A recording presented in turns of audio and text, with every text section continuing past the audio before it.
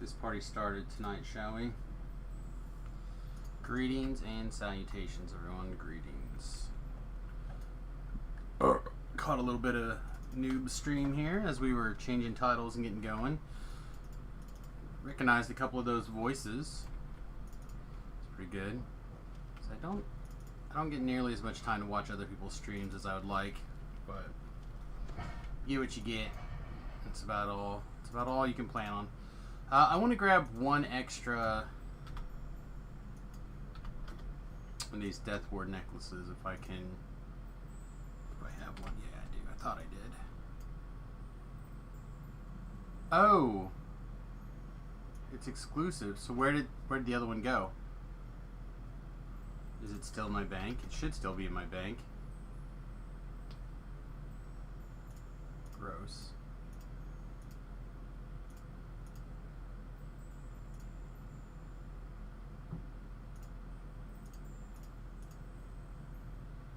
Okay. Alright, it is. It's just no longer searchable. Oh, because it's level 7. Okay. Weird. Alright, greetings and salutations, everyone. I thought that was, I didn't realize those were exclusive clickies. Alright, I have to keep that in mind in the future. Anyway, welcome to tonight's stream. I'm, of course, your host, Samus, and we are going to be playing some Dungeons & Dragons Online like we do most evenings. We are level 13, ASMR Monk. We're playing a stick build in... You're like that time I kissed a girl. I kind of like it. We're deep into the falconry tree at the moment, although that could shift any time to move deep into the Hinson Mystic tree. Delicious. Yeah, I don't know. We don't have a lot of time to dilly-dally, so let's just jump right in. Looking at 11s, looking at you.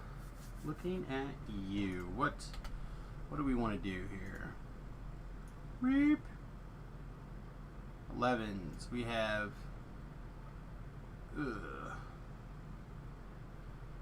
Chain 3, which a lot of it I actually enjoy doing, but I prefer to do most of that on a person with trapping skills. We have Sealed in Amber. Yeah, we still got Mad Tea Party, Sealed in Amber, so I guess that's where we're starting. How long do you have on us? 43 minutes. That should be long enough. So we have those two quests to do. That'll take us what? Another rank, give or take. So we're gonna need a little bit more experience still somewhere.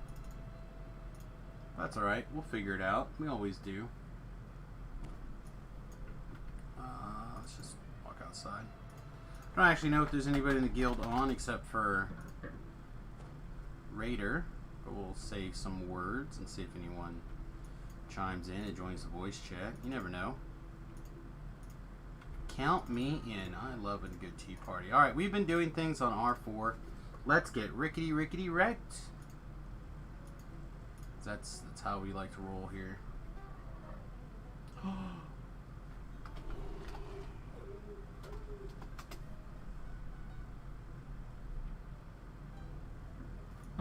Tobrel said hello. Tobrel said hello. Sounds like a plan.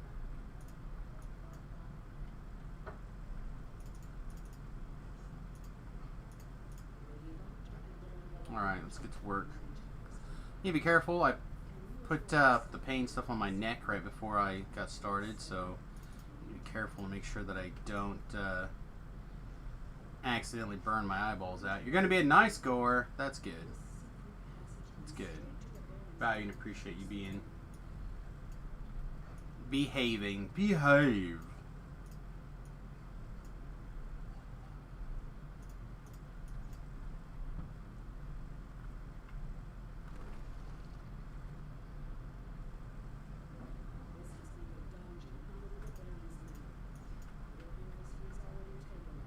I still have probably, out of all the quests in this chain, I still probably struggle the most with this one. The bird didn't kill that guy? Bird. What's up, my guy? Feeling okay this morning? That is not like my bird at all.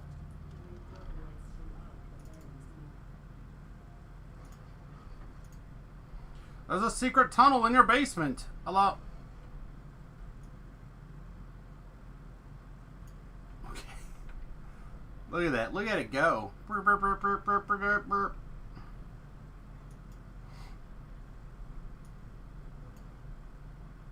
Come on, crazy guy. Come on, crazy guy. Alright, let's start getting buffed up here.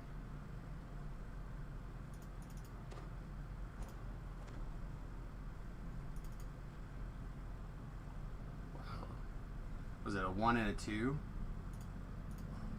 Wasn't actually paying attention. There we go. Let's quietly walk up here.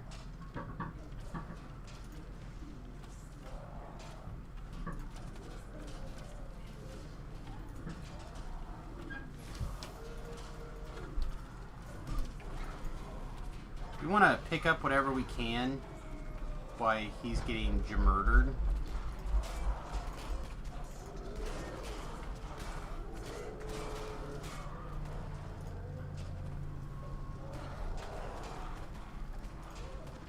Come on, blind them all. Rip out their eyes. Rip out their eyes. Alright, we're going to back this train up. We have lots of stacks. We're actually in pretty big trouble here.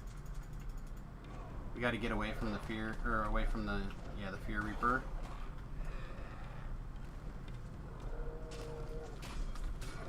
Alright, let's get on it.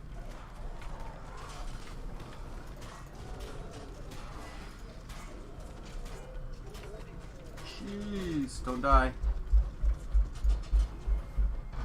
Never mind. So we died. Let's get a little bit away from where the healer's at. The off chance that something crazy happens. But both of these together are going to be too much for us. Yeah, we were close. We almost... the Fear Reapers really would finish this off, I think.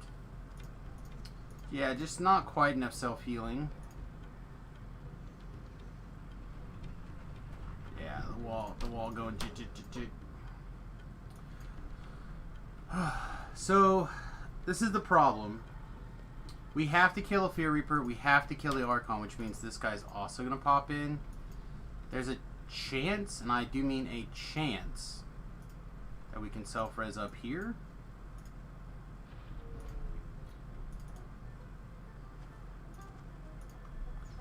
And we can move Duder up there, and maybe...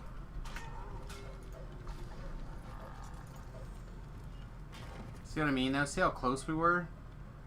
We just had just a little bit more self-healing. Alright. Hopefully he can heal himself back there. Okay, good. We're gonna kill what we can until we die. Because DDO stream probably started streaming.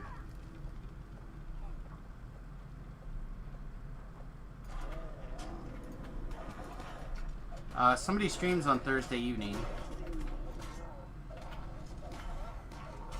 10 seconds. We need to get a little bit further back here. Somewhere in this ballpark. I just want to get whatever damage I can before I die again from the gibbers.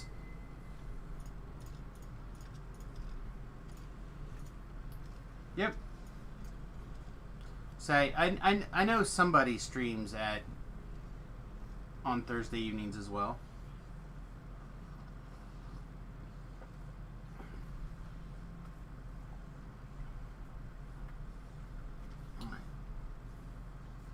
See if we can get a res here from our Duder. Perfect. I mean, it's still not ideal, but I'll take it. Again, I'm personally still struggling a little bit on the Reaper 4 in Heroics. Also, I didn't get my belt switched back in. That probably didn't help.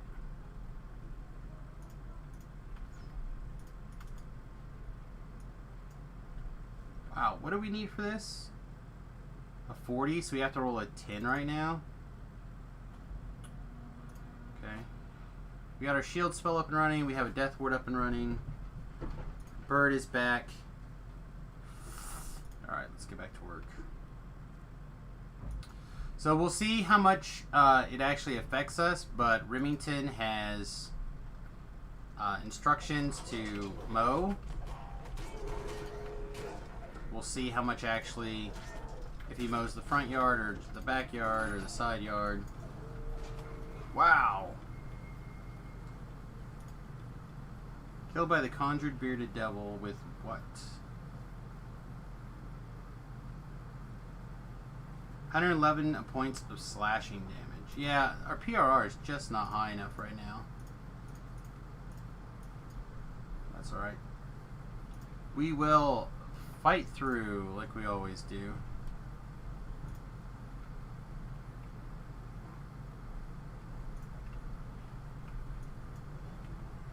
Don't teleport, don't teleport, don't teleport, don't teleport.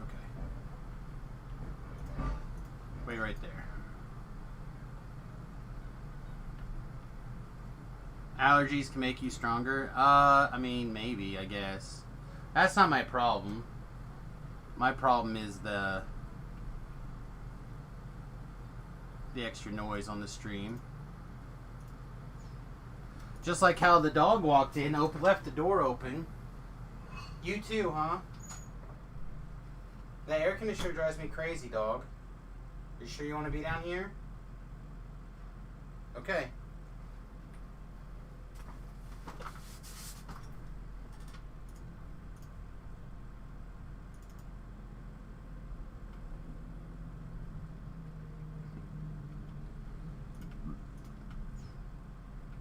I don't know about you guys, but I always talk to my dog like he knows what I'm talking. Well, the wife's dog, like he knows what I'm talking about. All right, I think we'll be okay now. We are still struggling a little bit when it comes to getting these guys cleaned up. I honestly don't remember. Several people voted Monk on Twitter, actually. But it was Talab's suggestion to do a bird monk. It kind of got momentum.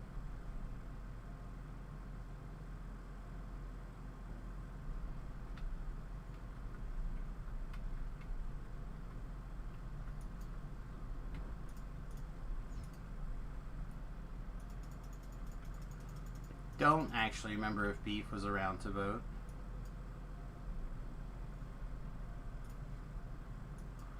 I know Wood missed it also.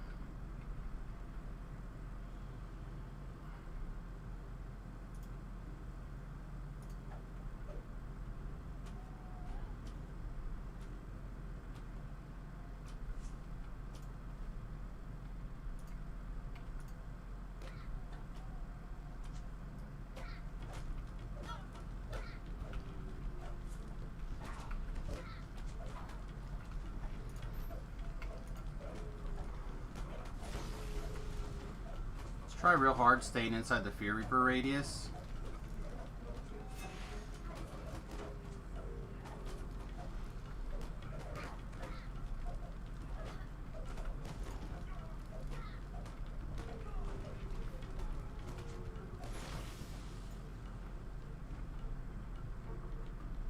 Come on. Come on. You get tripped.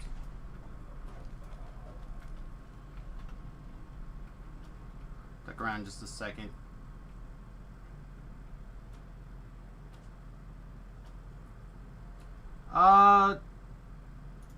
Well, the last one we took really high was on the hardcore server. But we just did all of the training videos, and that was on a caster. Right? So it hasn't been that long.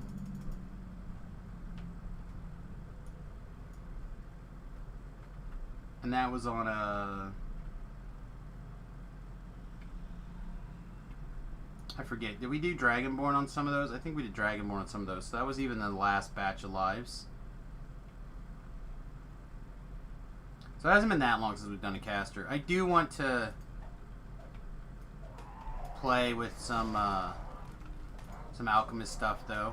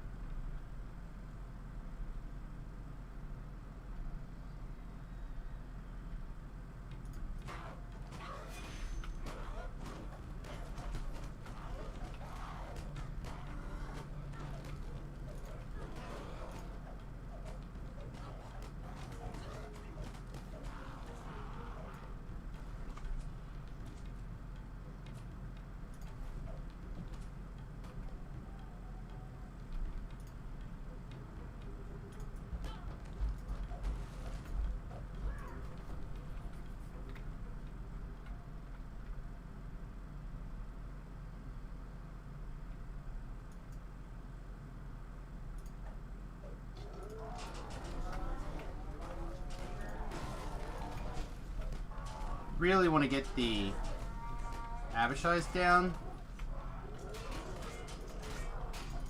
and blind these guys, and then I would like to move away. Oh good, Jersey's acting like he's ready to get out of here. Give me a second, Jersey. I'm gonna come back, way back, get a heal, and then be ready to turn when they teleport to me.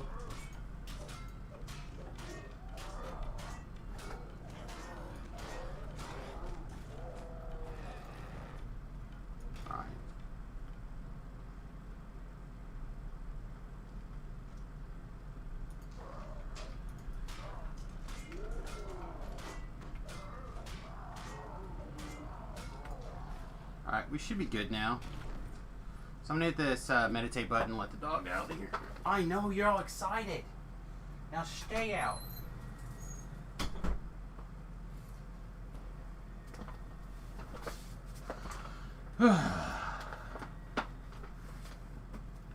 What can I say? He's crazy.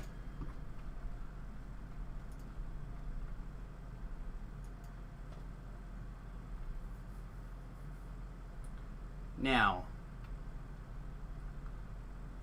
part of me would like to have access to the shrine.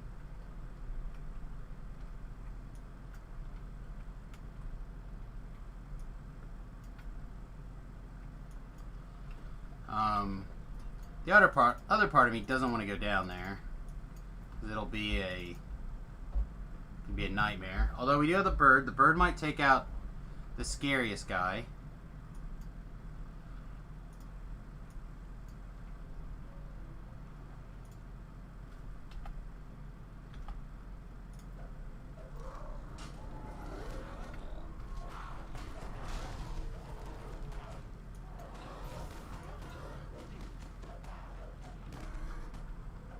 Alright, well, may have taken out one of the scariest guys. No! Jersey! No!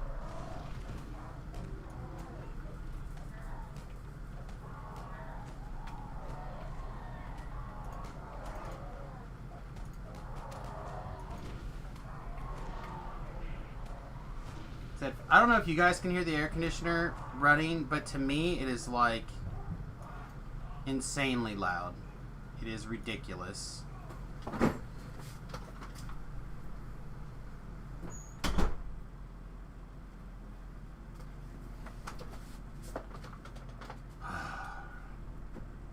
I wouldn't mind if I had some way to shut the door from here, but I just, you know, that's not something I can magically do. There's Remy. I can hear him mowing now too. That's probably why he's down here. That's good. Said I can see the jumping on the bar, but it may not be so loud that people can't. Others can't get rid of it.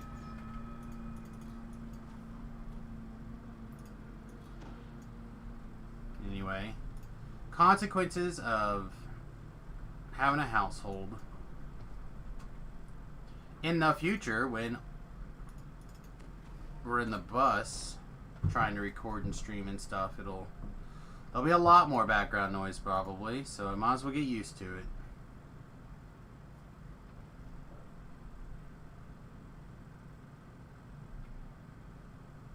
Light bear can't be.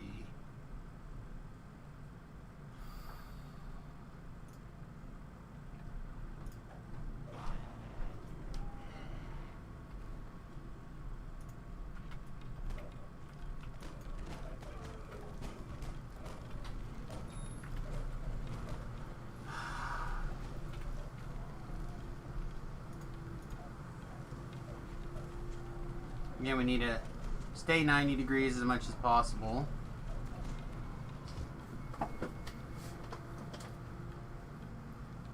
Fine, you can't leave. You're done. You're here for the evening. Swear to God, I'm going to kill this dog.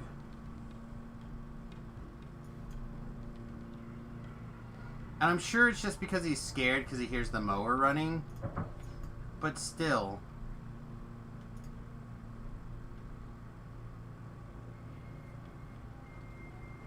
I love how I was on the way back, I thought we were good, and we were not. Now you get the full waffle again. Fair. Much fairness.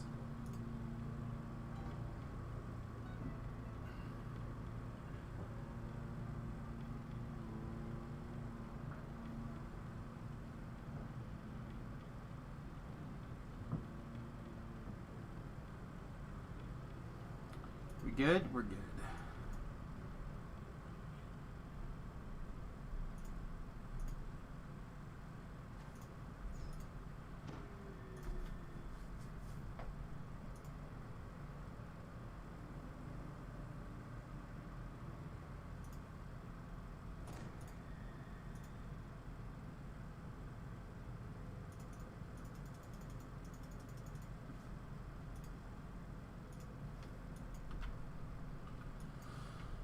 I feel like I'm not even going to bother with the GH. We're just going to get wrecked. I know it's the wrong attitude, but these Reapers have really been tearing into us.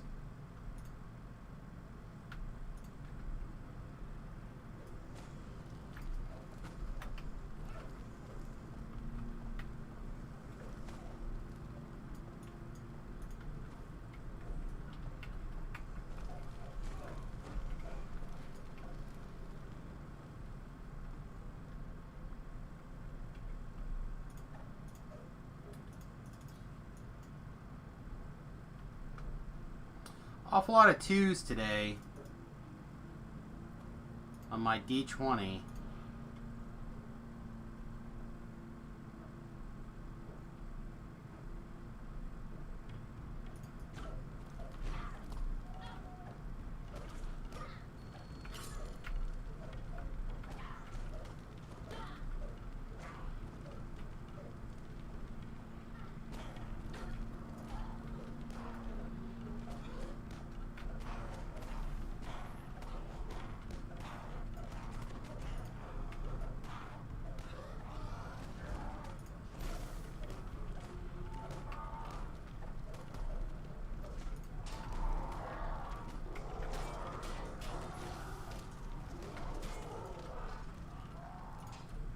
Ah.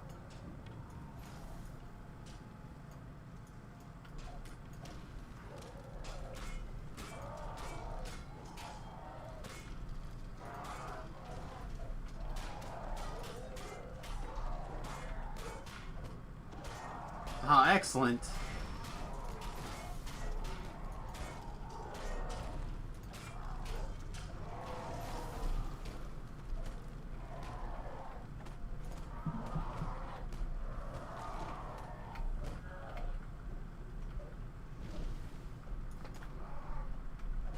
I don't understand how we're missing these guys. Like, realistically, I really don't.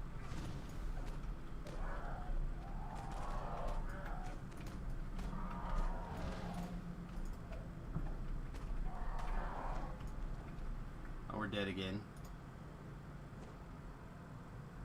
Oh, we lived. Oh, I can't believe that.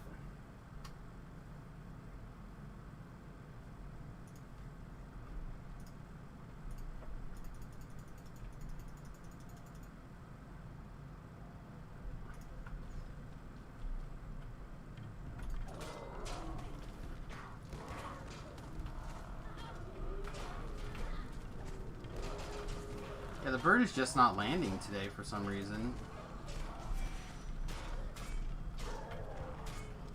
There's some assassinate improving gear. I should take a look at it, I guess.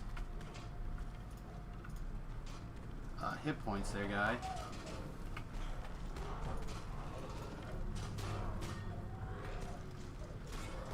More hit points. There you go.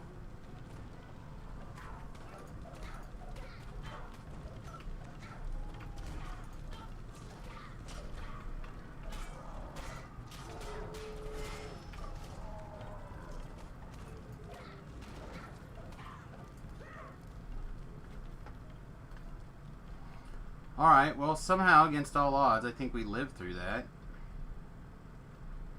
let's give Durham a shrine. I suppose he deserves it.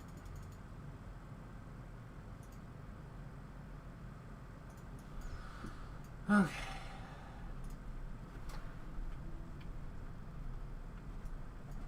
Oh, I told you guys that this is one of the ones I dislike the most. It's true, I dislike this one the most. I've had days where this has been a breeze and days where this has been a disaster.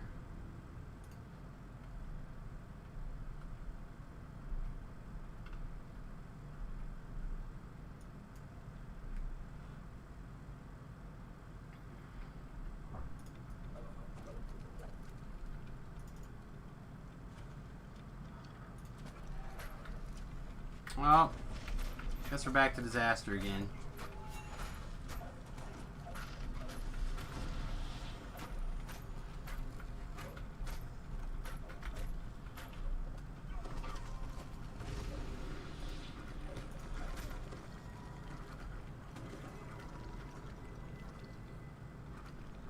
Like, we knew we were dead there. The famine plus the two red names. I guess only one red name. We still knew we were dead there with the two Reapers and the red name.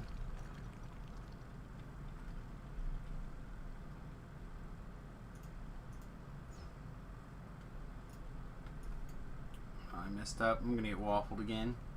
Yep.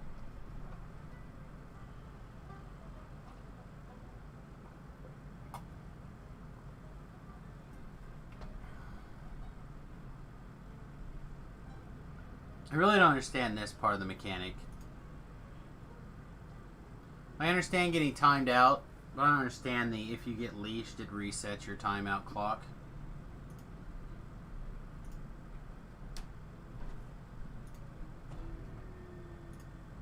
I just don't.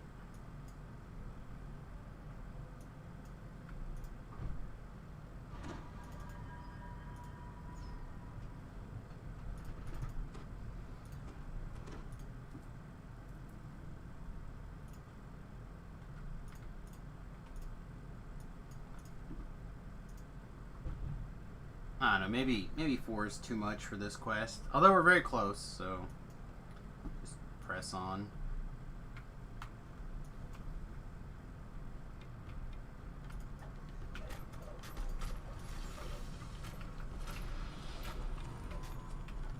I really suspected that to be the other one. Let's see if we can get a heal. Bigger heal than that. There we go.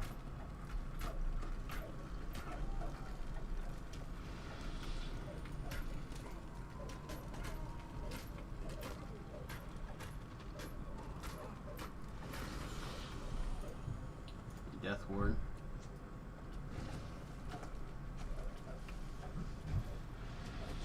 Didn't get it.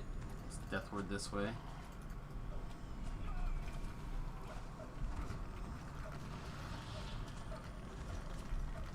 We gotta keep that stuff turned away from the healer, or we're definitely gonna be in trouble.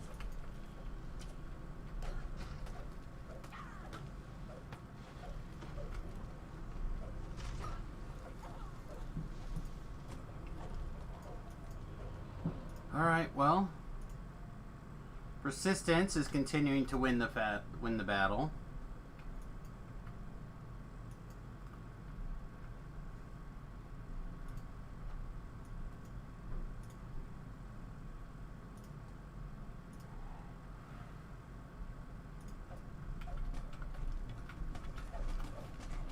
Another Fear Reaper.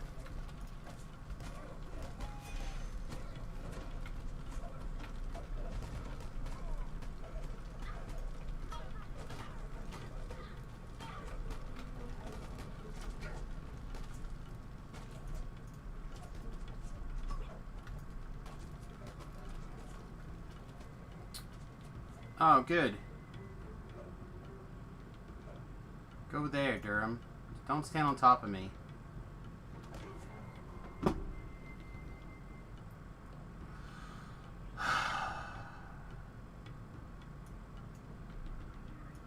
I the gibbers a second time this quest.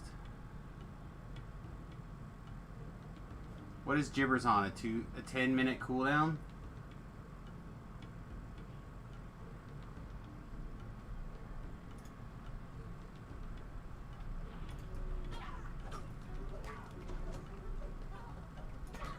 Getting blinded.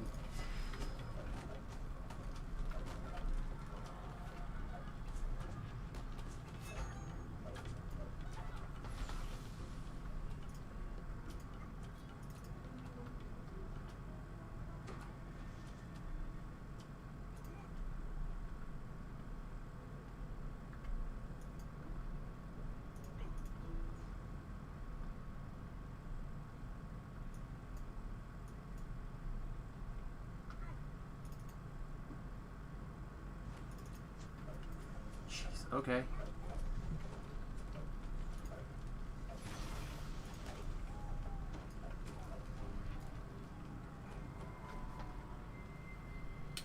Alright, so while we're down, let's take a minute.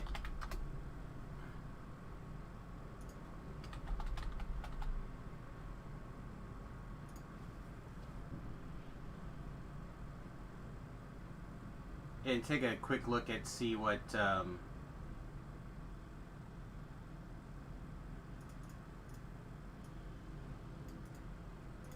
has bonuses to assassinate here.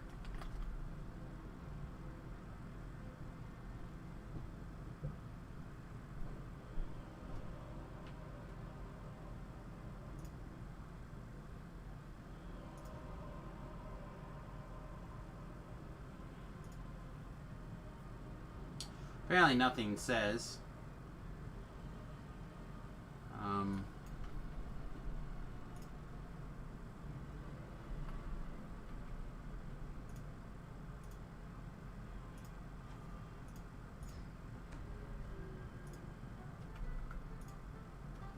Let's give it a...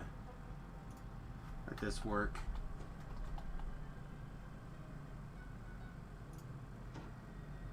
There we go.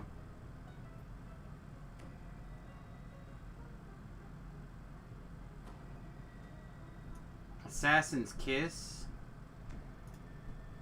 which is a dagger. So there isn't a wearable item that adds to your...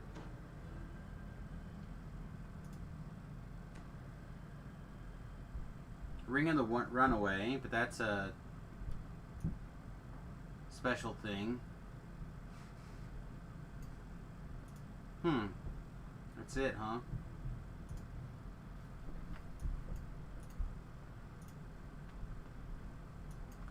Taking quite a bit of a beating, this quest.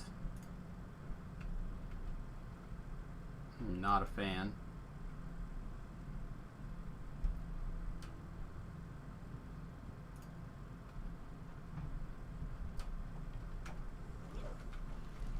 And most of it is at the hand of Reapers. Like, look at that. Hit me twice. I wasn't even in front of him. Lay down.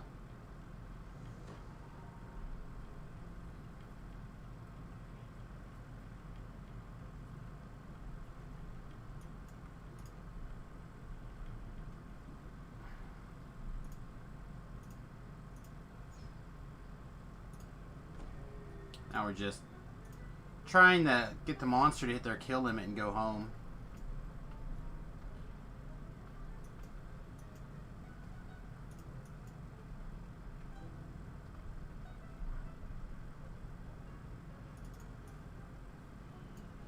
Did he wander back inside there? Yeah, I feel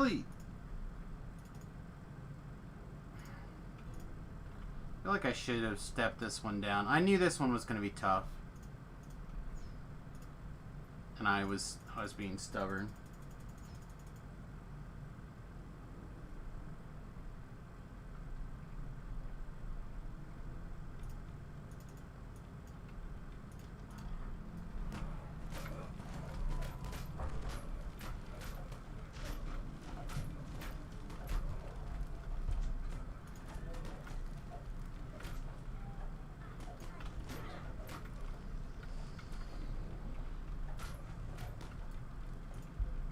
a little early, get a heal.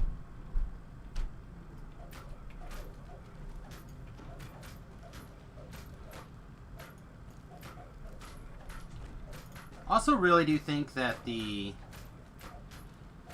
light one's probably stronger than the dark one. At least in this build. I feel like I just don't have the healing I need to stay in these fights. I really thought that the lay on hands would kind of make up the difference, and it certainly helped. I just don't think it's enough.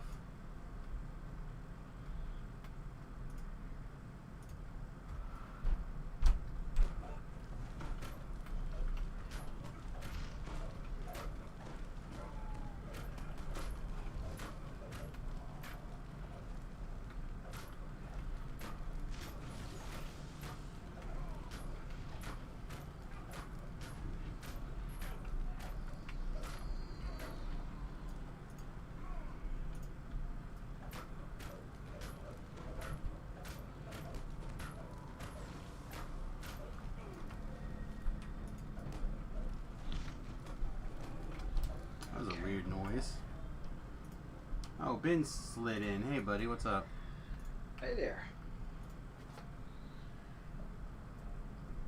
I had the pleasure of going furniture shopping. Yeah. Went to the discount aisle, and they were selling brand new furniture. And there was all last year's models. They got a really neat couch that has a chaise lounge in it, unfolded to make a turn the chaise lounge and everything into a full bed. Yeah, that's good. Yeah, and some other, kind of boring stuff, but yeah, Good. it was a good day. Oh no, did you end up getting a purple mattress? I did. Yeah. Which one did you get? I got the baseline one. Let me go to the website so I can give it a. Well, they have 1, 2s, and 3s and 4s. So the baseline one is typically, I think most people consider a 1. I don't know, we got a 3. That thing is like godly. Just says the purple mattress, and then there's hybrid and then hybrid premier. I just went with the regular mattress. Yeah, there should be a number on them, but that's okay. I'm not sure where the number is. Yeah, that's right. It's probably a 1. Like, is it a thinner one, or is it like hella thick? Oh, let's go. I have a tape measure hand. Do I? So, like, to give you an idea, ours is almost a foot thick.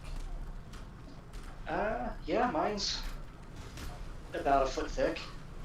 Yeah, it's got like the 3 inches of their special purple thing on top of the memory foam on top of the other thing.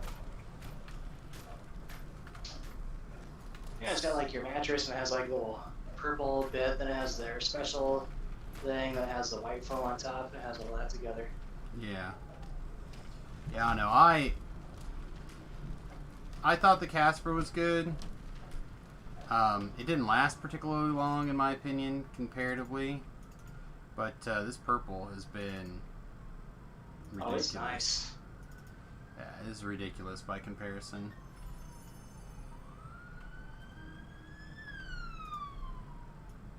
But yes. And I forgot to bring pillows, so when I went to the furniture store, they also had purple mattresses on display. And so I went ahead and picked up 2 of the Harmony pillows. Yeah, I've got They 2 had to of go to the warehouse, so I'll get them Saturday. I got 2 of the purple pillows. It is, I don't know, I don't hate them. I use them when I take naps, but I don't like them as much for like long-term sleeping. I really don't need a thick pillow, and the way that it works is it functions as a thinner pillow. Yeah, the purple mattress pillows they're basically made out of the same purple material that the beds are made out of. The difference is that it doesn't. It's like an inch and a half, and it doesn't compress as much, but it's still soft.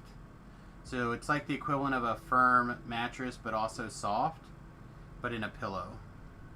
So my problem with them is that they are not tall enough for me, because I lay on my side. So they're not tall enough that I could lay on it all night long. So I got to put my arm underneath. So that is my issue with them as pillows. Oh, let's just go back to I don't have numbers. It just says mattress hybrid and the hybrid premier. So I wonder if they could have changed it in the last year, I guess, that since we got it. But are also the 1, 2, 3, and 4 maybe are on the king size mattress? Well, let me go to the website and find out. So I'm on purple. Oh man, that thing just sleeps all night. Yeah, it's real good. It beats my Serta mattress out of the water.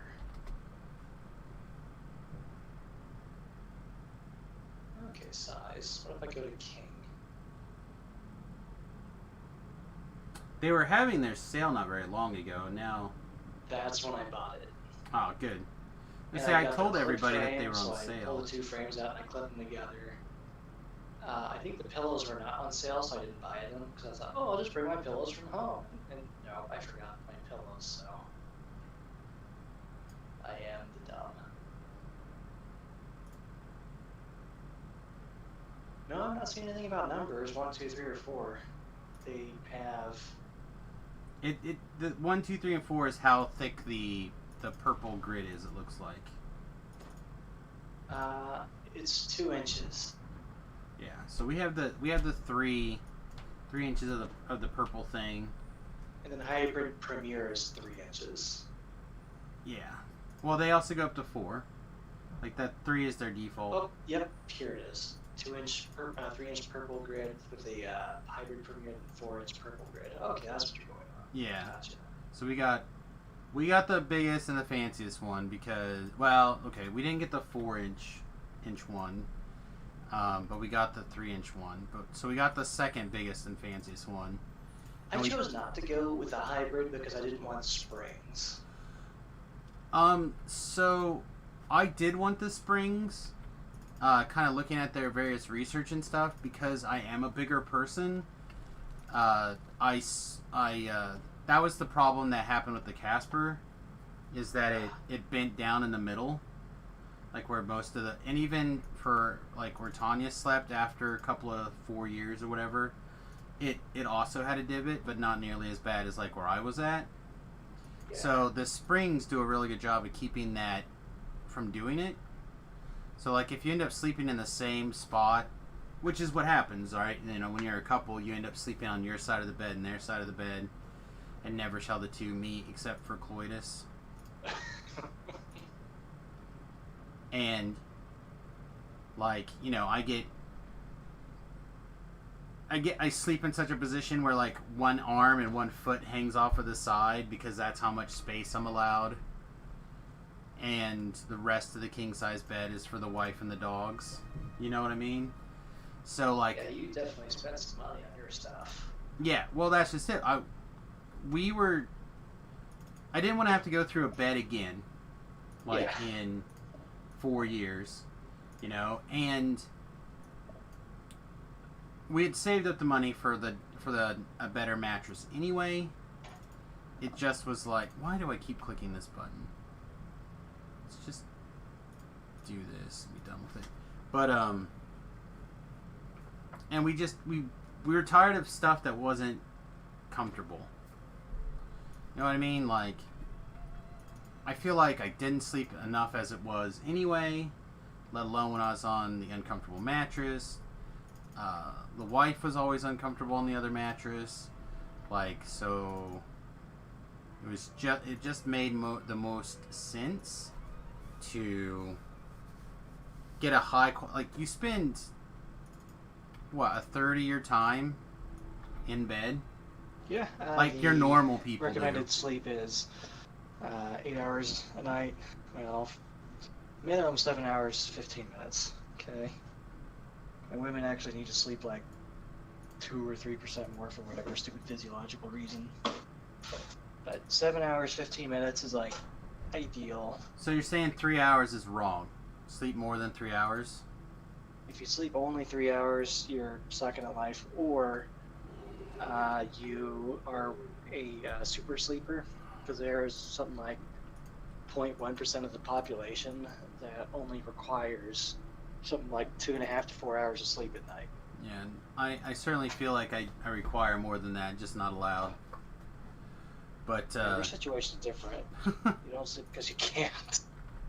So like, did I get this guy talked to? I did not. So again, for me, it's just like, if I'm gonna be there, especially if I'm gonna be there and be uncomfortable, like, and try to lay there and try to fall asleep, it was worth every extra dollar to make it comfortable to lay down. Oh, yeah. And it is, and that's, if I could become sponsored by Purple, even if they didn't do anything but give me a coupon code, I would sing about them, because they are that good in my opinion. And they have a couple of different kinds of pillow. They have like the square flat ones. That's the one I'm talking about. Ones. Those I put my head on, and I didn't appreciate it as much. Like, I could understand how people who, because really you don't need much of a pillow, but I have a mild kyphotic curve in my thoracic spine because of posture and because of pillow use. So I went with the hybrid pillow, or I forget the name of the pillow. Right. So I was Anyway. the same way. Like, when we got them, because we got them like a month before our our bed actually came. So like, we laid the two pillows together and laid on them and found the two really comfortable. But trying to use them as pillows, neither one of us liked. So I spent a lot of time with them here in my office, just like stored away or whatever. And they were gift with purchase. Like, at our time, the coupon code that we used, you got to pick one of like a gift.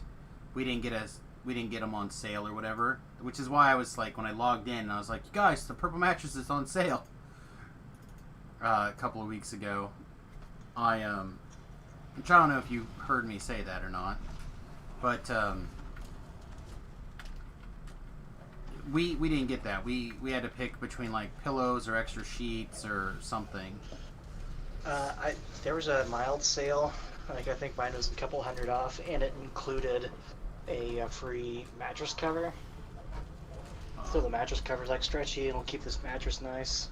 Yeah, we're actually probably gonna have to buy a mattress cover pretty soon. It's like $150, and we Because I don't know why, but my mattress on the Serta had like all these weird stains on it, and I have no idea where in the hell they came from. Well, it depends on where they're at, right? Like, so we switched our sheets last night, or not last night, but last week. And one of the things that jumped out on us is like, where the dog lays, there's a lick spot. And it's like, okay, so Quinn's licking here, and it's leaking down into the, through the sheet and into the thing. And then I also have like, my skin gets really hard and cracks open. So I like put this various cream and moisturizer on places that it does that, to try to prevent it from becoming problematic. So like down on my feet, where I primarily put that stuff so they don't get all cracked and bloody and stuff, I noticed that it was darker there as well. So like, it's pretty easy to have various things like that leak through, you know what I mean? Like, if you ever wake up sweaty in the middle of the night. Well, yeah, I've had benzoyl peroxide for some stuff, and the pillow sheets, they brightened in colors what they did, because that's how it works.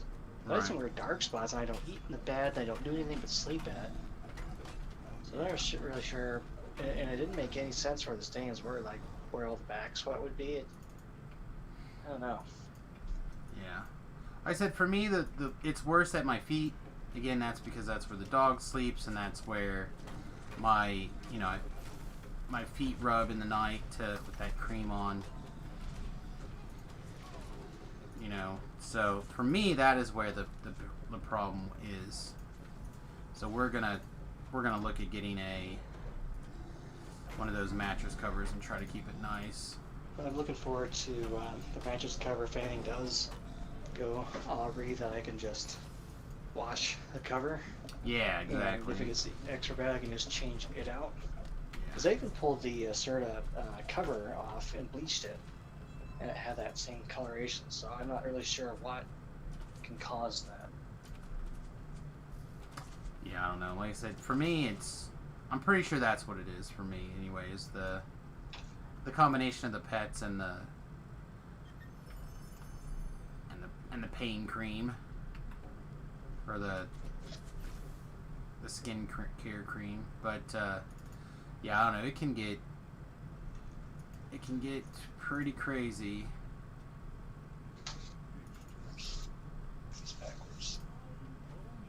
But yeah, I'm glad you got one, because again, I personally have found them to be very, very comfortable. Oh yeah, so comfy. And I got the fancy purple sheets. Oh, the purple sheets are so great. Yeah, they're so good. I even switched recently. I wasn't using the purple pillow cover. I wasn't using the purple pillow cover until, again, when we switched out the sheet to wash it and whatnot this last week. I'm like, yeah, you know what? I'm gonna try it again, and I am so glad that I did. It has been so nice. Now, my evolution went from sleeping in barracks to sleeping out in the field to sleeping on whatever random twin-size mattress the Army provided to sleeping on a Serta, which I thought was the king mattress at the time. And then, before I moved up here, I did some research. I was comparing Cloud and Purple and Casper, and I think 2 or 3 other ones. And I decided on Purple, and then went with it. And it is definitely the king. It's good. Yeah, it is 100% the king of mattresses, not Serta or whatever.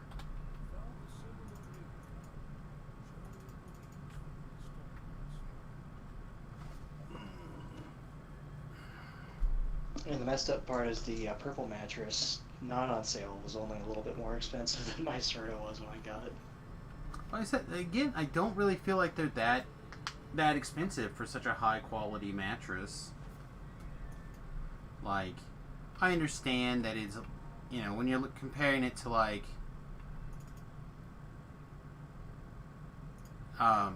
when you're comparing it to like a Casper or something like that, that's a lot less expensive, and all that stuff's fine, right? Like, Casper's a good mattress. We still have it.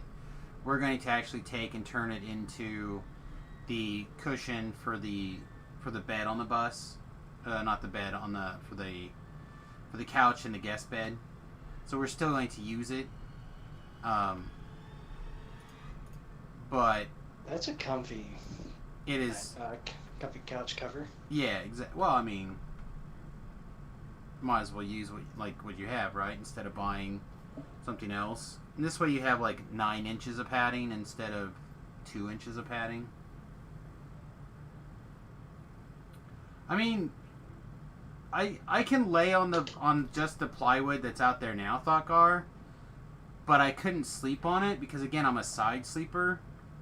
So I need to get spinal alignment. I need something to give, and my body is not going to give in the way that to get good spine alignment.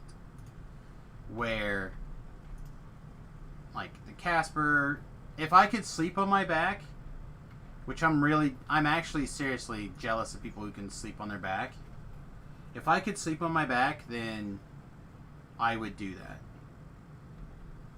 But I spent too many years for too long defending my sleep with the capability of rolling off of my bed and falling under the bed that there's zero chance I could sleep in that kind of position. Like even once my wife and I got together, I moved the bed in such a way that I could do that, where I could roll off the bed, fall on the floor, and scoot under the bed. And she just was like, "You're absolutely insane." And it's like, that is literally the only way I can sleep. I don't know what else to tell you. No, that was a safety precaution, for when you were growing up, I imagine. It was, but you can't, like, I tried to break that habit, and I can't sleep. E.T. is under there? I wish. E.T. likes to cuddle.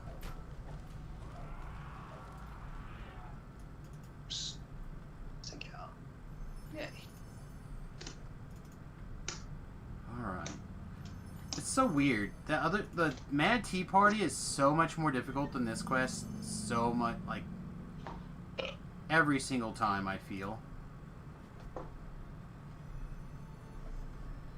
I really just don't understand why the Mad Tea Party is so much more difficult than, like, all the rest of these quests. Okay. But now we just gotta become Purple Mattress salespeople and convince the rest of the guys to switch. Well, the last time Dustin came over to visit me and laid on my bed, he bought the exact same damn thing I had. Well, I almost offered the same thing to your brother while he was down. And when John bought his Casper, he said he did it because he liked how Tobrell's bed was. I'm like, oh, I wish you would have told me. We would have had you try this Casper first. You would have bought this instead.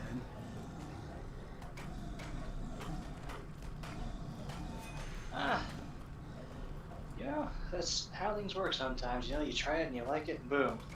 Well, and I'm not going to say that, again, that first year of the Casper, I would have told you it was an 8 out of 10.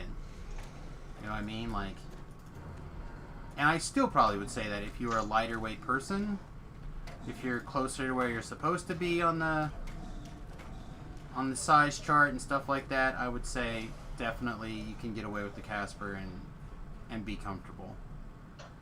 But man, if you're overweight a little bit, or you don't fit the standard dimensions, or in my opinion, if you're a side/belly sleeper, spend the money, get the Casper.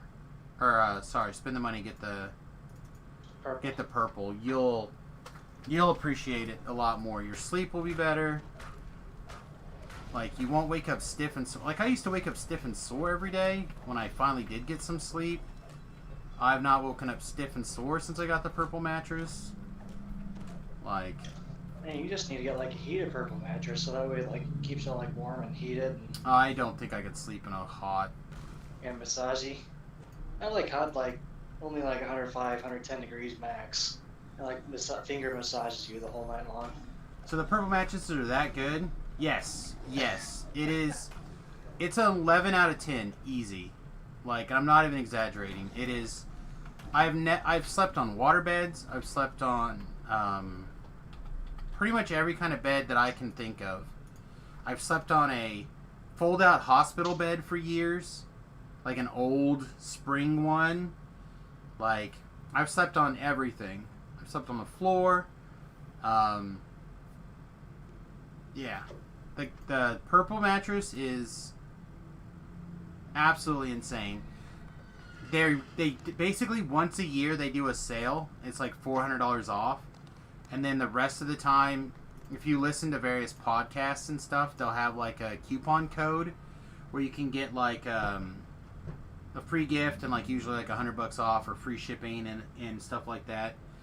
But you won't be able to just get the straight cash price reduced. And that just ended. I think last like a week ago, 2 weeks ago, something like that. But it really is. I got the price reduced, and then I got the free mattress cover. Yeah, it sounds like you won that for sure. Oh yeah, and then I paid full price for the purple sheets, which I like, and then the pillows, they were not on sale whatsoever. And the pillows, they were like $159 each. Yeah, the pillows are not cheap. No. Again, which is why we got the pillows. And when I was in the furniture store looking at my stuff, I just saw the purple mattress. I'm like, oh, that's cool. I'm going to try out this pillow. Maybe I can get something here. And I lay down on it, boom, sold. Yeah. Definitely, if you can find a... If you have any doubts, a lot of places have the purples for... that you can go try. But, yeah. I didn't even need to try it.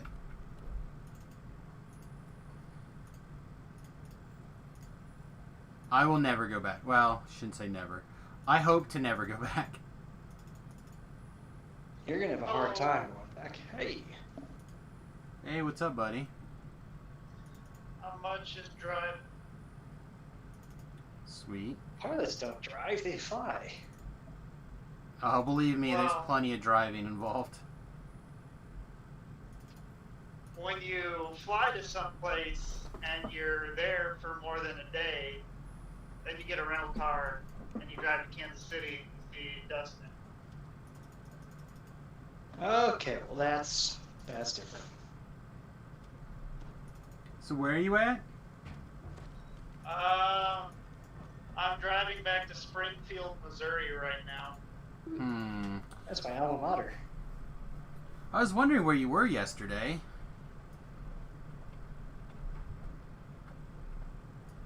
Yeah, I had a late flight, got into Springfield at like 9:30 last night.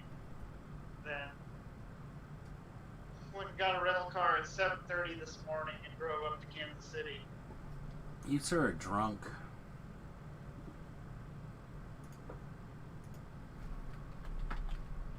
No, quite sober.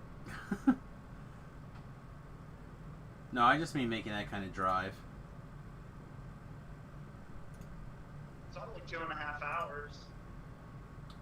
I realize that you're from here, and for a lot of people, that making those kind of drives is completely normal. But you crazy. Alright, guys. We have to do a couple more 11s. What do we want to do? Do we want to do, like, Tomb of the Blighted? And... something else like that? Do we want to do... Made to Order... Enemy Within... Dreams of Insanity, like the House J quests? On the flip side, the House J quests are hit points. Yeah, we should probably do the House J quests. Way to talk me into it, chat. Chat's like, we said nothing! You took 0 input from us. I heard your hearts.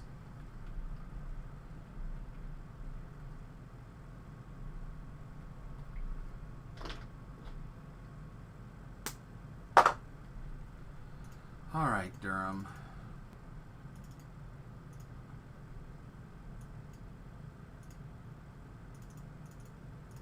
Let's get 2 of you and get moving again.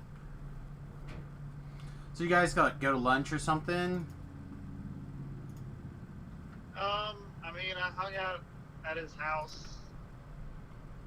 Did you get to see his new place? Did you drive by it? Because it doesn't exist otherwise.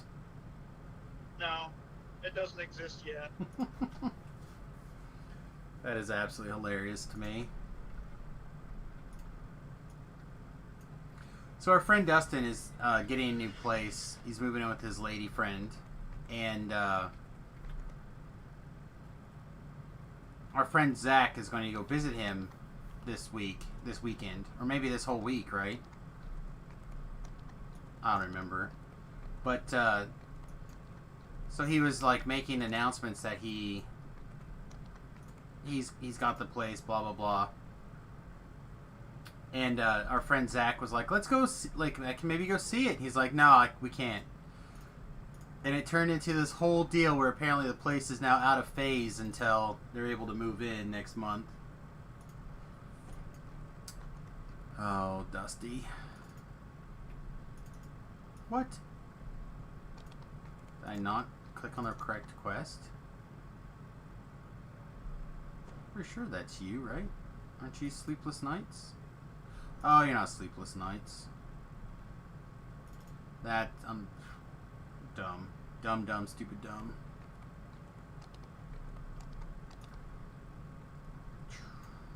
This is the one, is the enemy within.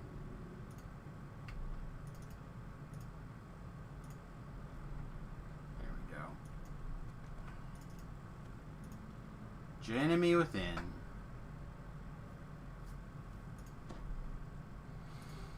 So does anyone have any positive and or uplifting news, comments, etc.? Well, I can officially sign death certificates. Yay! So where do I have to be for you to sign my death certificate? In the hospital I work at, and you have to die when I'm the one watching after you. What if I died, you signed my death certificate, and my body walked away? Well, you know, if you're clinically dead, I'll sign the paperwork. A lot of restrictions. There's only one restriction. You just have to be clinically dead. I mean, how hard can that be? Sounds like a lot. It sounds like an awful lot of restrictions. You just hold your breath real hard. That seems like a long time to hold my breath. What if I just have a sign that says clinically dead on it? You just hold your breath, and then you make it so that way your pupils don't respond when I do a light reflex, and then you make it to where your eyes don't react when I... So I don't think you understand the purpose of having a dirty doctor friend. Like, faking my own death is much harder if I actually have to pass tests. It's not that hard, you just have to be dead. It's so hard to fake it. What if I just in a really good sleep and I change my name to Legally Dead?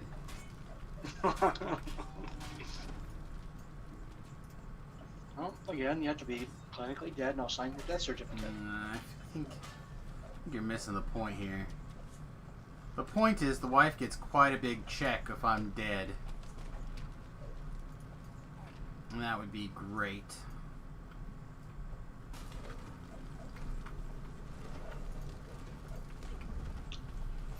Like, what kind of trouble do you get in, really? Huh? You can almost prescribe medicine? Man, I'm just waiting for the DEA to send me a letter, then I can sign up for the drug prescription monitoring program. Boom, I can prescribe medicines. You're almost there. You're almost a big boy. I can prescribe medicines, not legally. But I could. One, my handwriting is bad enough. Aviation medical certificates. I think I actually have to be flight surgeon certified for that. Yeah, there's some work for that, I think. You know, Besides, do you really want Ben to be your doctor when it comes to stuff like that? absolutely. Like right now, you don't have to get a finger in the bum to get your medical, but under Ben, you know you're getting a finger in the bum, maybe two. 2 fingers and a second opinion. See?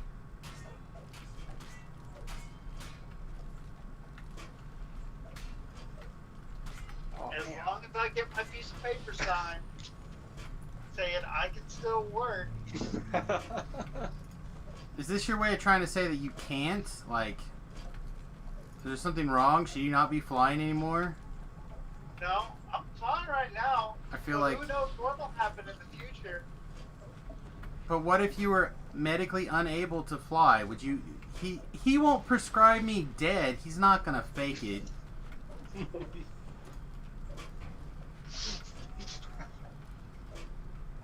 I'm telling you, if you're clinically dead, we'll sign your death certificate.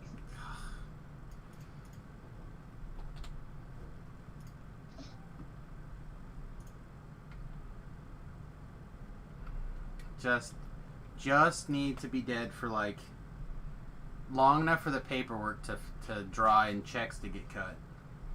Either There are places that will accept your death certificate as proof of your identity. And there are people who have death certificates who are still alive because they were clinically dead. And then they got better and they left the hospital. Yeah, but I don't think the insurance company is going to cut that check for me like I want them to if I get better. Hey, you know, once I sign the paperwork that says you're clinically dead, if you get up and walk out of the hospital, I don't give a shit. I'm not gonna tell the insurance company. The only time I'm gonna tell anybody someone's leaving is the police and they're looking for somebody for discharge to jail. That's about it. So link your build. I'll take a look at it. Unless your build is the build I saw earlier today that basically was like every melee wizard ever suddenly discovered what it meant to be a melee wizard.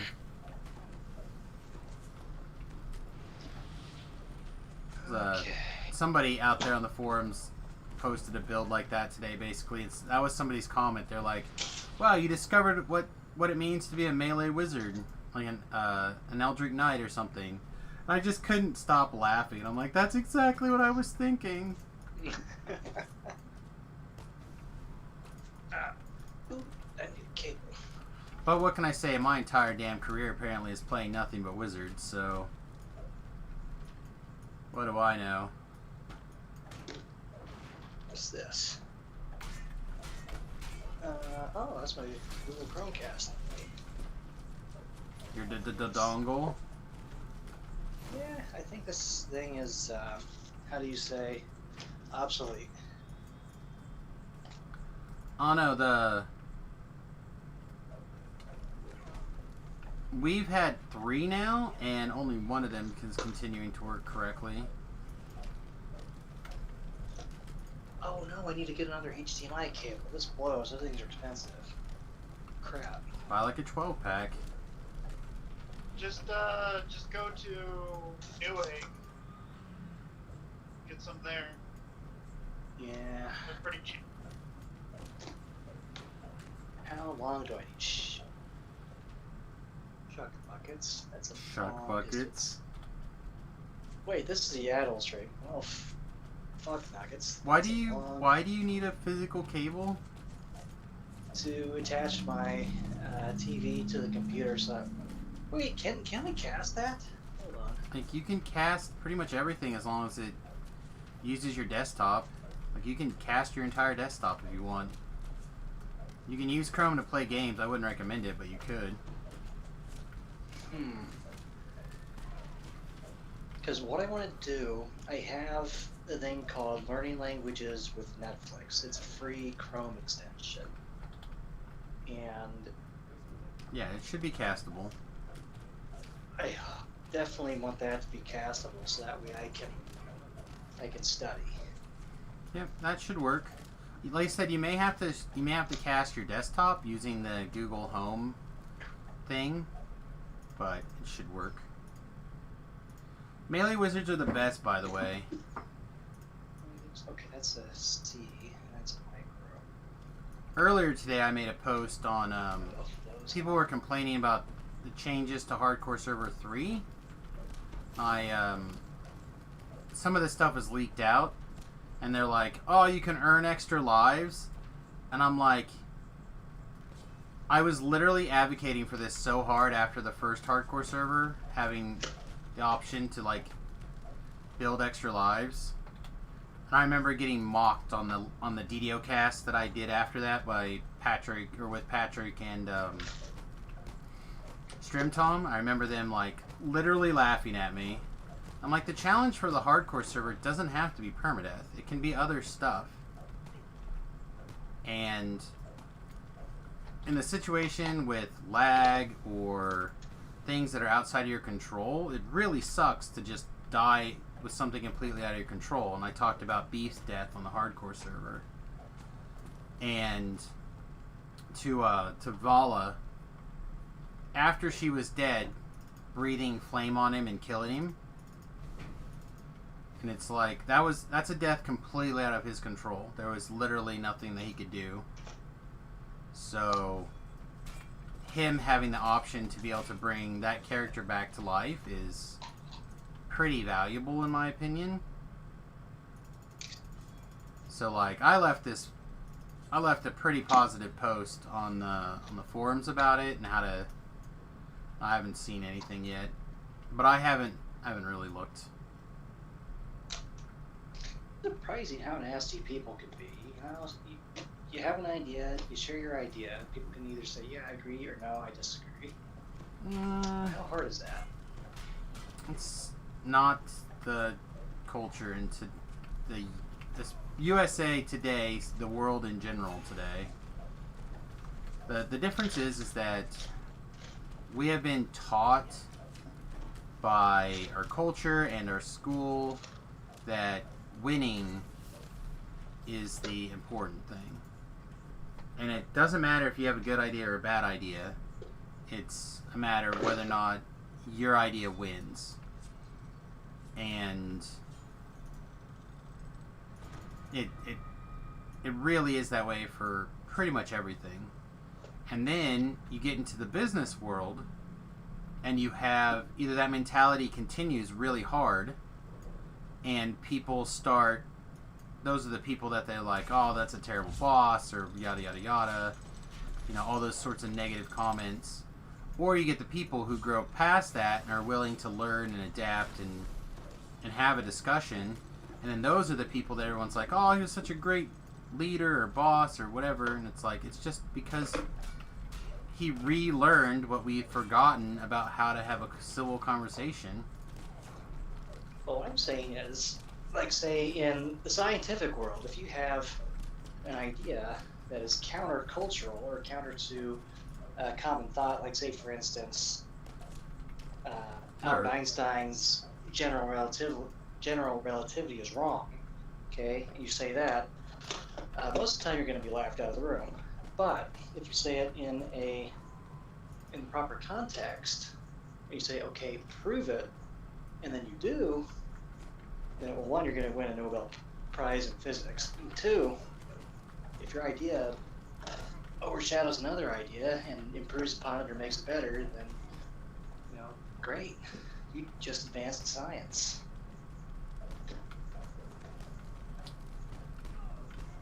Yeah, I don't know about that. I feel like there's a lot of laughing out of the room in today's scientific cultures, but it's going to be really hard to prove.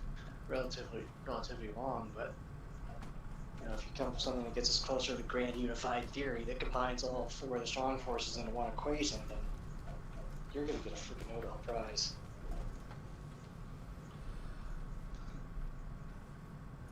But where's my thing? I said that's not people in general. People in general, they have an idea. They've either been taught something or they've learned something with their own experiences or whatever, and they just don't want to budge. They have to go through some sort of personal experience to change. And that is something that I have seen many times. And it's one of those things that, again, I'm going to be really stubborn and not change on unless someone can prove to me otherwise. But it's just, it really does seem that way, that people have to win. And I miss being able to have a civil discussion. especially about really difficult subjects. But I feel like now there's definitely no room for that. Oh, jeez. Yeah, if you can present an argument that is counter to something that I hold deeply and hold to be true, if you can present a strong argument to a point counter to it, I will certainly listen to you if, of course, it's respectful. And I may disagree, but I will at least appreciate that you have a different point of view. I will not.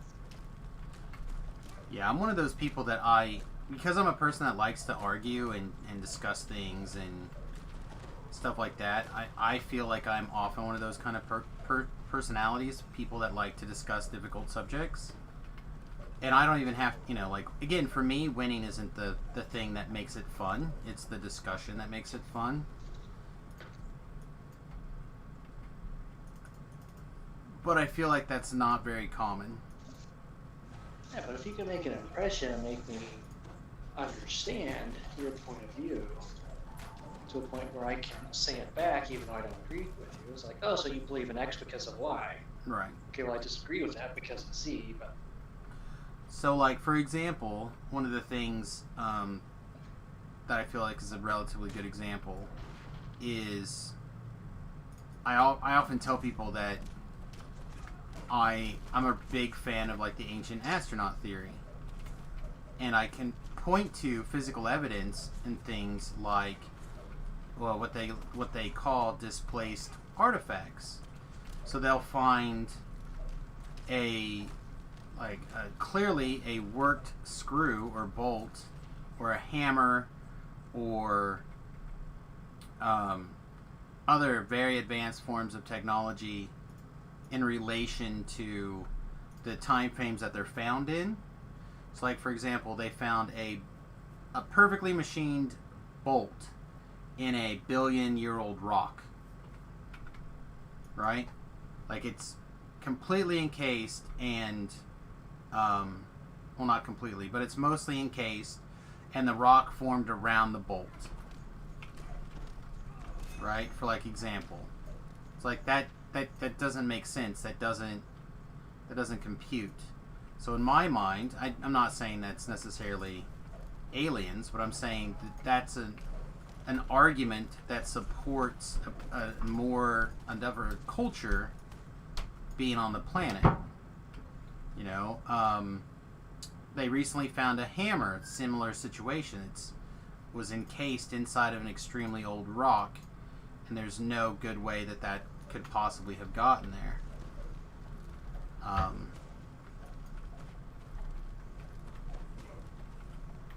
And when you start putting those things in there, a lot of people are like, especially like archaeologists, like, that doesn't make any sense. Dinosaurs. It's like, yeah, well, I get you. I smell what you're...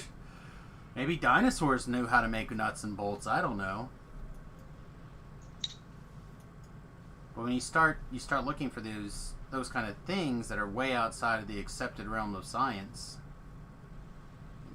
things get pretty mockery. Well, yeah, like I was saying, to me, you can do that, but you need to have some pretty darn good evidence. It can't be, I watched a documentary on it. It's like, okay, we need to compare documentary with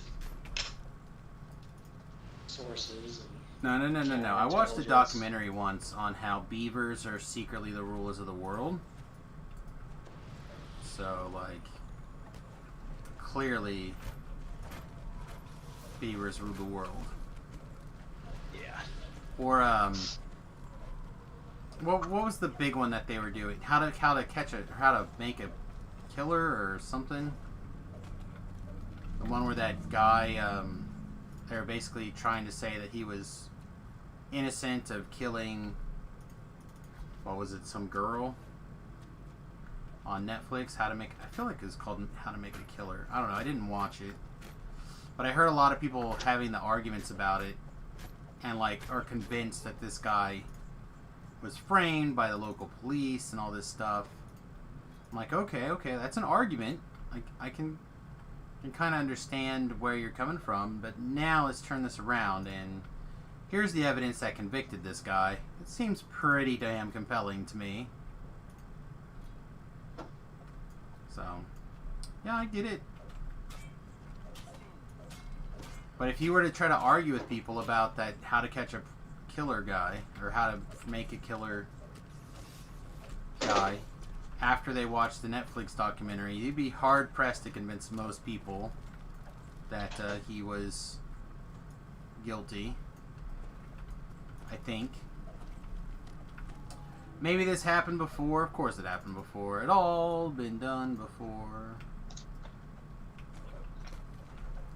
Yeah, Google those displaced artifacts one of these days and it'll blow your mind. Alright, taking magic missiles to the bum.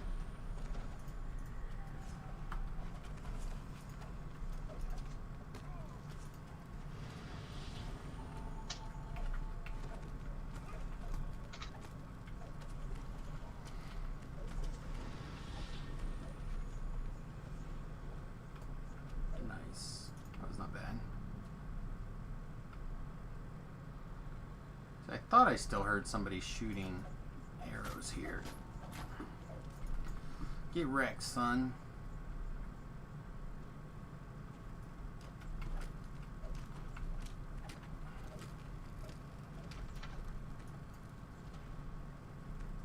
I find it amusing that we're talking about crimes and whatnot. I'm looking at a medical document, and there's a checkbox. I have been convicted of crime. I have not been convicted of a crime. When I filled that form out, I did a red strike through on the I have been convicted of a crime, and then I did a checkbox, and I have not.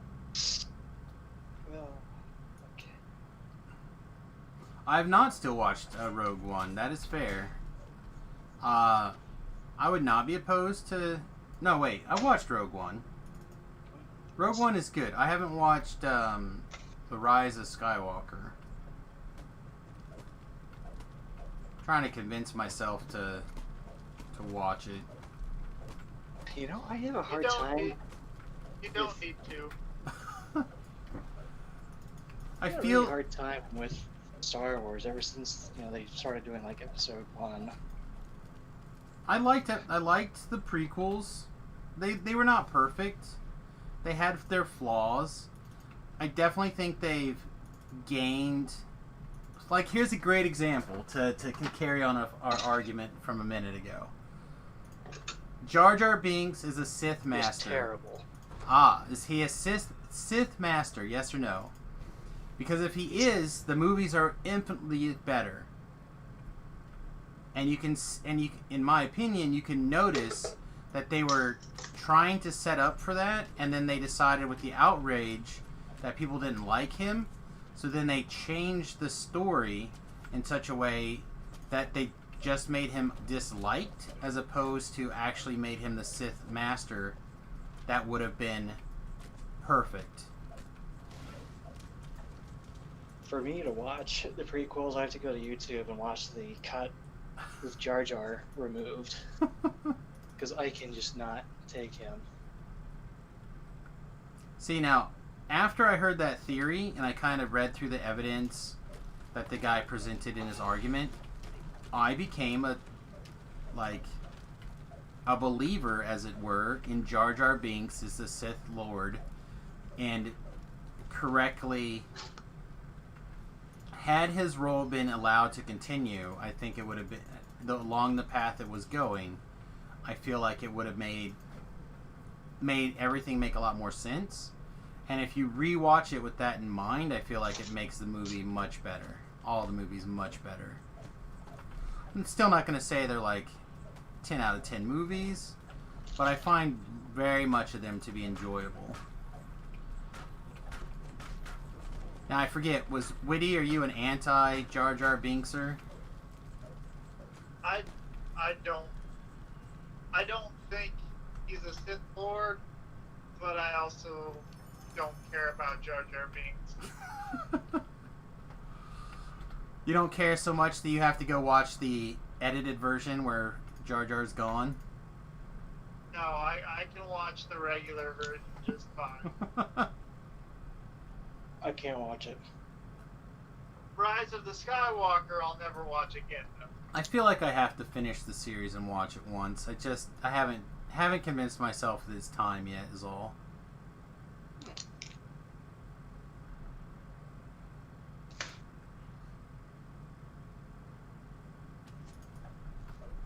But I also, as usual, I'm pretty sure I deduced the big mystery, and then was in fact spoiled. That I didn't get it exactly correct, but I was close enough that it didn't really matter. I basically got the timeline slightly adjusted incorrectly, I guess.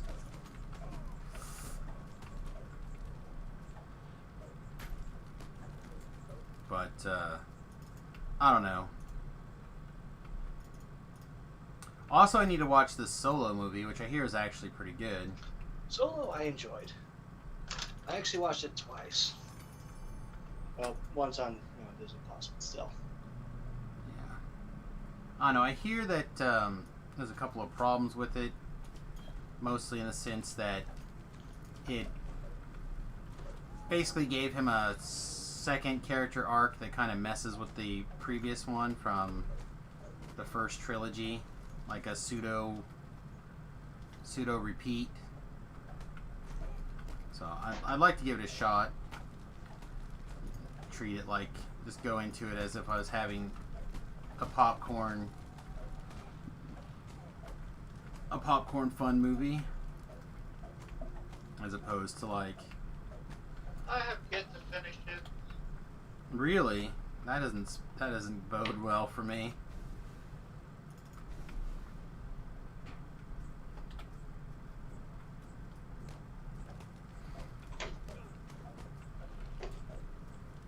I don't know. I think the problem with Star Wars is that Han is the best character in the Star Wars universe by a lot.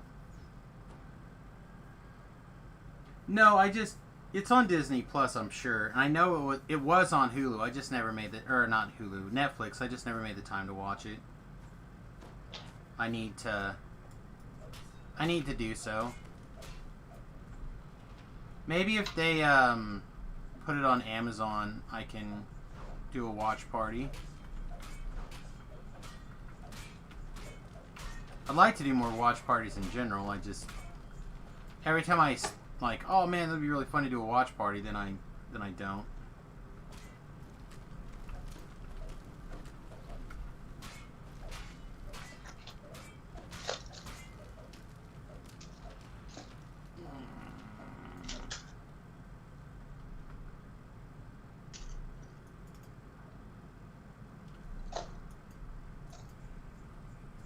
Hello, Lucy. Got some explaining to do.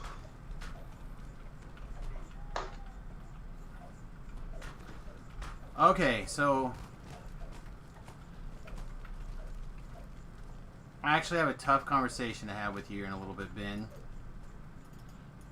And I know that it's not going to be for a little while, but when we start my Dungeons and Dragons campaign, you're going to have to be limited on your gear. I know that this is going to be a tough concept for you, but it will make sense.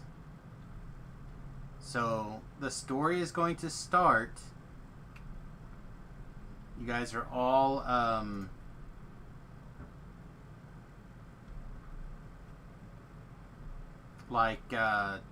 hands on a shipping boat. Okay? So you're not going to have water clocks and crazy stuff in their backpack. So, what is the easiest way for me to convince you not to go crazy on your starting gear? So for those of you who don't know about Ben and gear have a long, painful history with each other. I mean, I think the most important thing is don't be an asshole on if it's not on a character sheet, you don't have it. I'm not that worried about it. It's not going to be a character sheet issue anyway. It's going to be...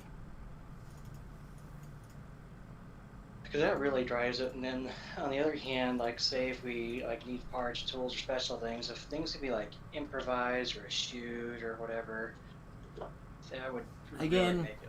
as things get started, it'll make a lot more sense. But like, it's like MacGyver, he didn't have like a lot of stuff, but he did some amazing stuff with what gear he could shoe. He always seemed to have just the exact right thing to get out of the situation. But again, we're pirate themed adventures, so like I don't mind if there's gear like back in your cabins and stuff like that. That if we are having like a land adventure, you know what I mean? Like, all right, guys, I want you to go to explore this island because we're out of food or something, right? For like pretend land as a hypothetical situation. And then have like a dismount bag, yeah. Yeah, I have no problem with stuff like that. But if I'm like, you know, someone's like sees flags on the horizon as an enemy ship comes in and attacks, they're like, I have my 57 gallons of healing potions on my backpack. It's like, no, no, you don't. Oh, I have 500 foot of rope in my backpack. I'll just no, you don't. That's an unreasonable expectation for walking around your boat. You know what I'm saying? So like, I just that concept is something I want to be sure to, because some of the adventures that I have planned are going to be like that kind of stuff, right? Where you find yourself in a situation where you don't have a lot of materials on hand and you do have to improvise things or stuff like that. And then, you could, like, for example, one of my favorite characters in any TV show or movie or anything ever is a guy named Pockets. His character was a guy who always wore cargo pants, and he always had, like, all this little stuff shoved in his pockets. You want to be that kind of guy? And you're like, oh yeah, I've got a whistle in here, I don't care. That's totally fine. But if you're like, oh man, we need to know what time it is. Bam, here's my water clock. You feel me? Or, oh, we need a 5 foot length of bar. Like, it's not something you carry around. 10-foot pole? I don't think so. But yeah, I think we're going to have a lot of fun. I've been fiddling around quite a bit with the idea of like the various encounters that you might have on a boat or a piratey type setting, and I think we're gonna have a lot of fun with it. I hope. I do have to touch up the rules. I've got a question. Sure. So I've looked at right now and tried to find, I haven't seen there's like a vehicle proficiency air like there is with land or water. So I was wondering, like, if I take the sailor background, can I have like a vehicle proficiency ships that applies to both water ships and airships? I mean, I assume some things would carry over, but some things probably would not. I would assume that they would like. I mean, you know what it's like to fly a regular plane. Like, right. Getting into a regular plane and getting into a car, getting onto a boat are pretty different. But I would imagine some of those skills would still transfer over. So, like, even if there was a situation where you're, like, in an airship and you needed to do something, it would probably, and you were trying to just use your nautical experience, there might be, like, a penalty or something. Or people may have a history of working on, like, maybe before you decided to go to the sea, because we're going to start, for sure, on the ocean. We'll go where we go from there. But, we're definitely going to start on the water portion so we can, do some of the other kind of cool encounters like water monster. Like, we don't get to encounter these things. Like, our group is super familiar with the things that are on the ground, but we're probably a little less familiar with the things that live in the water, right? So it's just a way to kind of change the pace of what our group encounters normally. Does this mean that I can play a mermaid character? Again, the idea is that you're going to be a member of a ship crew. So it's probably difficult to be a mermaid on a ship crew. Unless there's like one, a mermaid type race that you can find, and two, they have like the ability to turn back and forth into a thing with feet. It's really difficult to, I would imagine, to work on a boat. There was a thing with on World Anvil where they did an adventure and they had some aquatic people. They had, well, a human was the captain. They had like some kind of shark person. And they had a mermaid, and then there was like an underwater version of a cobalt, and they were a party together. And the mermaid, she had legs, and I think she had to like bend. She had an ability where she could change from feet to fin, I think, once a day each. Yeah, see, like, there's a possibility that we could work something out along those lines. I honestly would have to look at it to see if that's what we really want to do. But it's not out of the possibility. How does that sound? Again, the general idea, like, I would like people, if they want to be like a druid, to be able to take a water animal as their companion and feel like good about it, you know, like stuff like that. And I could be, and I could take a guppy and name him Scuttle. I suppose those are all potentially options. Flounder. His name was Flounder. I could have. You're trying to make Ariel from The Little Mermaid? Like, that's a curse. We could make a story where you were a mermaid, but you have been cursed to be in human form until such time as some sort of trigger happens. And I'm surprised you're not going to make Captain Hook hunting down Peter Pan, your life's goal. It's probably a Dustin thing. I have to get my crocodile. But I don't know. Again, I want to try to give everyone a different kind of questing experience than we've been having for the last couple of years, where it's landlocked. You know, and when we encounter water things, it's like, oh, you've been pulled into this exceptionally deep pond. It's like, what? Tobrell, that's dumb. Is he in the chat? Oh, dang it. I was hoping he was going to be in the chat right then. I talked to him a little bit ago. Apparently he woke up today at 4. I'm not sure why he was up so late. Well, last night he stayed up until I went to bed and continued, like, hanging out and stuff, and then I finally decided that I was going to try to lay down. I didn't sleep, but I did go lay down. And he was still doing stuff when I left, so... he said something about switching over to night shift, and he was talking to me about some interviews that he's been setting up. That might be a good match. I don't know. Oh, what am I doing? Oh, this one. So, if I play as a Warforged, can I make myself, like, composed mostly out of wood? There's the composite body stuff, I think, is the default. So, like, are you concerned about floating? I'm concerned about sinking. Well, that's what I mean. Okay, so why don't you just, like, wear a life vest? Like, you can wear a Warforged life vest if you want. Like, we can work that out if you're worried about that. Which is not a bad precaution if you're going to be a robot that works on a boat.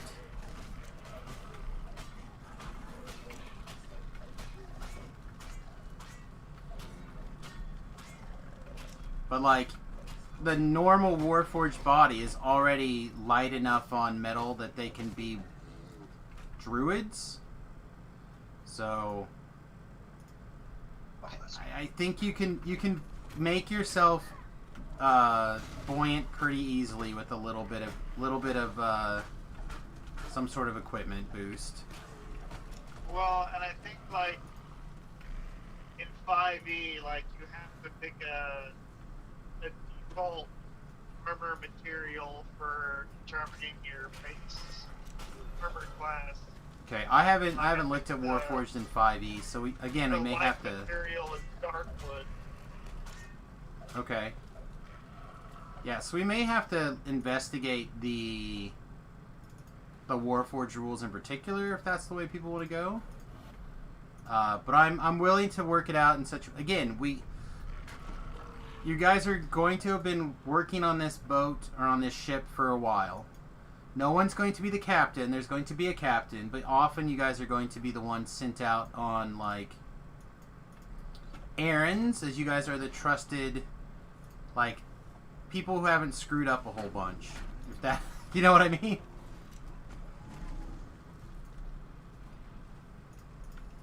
I kind of wanted to make something like the ship's wizard. That'd be great. Oh, are we gonna have a wizard this campaign? I certainly hope so. I figured it's about time we finally have like an actual wizard. I mean, there's, like, I think Dustin kicked around the idea of being an arty, which would be really good. I know Tobrel was kicking around the idea of being a Warforged. I think that was mostly in jest, but maybe not. I don't know. Like, those are all strong ideas in my mind.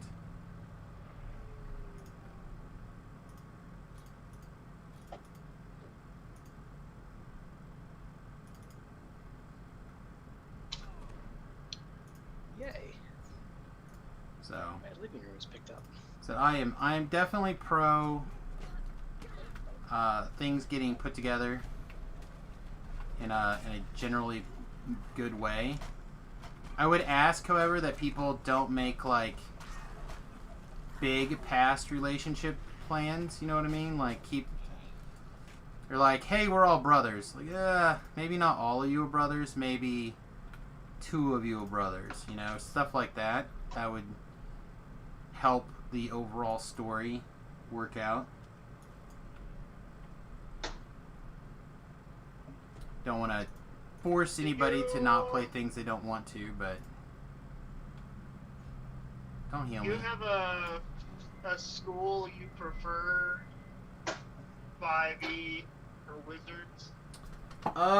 Again, it's been a while. I haven't played a wizard in 5th edition. Most of my 5th edition stuff has actually been rogues.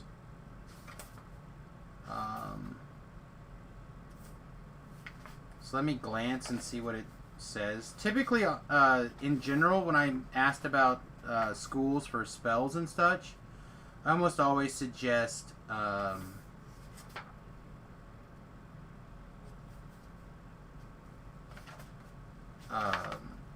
divination, but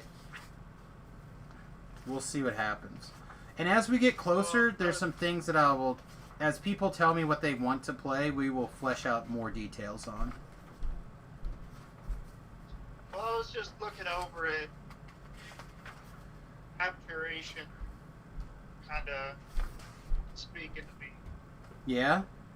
The defense stuff? I remember my Incantatrix. I think, because I did 2 experiments, and I did one where I was calculating how much damage I prevented. I don't remember it as well as a transmuter, where I was doing damage, but Abjuration would be really good. Well, from what I understand, like, with 5e, the school you pick doesn't so much limit you or, like, necessarily make any spells of a school any better to cast. It's just your supplemental class abilities are dependent on what's. Oh. I said I haven't fiddled with any of that stuff that I can remember off the top of my head, but I can take a look at the wizard stuff. I don't want to say here in a minute, but I can take a look at it when we are getting closer and see, like... Yeah, I was just curious. Yeah, like, if whoever's going to be the wizard is going to have some special... Like, everyone's going to have... everyone's going to have some sort of special attribute kind of stuff that goes along with it. It's not going to be like a class-breaking thing or a giant magic item or whatever like we got in Terrell's campaign, but it's all going to be stuff to kind of help operate the boats, right? Is kind of how it's going to be done. All right, so I want to be on the inside here.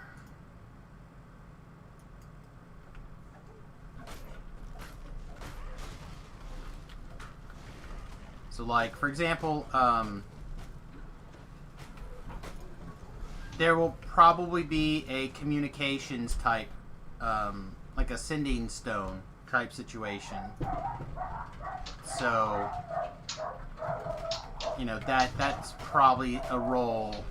Think Star Trek, right? Like, you'll probably have somebody who's on some sort of, like the cargo haulers type people in particular. You'll have somebody who does communications, and you'll have at least one person that could potentially have access to like some sort of weaponry. Hi. Stuff like that. Like for when John was telling me that he wanted to play a halfling outrider, one of the things that we... Shush! Get out of here. How did you even get in? You crazy. One of the things that I was kicking around would he would be kind of like air patrol, right? Like when you're on a big ship, like an aircraft carrier or whatever, they have air patrols that fly around to keep an eye on things. Yeah, she's not the littlest dog. She's about 20 pounds, 25 pounds. But she's not big enough to do a lot of stuff. She's scared of her own shadow. Why are you... What? Did somebody come over that you don't want to see? Did Grandma come over? Because this is like the only reason you make that kind of noise when Grandma comes over.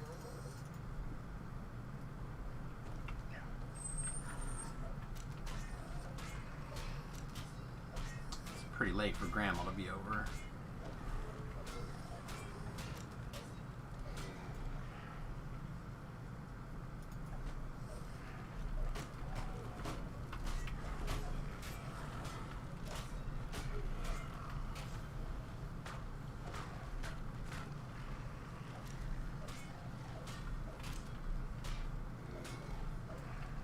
But, like, another thing that I want people to take a look at is, you know, bring me the cool things out of the different books that we haven't got to fiddle with, and let's take a look at seeing how much fun we can have with them. So, like, if someone finds, like, a really interesting class out of the 5th edition,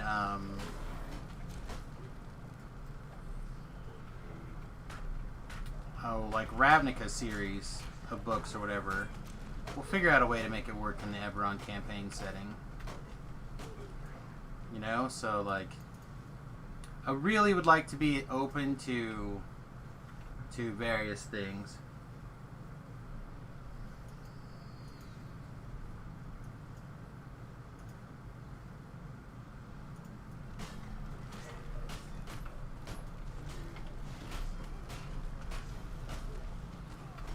Oh, this quest can be such a beating sometimes.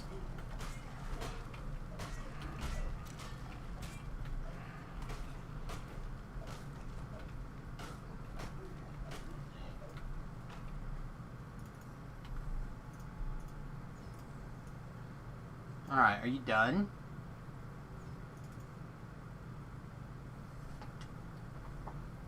You calm down now?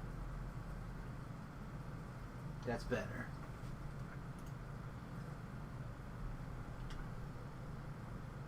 Look at all these people. Hi, what's up? There. Long time no see. Yeah, I know. I did run around the wrong way.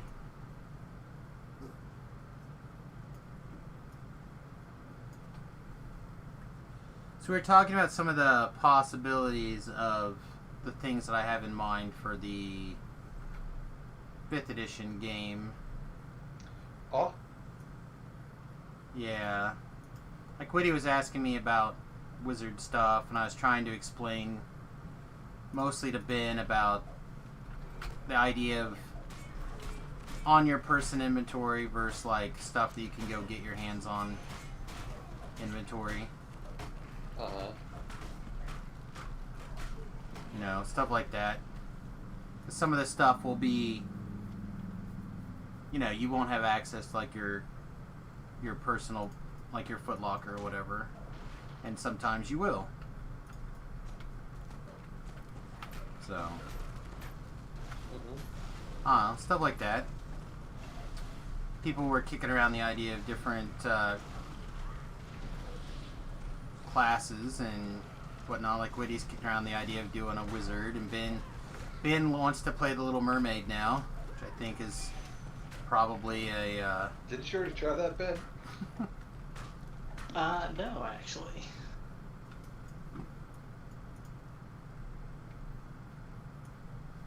Is there not a thing in this one?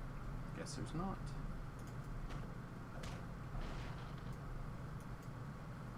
He's got planned to trade his voice to a sea hag, but instead of wishing for a man, he's going to wish to be the king of the world. I mean, you do what you need to. It's a very little world that he's king of.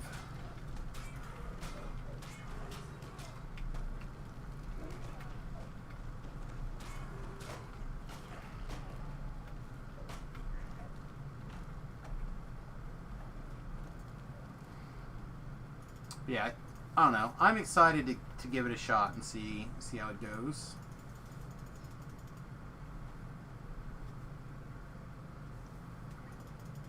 But as people start getting an idea of what they want to do and how they want to do it, I'd like to have enough time ahead of time so I can read up on those things.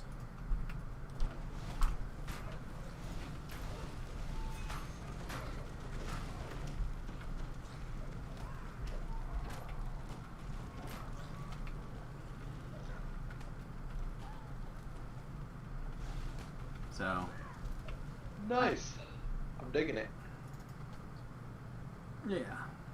So anyway, as you start to get an idea of what you may want to do, let me know and we can have a conversation about it at some point.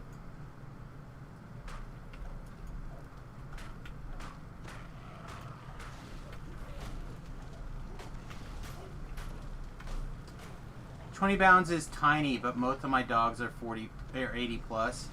Yeah, I mean she's not little. She's not big. We used to have this massive pug. Poor guy was just huge.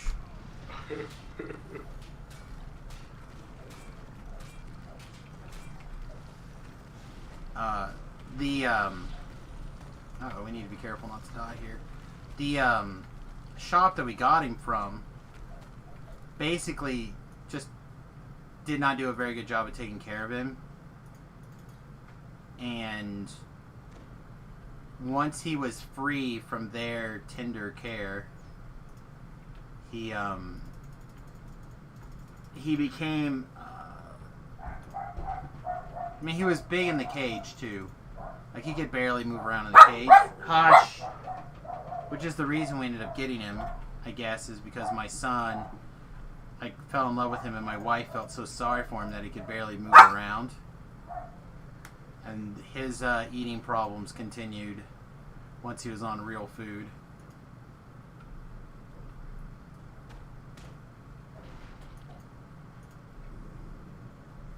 Hush.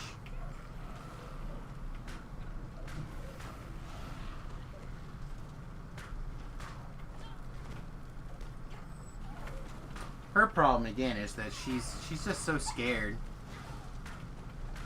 We got her in Jersey at the same time from the same shop, and he is a wiener dog, and she's like this little mug mix. So he's like hyper aggressive, and she's like super cowardly. Was there somebody here? Wife came down and called the dogs away. Bailey's here hanging out with Remy.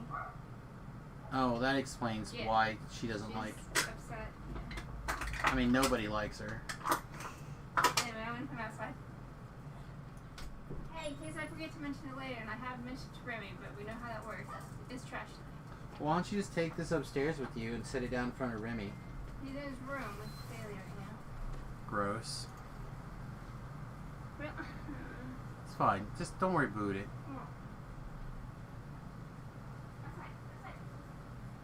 And again, more people leaving my door open. Excuse me.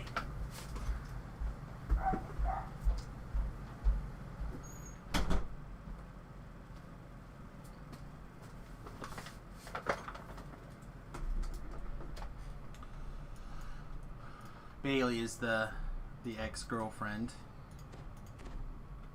Remy's ex-girlfriend. Oh, I didn't know he broke up. Yeah, she was cheating on him with his best friend at the time, who moved into our house because otherwise he was going to be homeless, so he lived with us. And apparently they were fooling around in Remy's room. Oh, whole shit. That's messed up. Yeah. That's pretty messed up. Yeah. And when she came clean, he continued to lie about it and, like, apparently try to help Remy figure out who she could have possibly been messing around with. Apparently he was not the only one. Apparently messed around on him a lot. But yeah.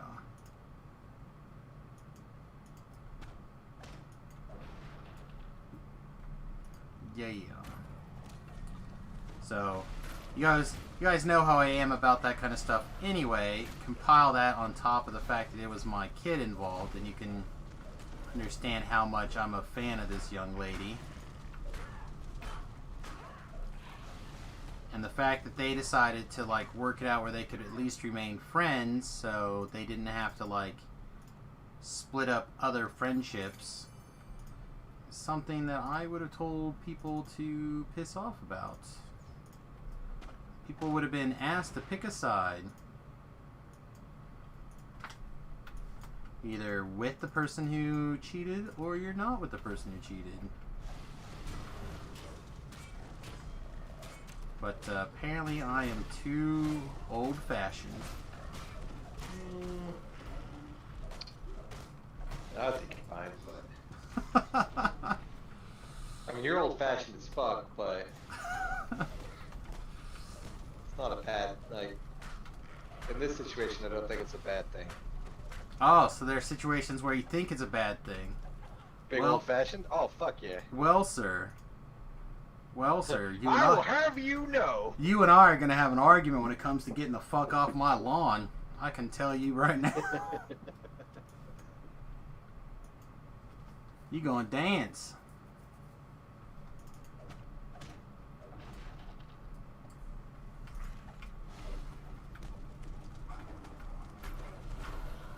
Oh, gross.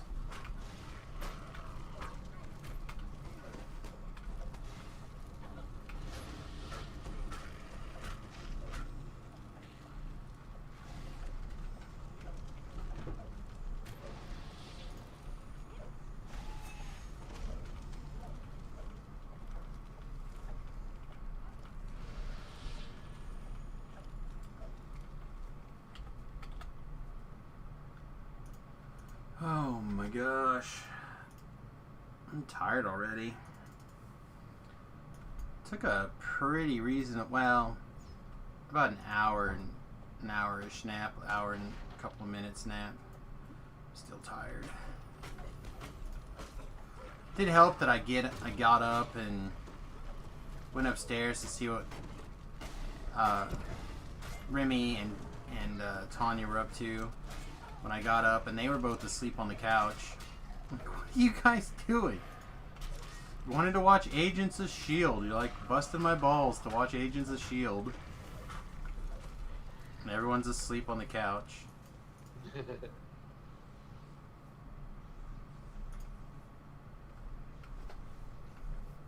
Leave us alone. We're just taking a nap.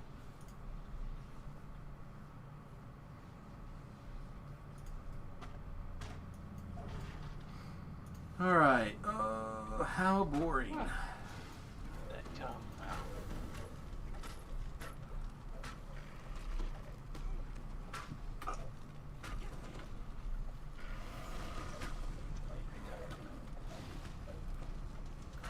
Apparently, I am quick and ahead of the game. As far as Hooking on the street? Yes. You are quick and ahead of the game.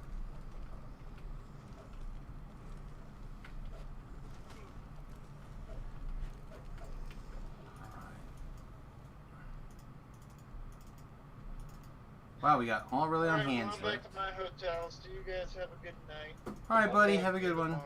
Hey, dude. good night and or a good game.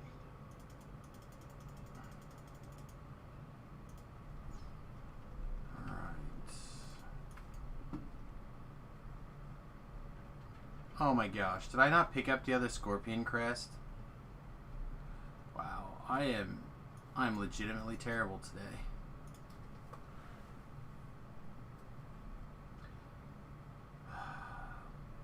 We'll just run through the dungeon like 5 times, it's fine. What's the worst that could happen? Just gives us an opportunity to find more things to turn off, I guess.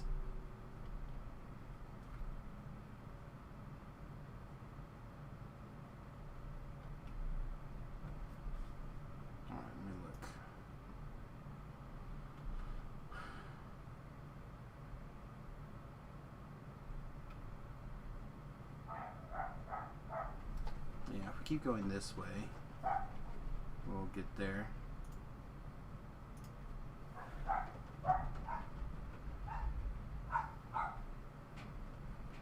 Why do I suspect my door is about to get thumped open again?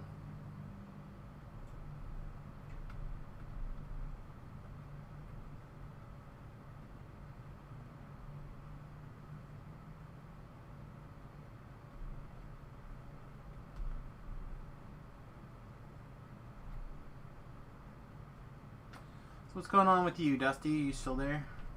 Yeah. I've decided to start a new game of Neverwinter Nights 2. Look at you. Lose a bet? Nope. Just really enjoyed this game. I honestly didn't think the first one, or the second one was as good as the first one.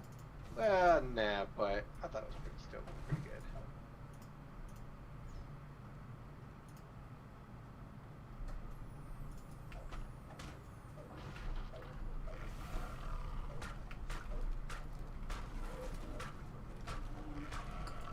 Did you finish Kingmaker? Got super far, but then I kept losing. Yeah, my city kept, or my kingdom kept crumbling. And then when then basically I went, fuck this, I'm gonna cheat to win, because I want to experience the story, and I gave myself a whole crap load of starting gold.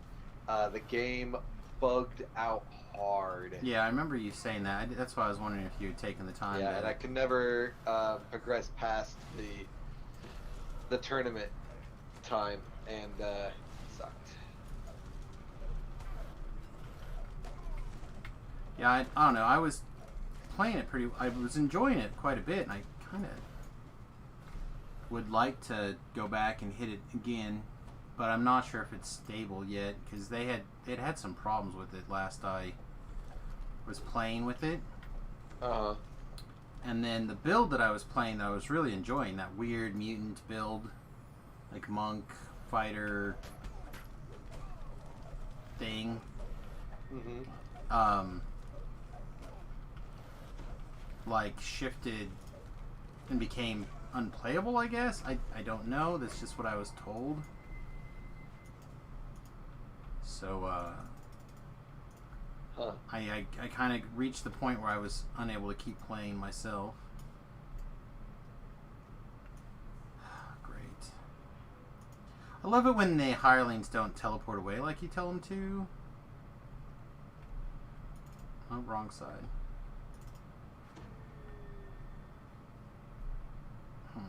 How do we want to get our stuff back here?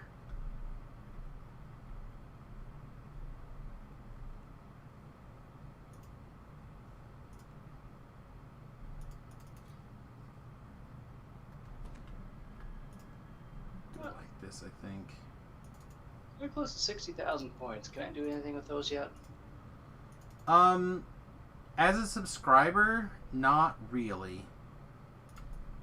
You can highlight messages. There's a couple of other things that you can do, but the special emotes that I put in only for those bits apparently just don't work. I don't know if it's because they haven't been approved. I don't know if it's because some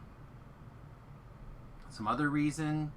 Like I can't find any documentation one way or the other as to why it's not working.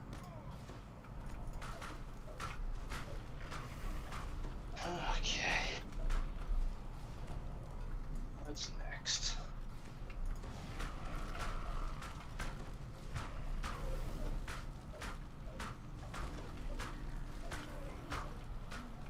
Alright. I think I want to start as a rogue. Thought Neverwinter 2 you like woke up at level 19 or some shit in a prison.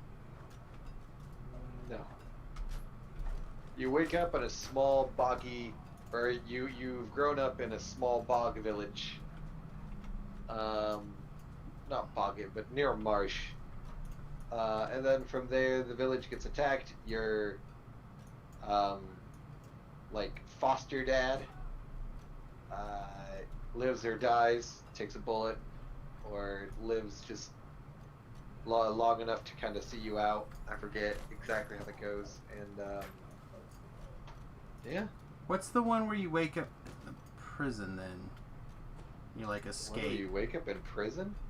Yeah. I mean, that happens in a couple Elder Scrolls games. No. This was... pretty sure it was Neverwinter Nights. Yeah, maybe you haven't played Neverwinter Nights 2. Maybe not. So I remember taking my character from Neverwinter Nights and putting it in. There are like several modules or expansions to Neverwinter Nights. Yeah, and it wasn't that. I don't know. I have to look again. So I also remember part of what you're talking about as well. Like that also sounds familiar to me.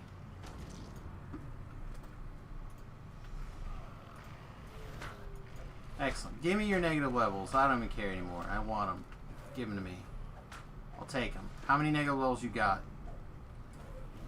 Well, I can take 13 before I care. So give them to me. I need no hit points. I have 47. Here you go. Oh, that's a lot of negative levels. It's more than my 13 that I can take. Alright.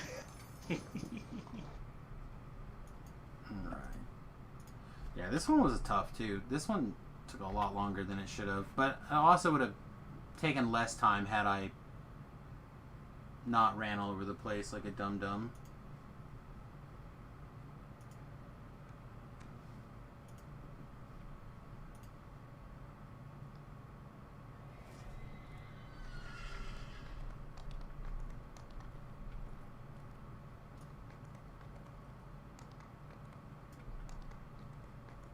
Alright, let's get level 14 under our belt, letting us start on 12s. There's a lot of fat XP at level 12.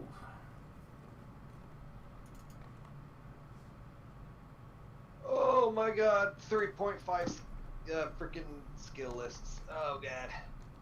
So many.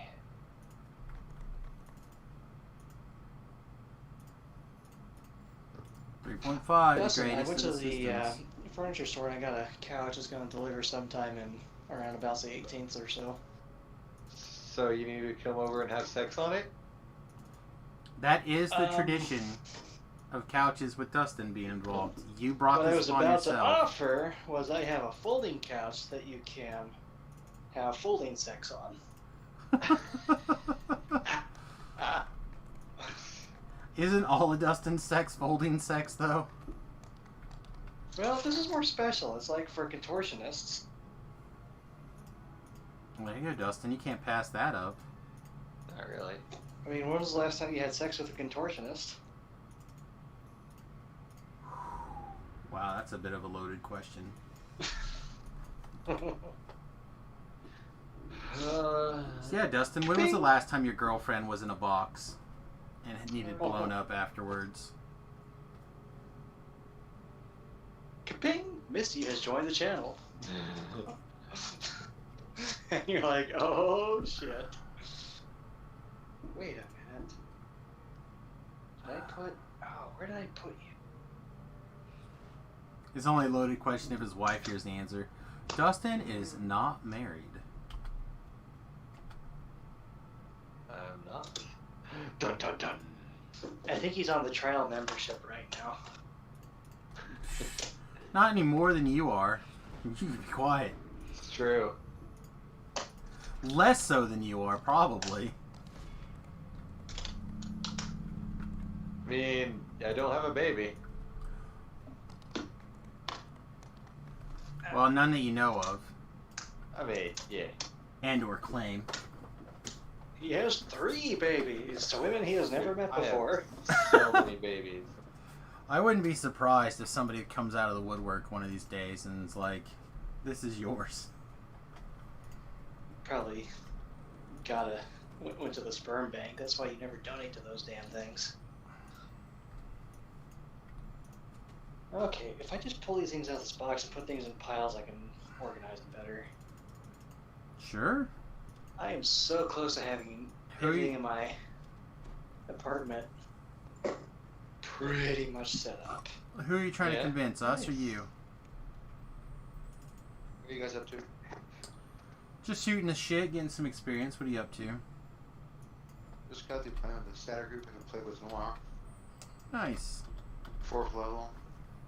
I'm your build, I'm your wizard build. There's already a rogue in the group, so I didn't have to make a rogue. So I was like, I'll just make the wizard inquisitive there. It is a good one, it- for sure. Here's a question for you. Do people splash monk with that to get like the extra dodge and all those other things or no? I suppose you could, but I But wouldn't. you wouldn't be centered, right? Not with crossbows. Okay, that's out of the question then. Saying I probably wouldn't because I wouldn't want to take anything away from my spell DCs. Gotcha. Yeah, I found it was crazy. We're 4th level and I found a +3 evocation necklace with +1 fortitude save. I'm like, I'm putting that on. I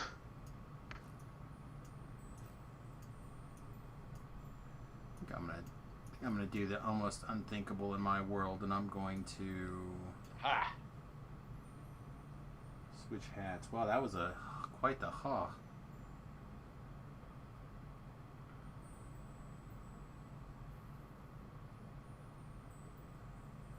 Yeah, you know what?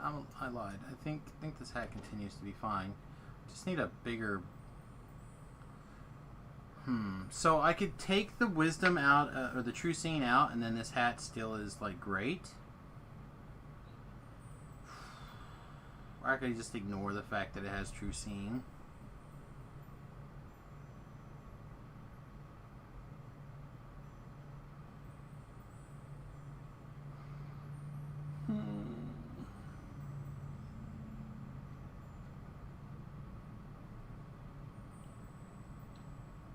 I don't know. Maybe I just leave everything the way it was. I mean, that is the equivalent of six wisdom.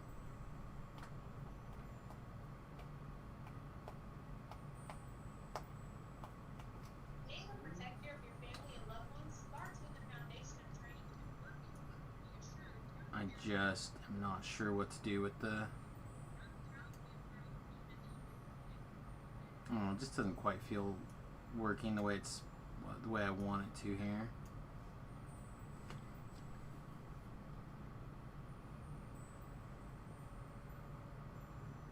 what else could we be doing with our...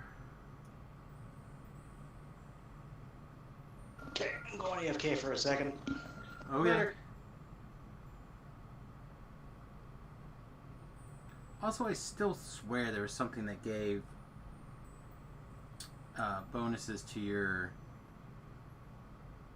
assassinate DC. The wiki's not pulling anything up.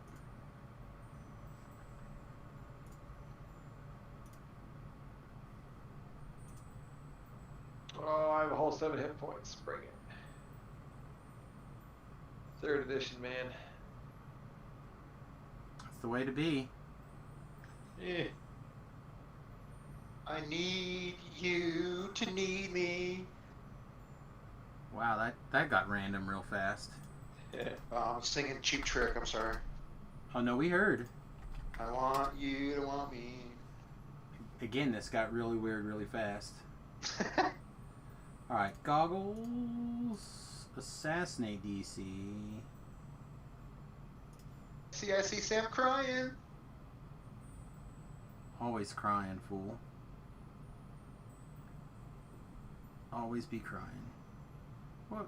I swear it was a goggles I gave. Yeah, here it is.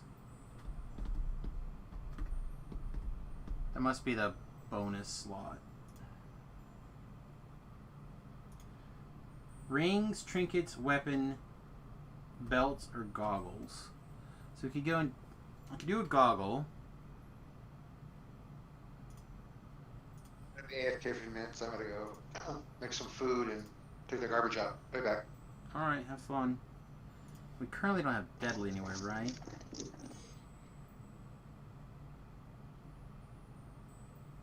I don't think so.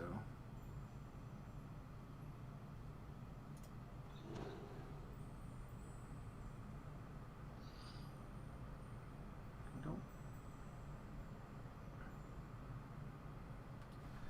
So if I were to make a pair of little 14 goggles, that would be Wisdom 7, Deadly 6, Tactical Assassinate. What else could we put on there? 10% melee alacrity, but we don't need that because of the ring. Although we could free up our ring slot.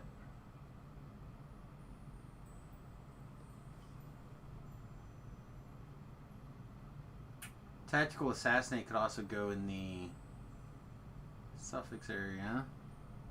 So what would happen if we freed up our ring slot? Like, what would we put in here then?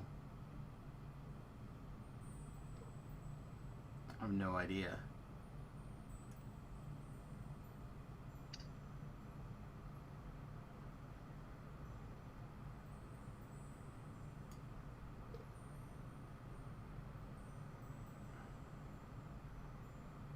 It's like a +8 wisdom ring somewhere, right?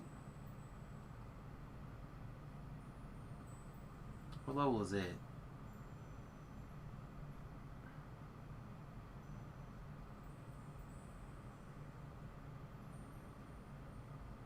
What?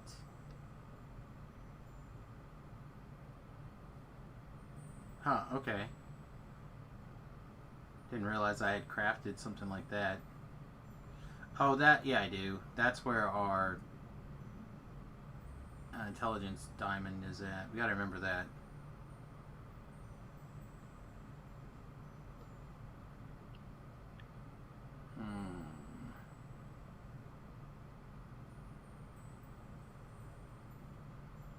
Guess what we should just do is just wait until next level to adjust all of our equipment.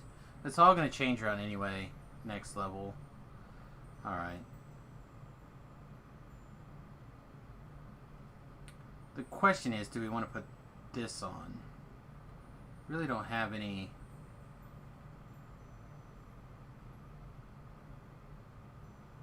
It would just be like Vitality 25 or 24. Obviously the extra light resistance would also be okay, but since we don't have any spell casting that we're actually doing, it doesn't really matter. Alright. Show me everything in the trinket slot too, would ya?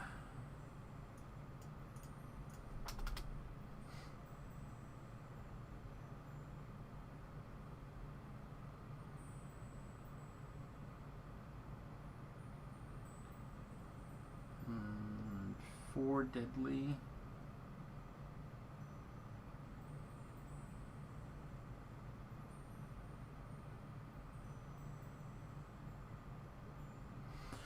So I was just thinking that this this trinket probably...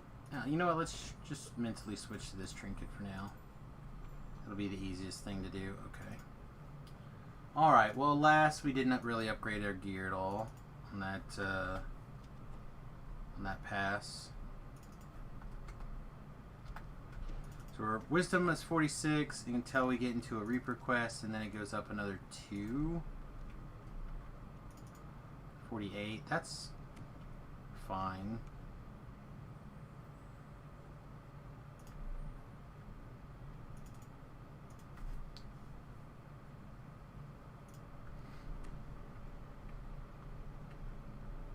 Alright, so level 12s. We have a bunch of level 12s that are fun to do here.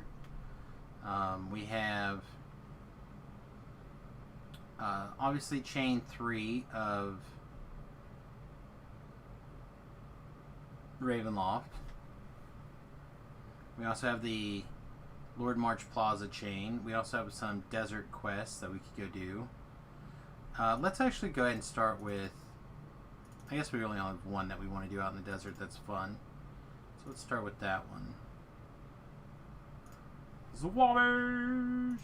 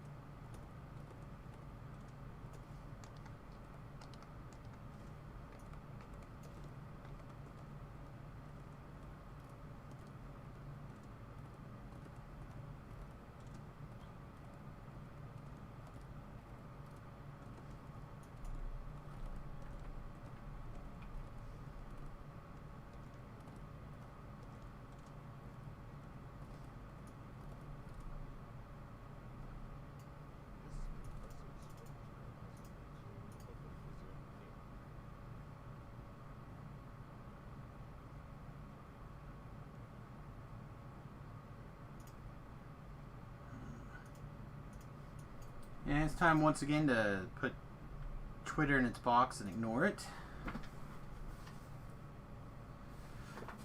It seems to be the norm the last couple of days.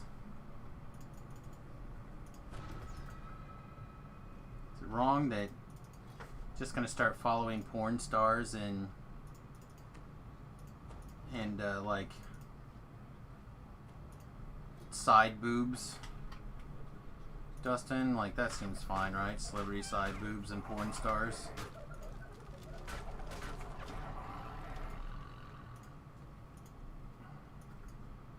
Dustin's too busy playing with his character creator to even answer.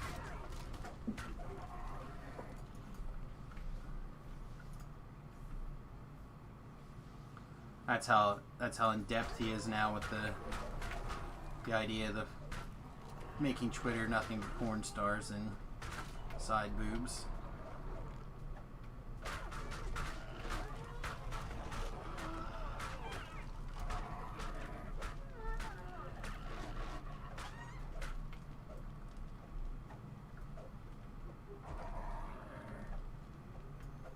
Yeah, I remember reading quite a bit of the Ring World series.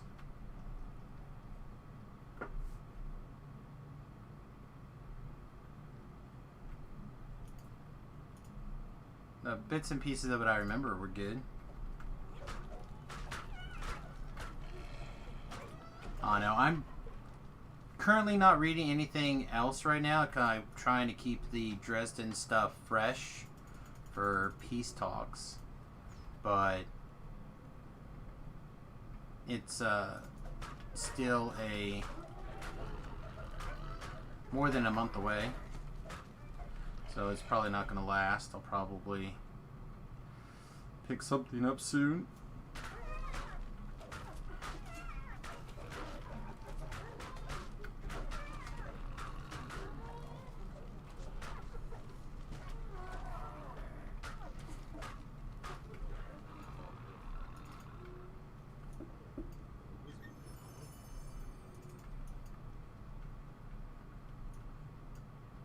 Yeah, peace talks. All about the peace talks right now. I don't know, I was talking to Remington today about starting on the Iron Druid Chronicles stuff. But, same thing. Kind of don't want to get too deep in something else right this minute. Because I know how I am. I dive too deep in something and then I become wholly focused on it. I basically reread the Dresden books in a little over a month. There's like 14 or 15 of them suckers now.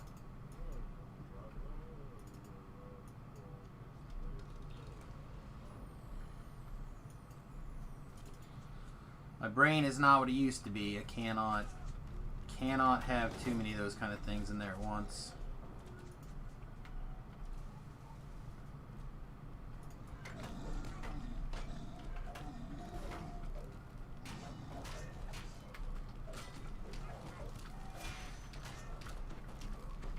I have a hard enough time trying to keep the D&D quests in there that I go through every week.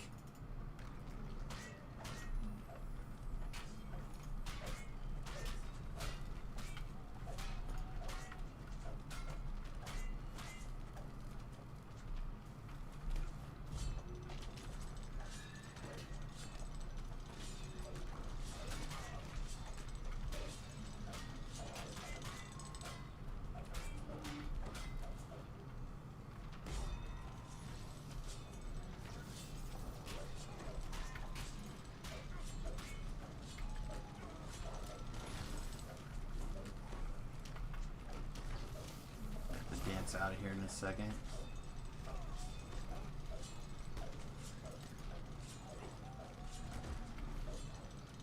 Well, actually, we were going to be okay.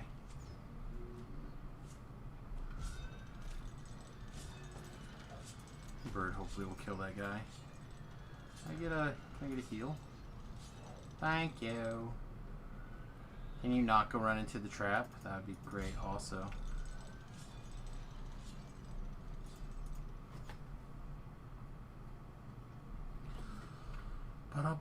Damn it, B-Love.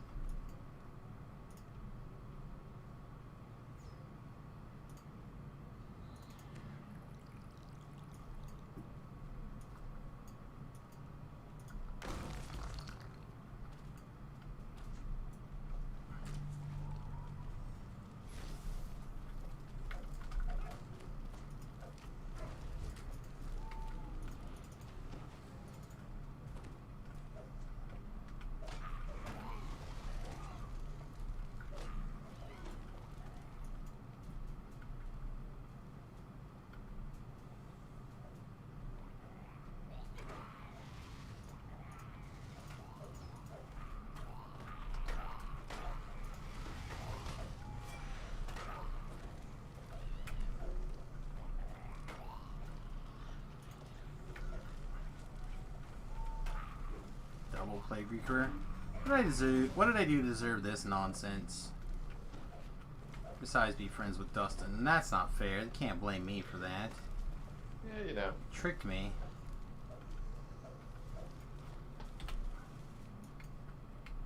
Double Plague Reaper malarkey.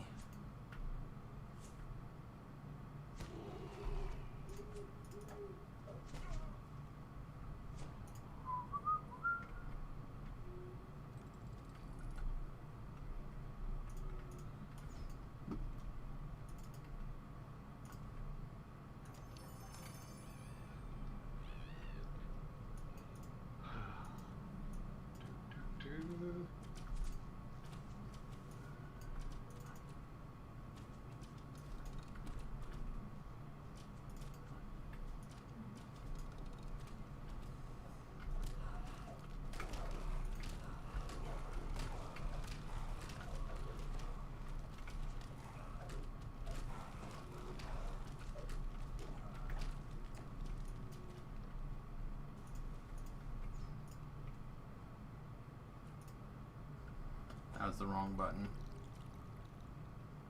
Gotta clean the curse and then I can get the heal. Though honestly, the Panacea boots should take care of that now also, allegedly.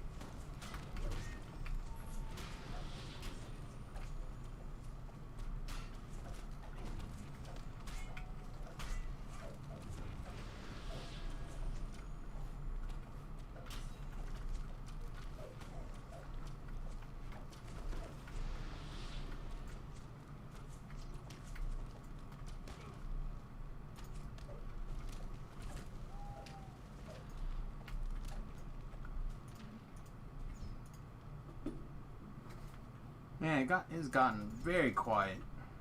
Stream's still working good? Looks like it. It's just quiet now.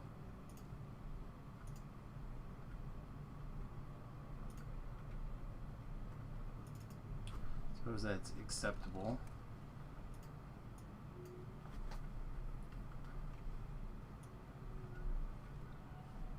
Oh, I'm sorry, Kit Kat.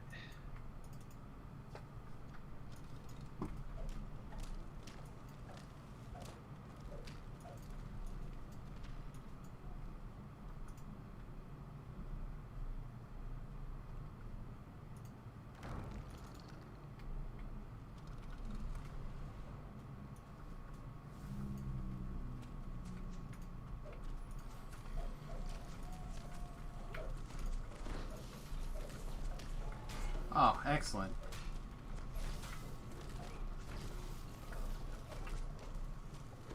Let's see if we can bird that guy. Looks like we did, so that's delicious.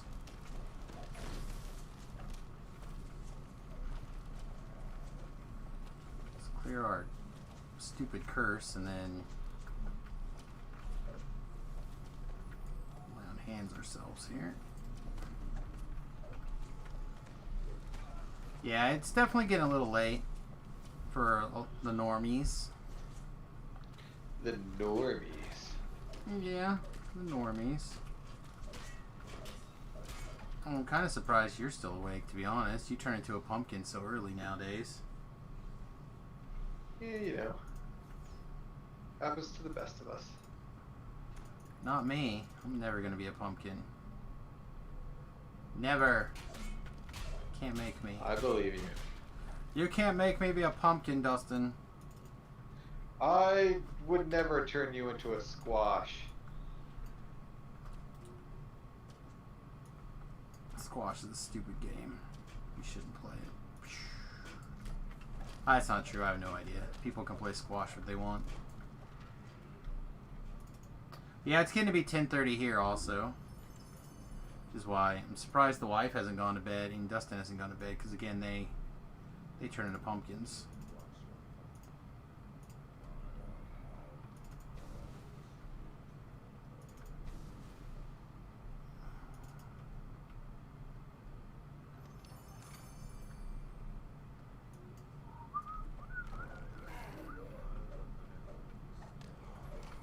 Halfadel the Lion.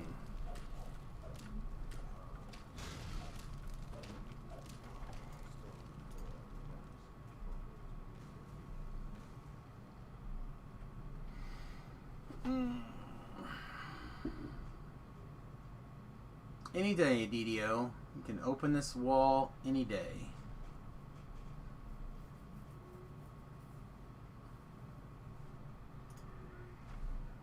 I'm gonna try this.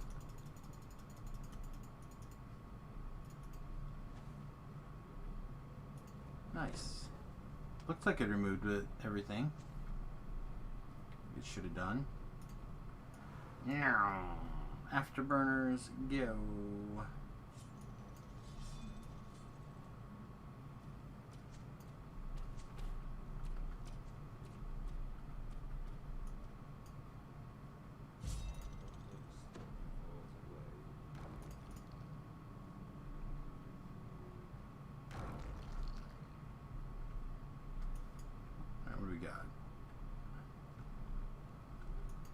It's like 5 mummies. That's fine. Kill 5 mummies.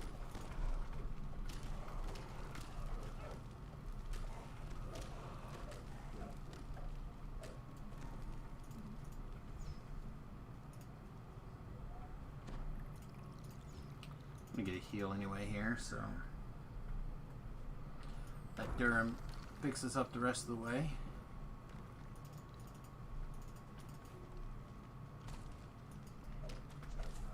Excellent. Let's fight whatever.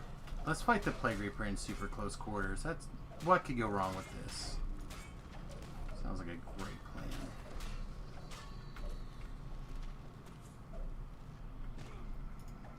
And then Durham got murdered. Okay, so we're gonna have to go back and get Durham in a second.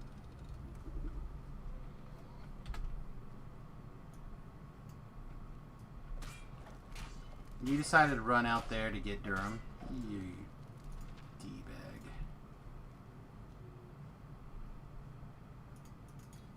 Durham, put your hands on my shoulders.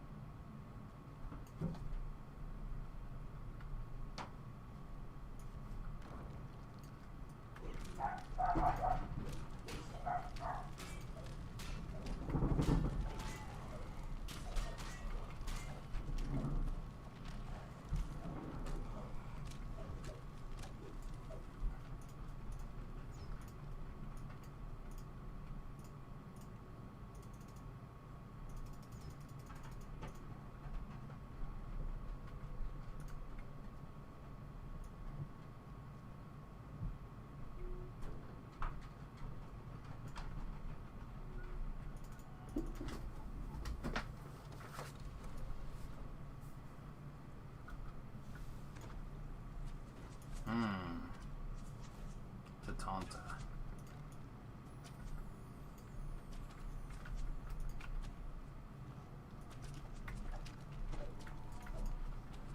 Alright. Earlier, your job is to pull the lever. No, stop what you're doing. Go pull that lever. No, I'm not dying. You probably die after you pull the lever, not before.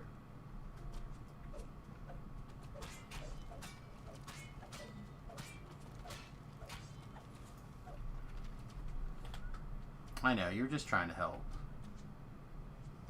I can respect that. But I really need you to just go pull this lever. You're the only one I can trust to do it. Look at you, see? And you didn't even get exploded. Durham would have got exploded, but not you.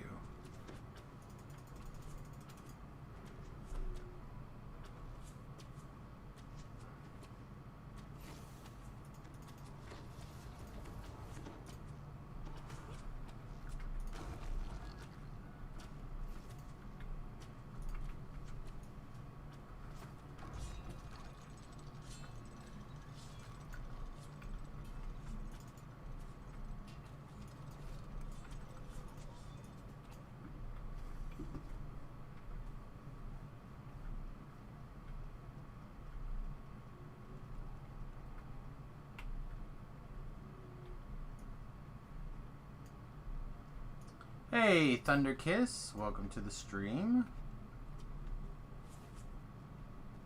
Hope you're having a good evening this evening.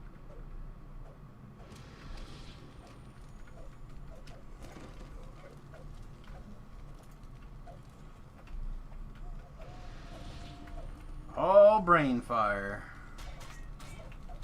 Not too bad right at the moment. Some nasty little spikes that if I keep moving my head the wrong way, it's going to start to bother me. But right now, it's like a chill 3 at the front of my eyeball. Right here.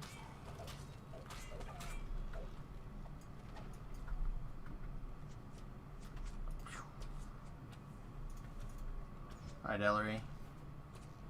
No,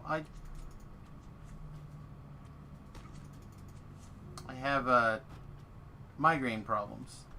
Been diagnosed with persistent cluster migraines. Which basically means I always have a migraine. It's always in the same spot. And the only thing that is different is what degree of pain it happens to be in. Yep.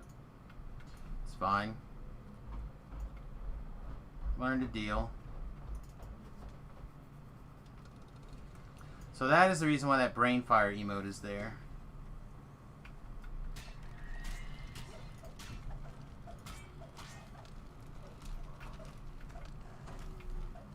It's like the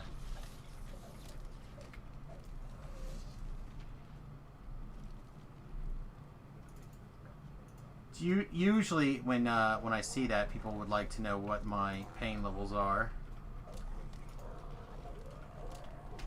So, apologies if you didn't know that and you were just using it because you thought it looked cool. Yep, 1 to 10. I said right now it's just a 3, which isn't bad. I'll take it. Oh, no. Ow! Yeah, because the dogs kept coming in here with the air conditioner on. I don't like it. I don't like when the doors pop back and hit me. Well, I guess we're at an impasse. Good Greg, night. get over here and give me a kiss. You're going to get beat. Guess we're at an impasse. I have to have a bathroom all the time because of the crap. I don't have a way to shut the door. Yeah, it's called getting off your ass and shut the door. I was doing that, and they were going in and out, in and out. Well, then leave it open. I don't want to listen to the air conditioner. Well, then you're at an impasse. No, I shut the door. No, you And didn't. I blocked the door. You set up a booby trap for me. You can thank Quinn. Oh, he's crying. Oh my goodness. Don't forget to take out the trash.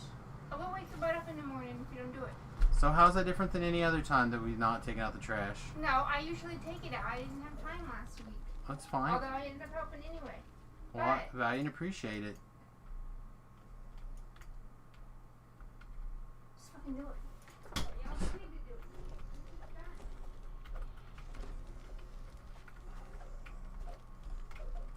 It's a good thing she's pretty. We're to the moon. Ah, excellent, the Wizard King.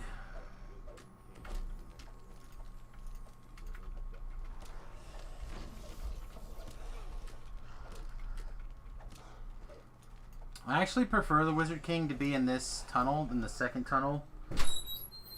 Apparently cleaning and changing the filter made this thing work again because now it's running out of water again. Aw, good. I know, but you're back to just leaving it up to me to do.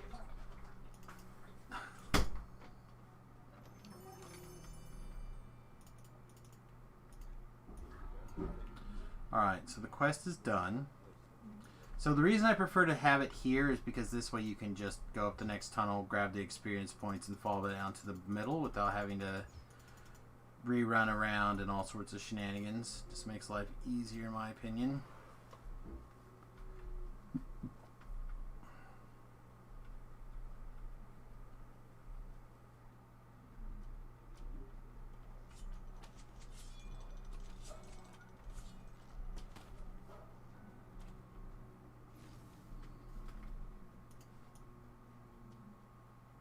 Just one.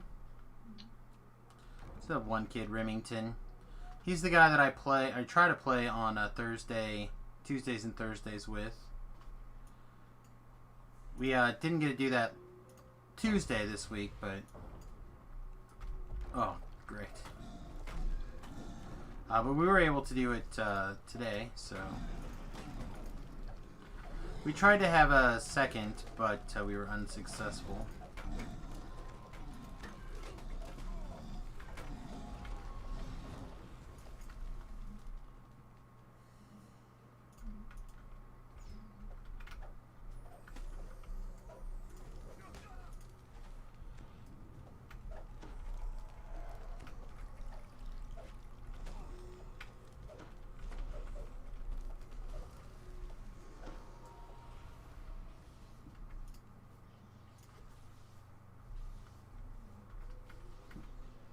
You have two, a 32-year-old and a 21-year-old. Wow. My son will be 21 this October.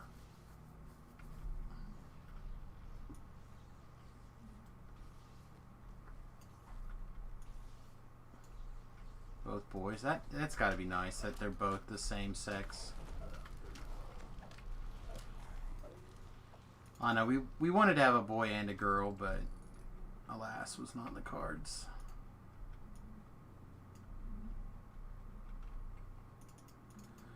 Yeah, he is back home for, he's switching his degree from sociology to nursing, so he's switching programs. So he's been home knocking out prerequisites since the second semester of last year. So he's got a 9-week program to do what he wants to do now, and then he could follow up with a second 9-week program after that to get his RN.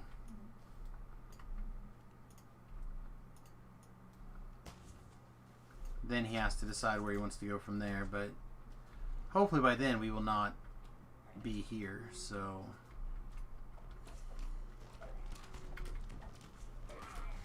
hopefully he will have his life semi-sorted out.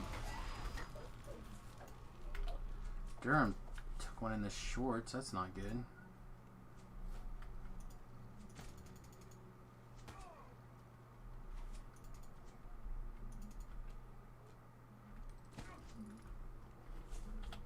None of those were trapped.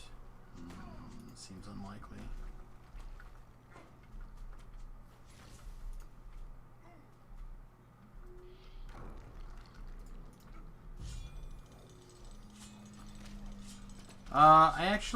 He was at Bethany, but I don't know where he's at now. One of the local programs here.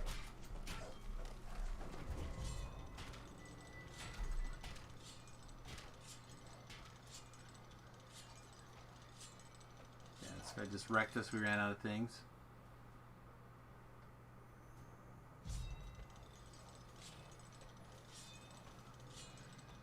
That's PA.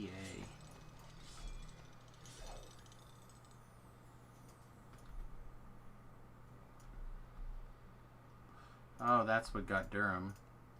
A Famine Reaper.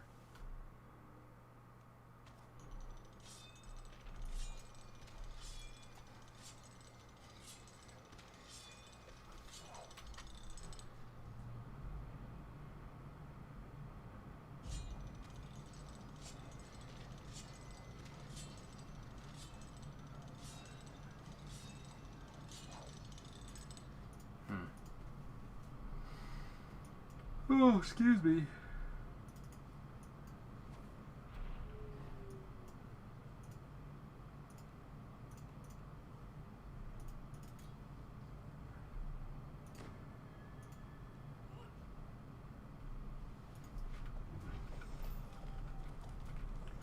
Can we please have our appropriate weapon, please? Thank you.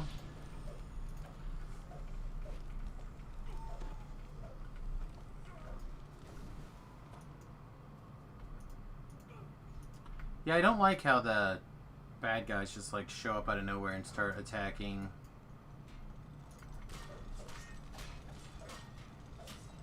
things here. Out of time, good evening. Hope you're having a good day.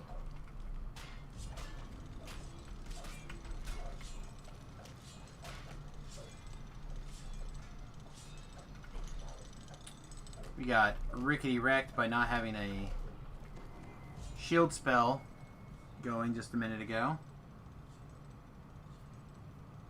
Schippenberg.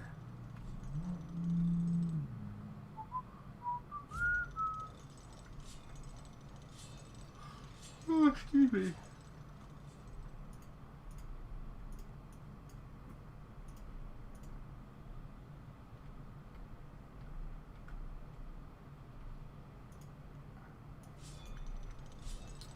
Malarkey. I want to get Durham moved back down here somewhere. I don't want him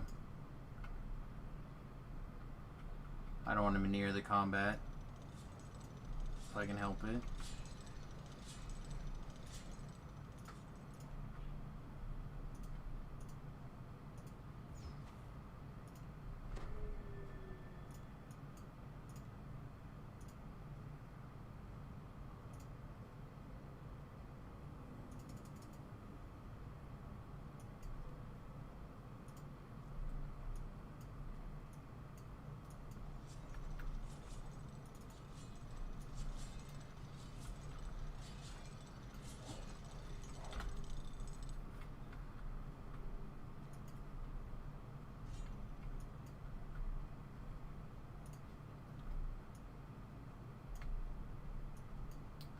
Are trickling in. I'd like to say good evening.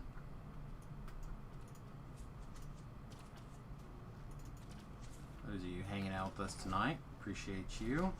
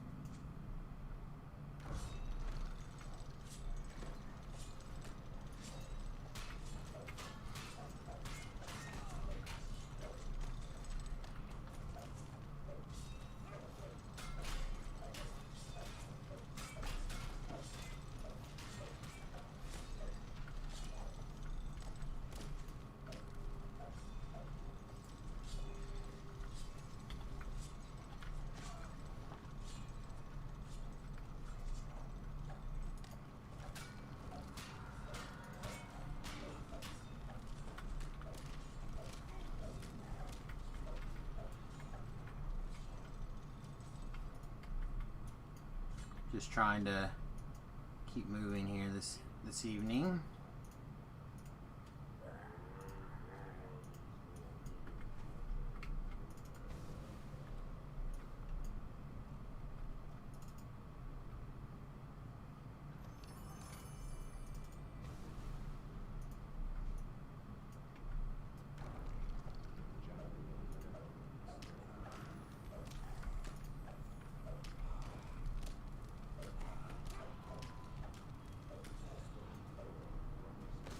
Gravity Y!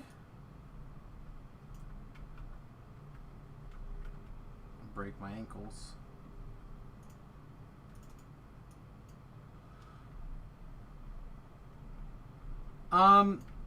So the way they're bugged is not unusable or unaffected or effective. They just, there's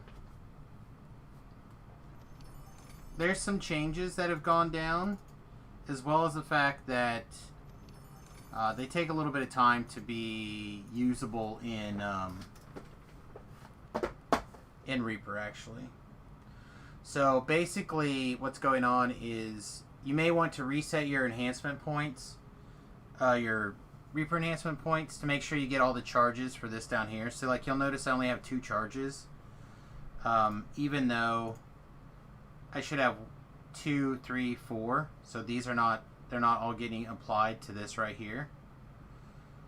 And then apparently this Reaper point defense 2 should give you 20 hit points outside of Reaper quests, and this should be giving you an extra +1 hit and damage outside of Reaper quests.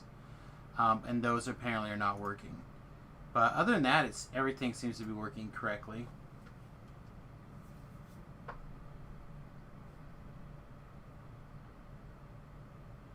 Yeah, they are basically the new elite. Yeah, it's not so bad, as near as I can tell. Apparently, if you reset your enhancements, like at the beginning of your login or whatever, everything will work. So if you're going to play for like a bunch of hours, you can reset them and put them all back in, and everything should work fine. But there's a lot of discussion on whether or not these are supposed to only work in if these extra ones should only work in Reaper quests or not.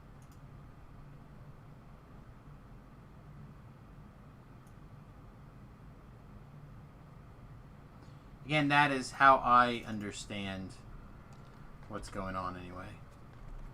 That may not be correct, so grain of salt, but that is how I understand it.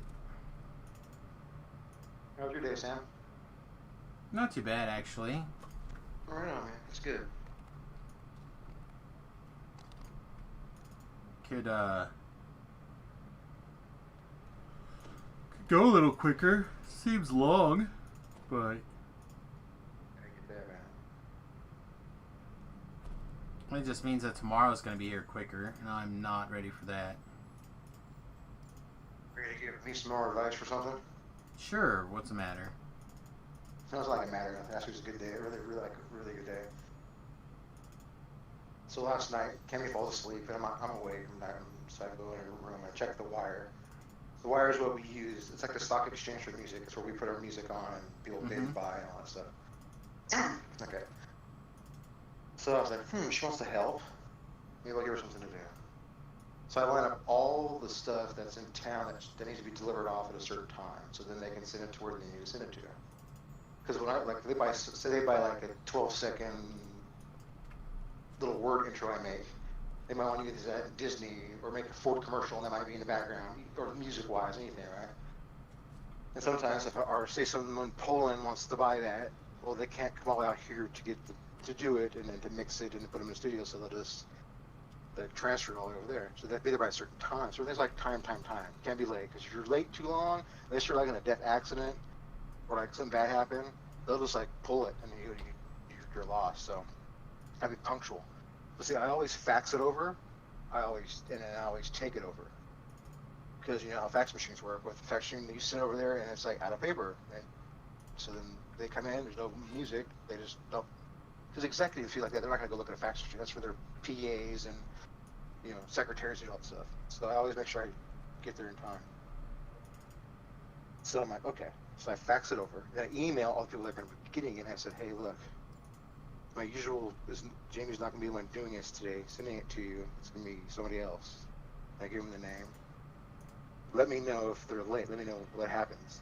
Each of them. And they all email back like, okay, why? I said, have you guys? I got all the facts. I faxed them all. I said, yeah, we got the music. We got everything you need. Why do you want to have 2 times? I said, it's because it's my girlfriend. She wants to try to help. And so my one buddy on the phone, he's like, oh no. It's go down the bad road, my friend. I said, look, man, just don't try it. So you already got it, so it doesn't matter. I just want to see how she does. He's like, okay, man. I'll see you at the birthday little thing over at BC Rich Guitar this afternoon. I said, yeah, I'll be there tomorrow morning. I'll be there by like 1 or 2. So okay. She was late to every one of them. I even put her GPS in her car, sort of the best way to go. Here's a police scanner, so if you notice an accident somewhere, you can hear it, you can deviate and Yeah, so.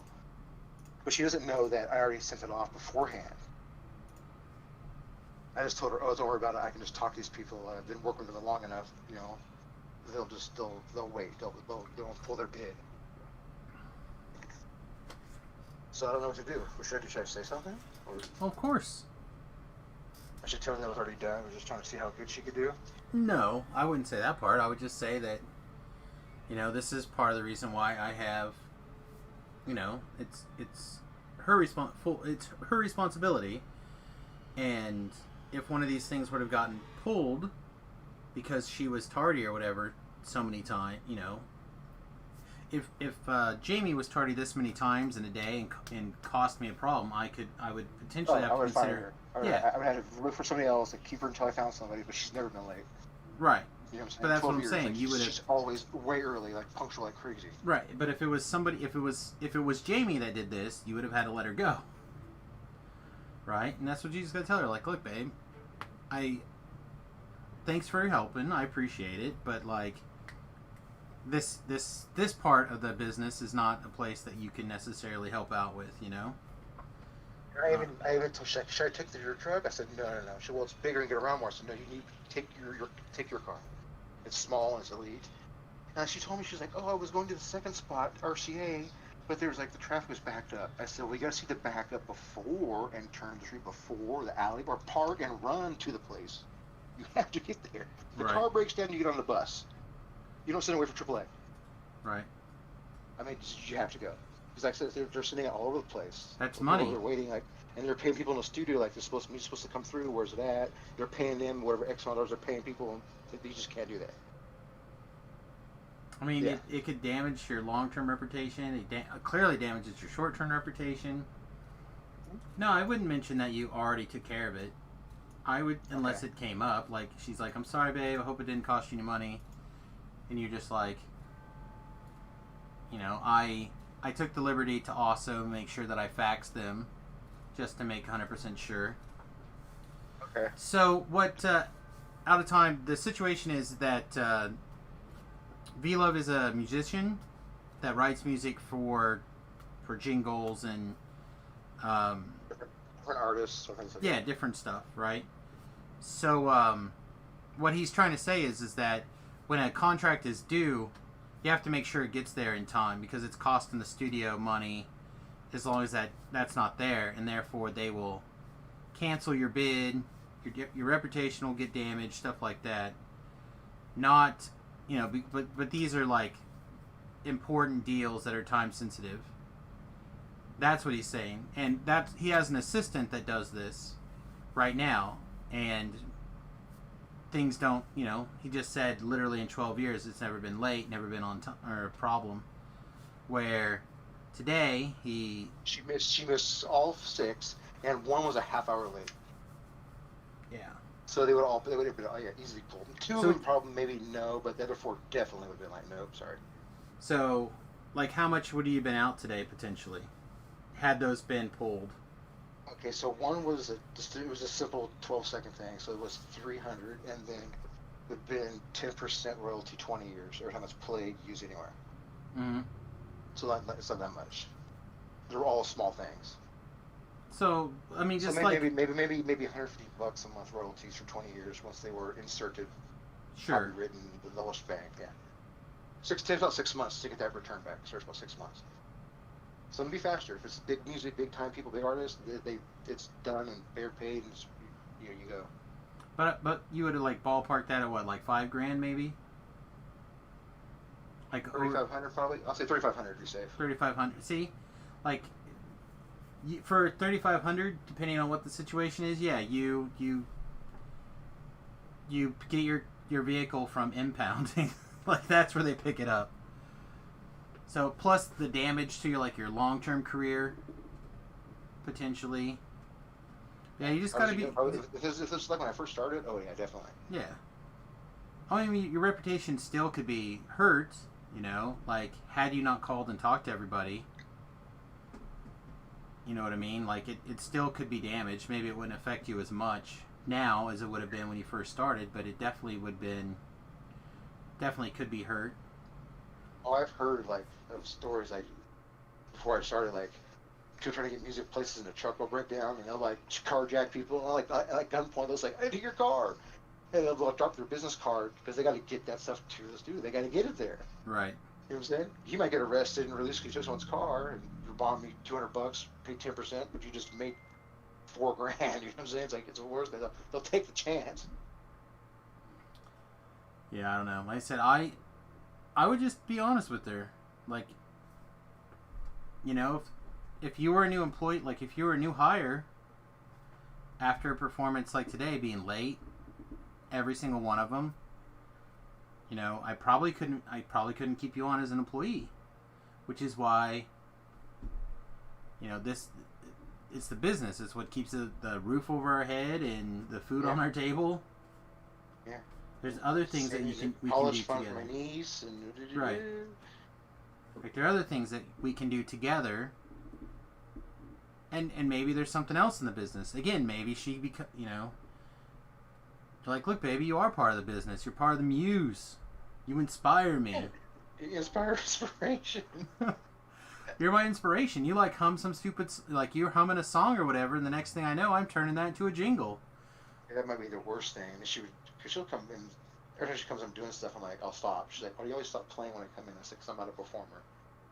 I don't do that. It's just I just can't. I think I'm gonna break a string or my keys are gonna go out of tune. I just don't do it." Yeah. So she'll be outside, but she's outside the door. I know she'll just like listening, But if it's different, for me, it's just different. I don't know. Odd. It's weird. I get it, but Huh? yeah. It's all good. Hey guys, I'm gonna take a 30-second use the restroom break here. I'll be right back. Yeah, I'm gonna hit the add button. I'll be right back. 30 seconds. Please stick around, and we'll knock out chain 3 of Ravenloft when I get back. Whoa.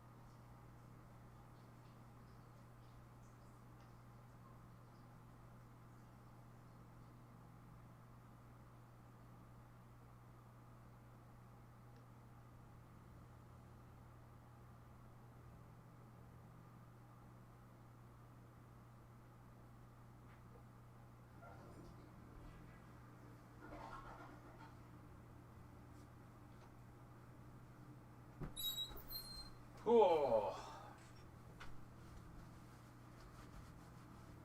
Alright, everybody, I'm back. Right on. From outer space. So, Alright. you ready for the second part? Sure. What else you got? So I had to go to the little birthday bash over BC Rich. Kerry King from Slayer turned 56 today, so I'm over there. And there's artists, some few artists, a few people in there, like 45. His wife Aisha and their daughter Cheyenne. So I'm asking some of the people there that 5 of the 6 were there that stuff was getting delivered, and the 6th guy hadn't been there yet. So I asked him, I said, "What's up? How was it? How was the girl?" They don't know she's my girlfriend. I said, "That's a new girl." And like, the first one was like, "Oh my God!" She came up, she tried to hand me the wrong folder, and she was sweating. She was just shuffling around. That's right. And I was like, "Oh wow!" And then she starts to leave. And I'm like, "Hey, you got to take this. Like, you have to sign this document. You have to take this back to Jason." Oh my God! She's like, I guess she was like, "Oh my God, I'm so sorry." And this is the next place she went to. She couldn't use the entry code correct. I said, "This is the entry code you have to use. It's only 4 digits." So she calls me and asks. I said, "Okay, here's the thing." So she goes, "Okay, now I remember it." So she enters the code. She goes in. She was late there. And then I said she was late to all of them. So I was just talking to them how she did. All of them were just like, she was just rattled, sweating, like had no, like nothing. Well, that's understandable. So You know, I was like, first so day that's how on I the job, figured out jitters. that she was late. Yeah, you're late, and you know you're late, and you're nervous, and you don't want to let your boss/boyfriend down. One thing they'd say is that she didn't make an excuse. She didn't say I'm late because of this, or that she was just didn't say just. So at least that part I'm happy about. Yeah. Well, I said you probably just need to have a conversation with her about. Again, like I said, I appreciate you want to help in this way, but you know it's. If these things would have gotten pulled, you know, like and again I would maybe, I don't know, depending on how she feels or how it's going, I would let her know that you kept an eye on her, be like, hey, It's like, I gave Jamie the day off. I said, "Take a day off. Just go get your nails done. Whatever girls do, whatever you need to do." I already did the stuff. She's like, "Okay, you sure?" I said, "Yeah." And I talked to her earlier about what I did. She's like, "Oh my God, I can't believe you put that at jeopardy." I said, "Oh, I do." She keeps bugging me about this shit. She's like, "I know, man. That's the easiest job is to deliver. That's hecka easy." I'm like, "I know." And it was all in a straight line. Like, you go down just to pull it up, you turn right on Sunset, and they're like lined up, Capitol. They're all lined up. Then you got to go to Burbank to go to Roadrunner. I'm like, it's like nothing. Hey guys, I'm gonna kill this DDO client and restart it. It'll go black screen for a second, but it's locked up here. You guys know how it goes. DDO, the most stable game on the planet. I guess it's saying's true, man. You can't mix family and business kind of thing, right? You can. I mean, Well, I think you can too, but it's you know, just like you're, when things, there's different levels and there's different position. Like, if there was something that was not time sensitive or mission critical, that's, you can start working them in. You can start doing stuff like that. But when everything's time sensitive and, you know, mission critical, it gets a lot tougher to, like, again, why, yes, that is the easiest thing to do, but on the same side, like, normally, right, if you were to, you would, I would assume, I don't know, maybe not, you would, if you had a new person come in to train, to, like, be a backup for Jamie, I would assume that that person would ride along with Jamie, like, exactly, definitely. the first day. So, like, it It was... would have to be, they have to be a go-getter, like a animal. Like a Well, killer. again, you're just looking for That's someone what to I'm back it up. Like, Jamie's like, hey, I know, this is my friend so-and-so, for, like, if I go on vacation or whatever, so you don't have to do it, you can call... Oh, I would do it in a heartbeat. Yeah. You can call her and Judgment. she can come do it. Impeccable judgment, yes. Yeah, but, you know, so she's going to go with me on, you know, on a run, so she knows where to do all deliveries, blah, blah, blah. And then, bam. You know, you don't have to worry about it in the future. Again, normally I would assume that someone would ride along. So it's not like She's been by them. She knows where they all are. She's been by them tons of times. I mean... Oh, you're, Cammy? You know. Cammy's been all those places, and... Oh, yeah. She's seen them all driving around Sunset. No, she knows them all. It's not like I sent her to San Diego. Hey, good luck. You know what I mean? Yeah. No. But here's the one that's kind of crazy, too. So I told her to leave 45 minutes early. She didn't have to. There's no traffic that early up here. I said, why were you late to the first place? She goes, oh, I went to Starbucks, and the line was really long. I'm like, what? I think to myself, what? Why would you go to Starbucks, you see a long line, they get stuck in the line, you can't get out of the line. Then you get to drop stuff off. You know what I mean? Well, it's inexperience. Like, why would you take that chance? Why would you even... Inexperience. You know, like, oh. Again, this is... I'm going to get in trouble for this, but this is probably just a matter of being young and wanting to be part of your boyfriend's, significant other, whatever's life. You know what I'm saying? Like, she's just she just wants to be a bigger part of your life. So, and these are various experiences. Like, she easiest stuff on the planet, man. Yeah. Possibly. At the same time, though, you're, you know, first day, you know, she's sleeping with the boss. She knows what's up. I don't know. Again, if an honest conversation about it would probably be all you Jamie need. was like, you need to tell her about it, and then you need to, for sure, tell her how much monetary value to be in. And she was yelling and pointing her finger at me. I'm like, no. She goes, no.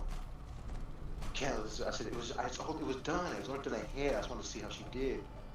You know, she's like, oh my God, I can't believe you put that in jeopardy. I said, I didn't put it in jeopardy. I made sure it was all done, all sent, signed, done, over. Yeah, again, yeah. I would let her know. I feel like keeping information from her is why she's jealous.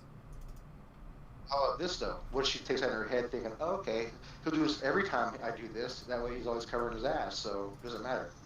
Again, I wouldn't necessarily worry about that. I would just go, hey, today, because it was your first time, I went out my way and I let people know what's going on and made sure everything was cool. But I won't be able to do that every time because it's just not. You know, you can't make that your reputation either, right? Like, hey, we're training a new person as a backup or whatever. Like, that's a convenient excuse for today's a special day, but tomorrow you can't do that every day. The companies would tell us, like, okay, you send a new person out.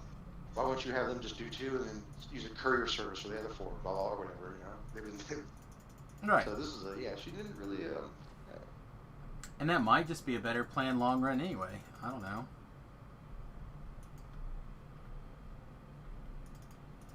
Yeah. Again, you just need to have an honest conversation. I assume you have talked to her at least a little bit about. I already talked about it, About it. So. Again, I would have. She's having ice cream with her friend down the road, so. Yeah, like I would have probably mentioned the monetary cost and more importantly the reputational cost is the real.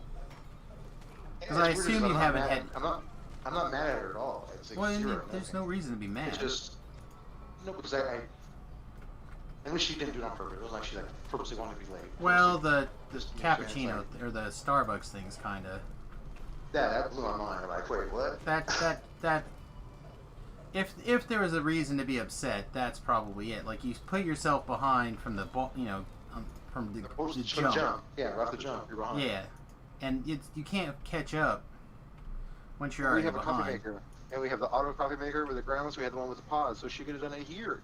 Yeah. And then gone. You know what I mean? It's like stuff like that. It's like, come on. Yeah, well, that's just it. That's something that you could be a little upset about, in my opinion. But like the rest of it. Sam, at 6 o'clock. Are you gonna eat at Denny's at 5:30 for breakfast? You know, it's like I gotta be working half hour. I can't eat. I gotta grab something to go. Yeah. Yeah. I don't know. Again, I would have told her. I think she gets it from the relaxed stuff at the hospital because they get like really busy and then they get really slow.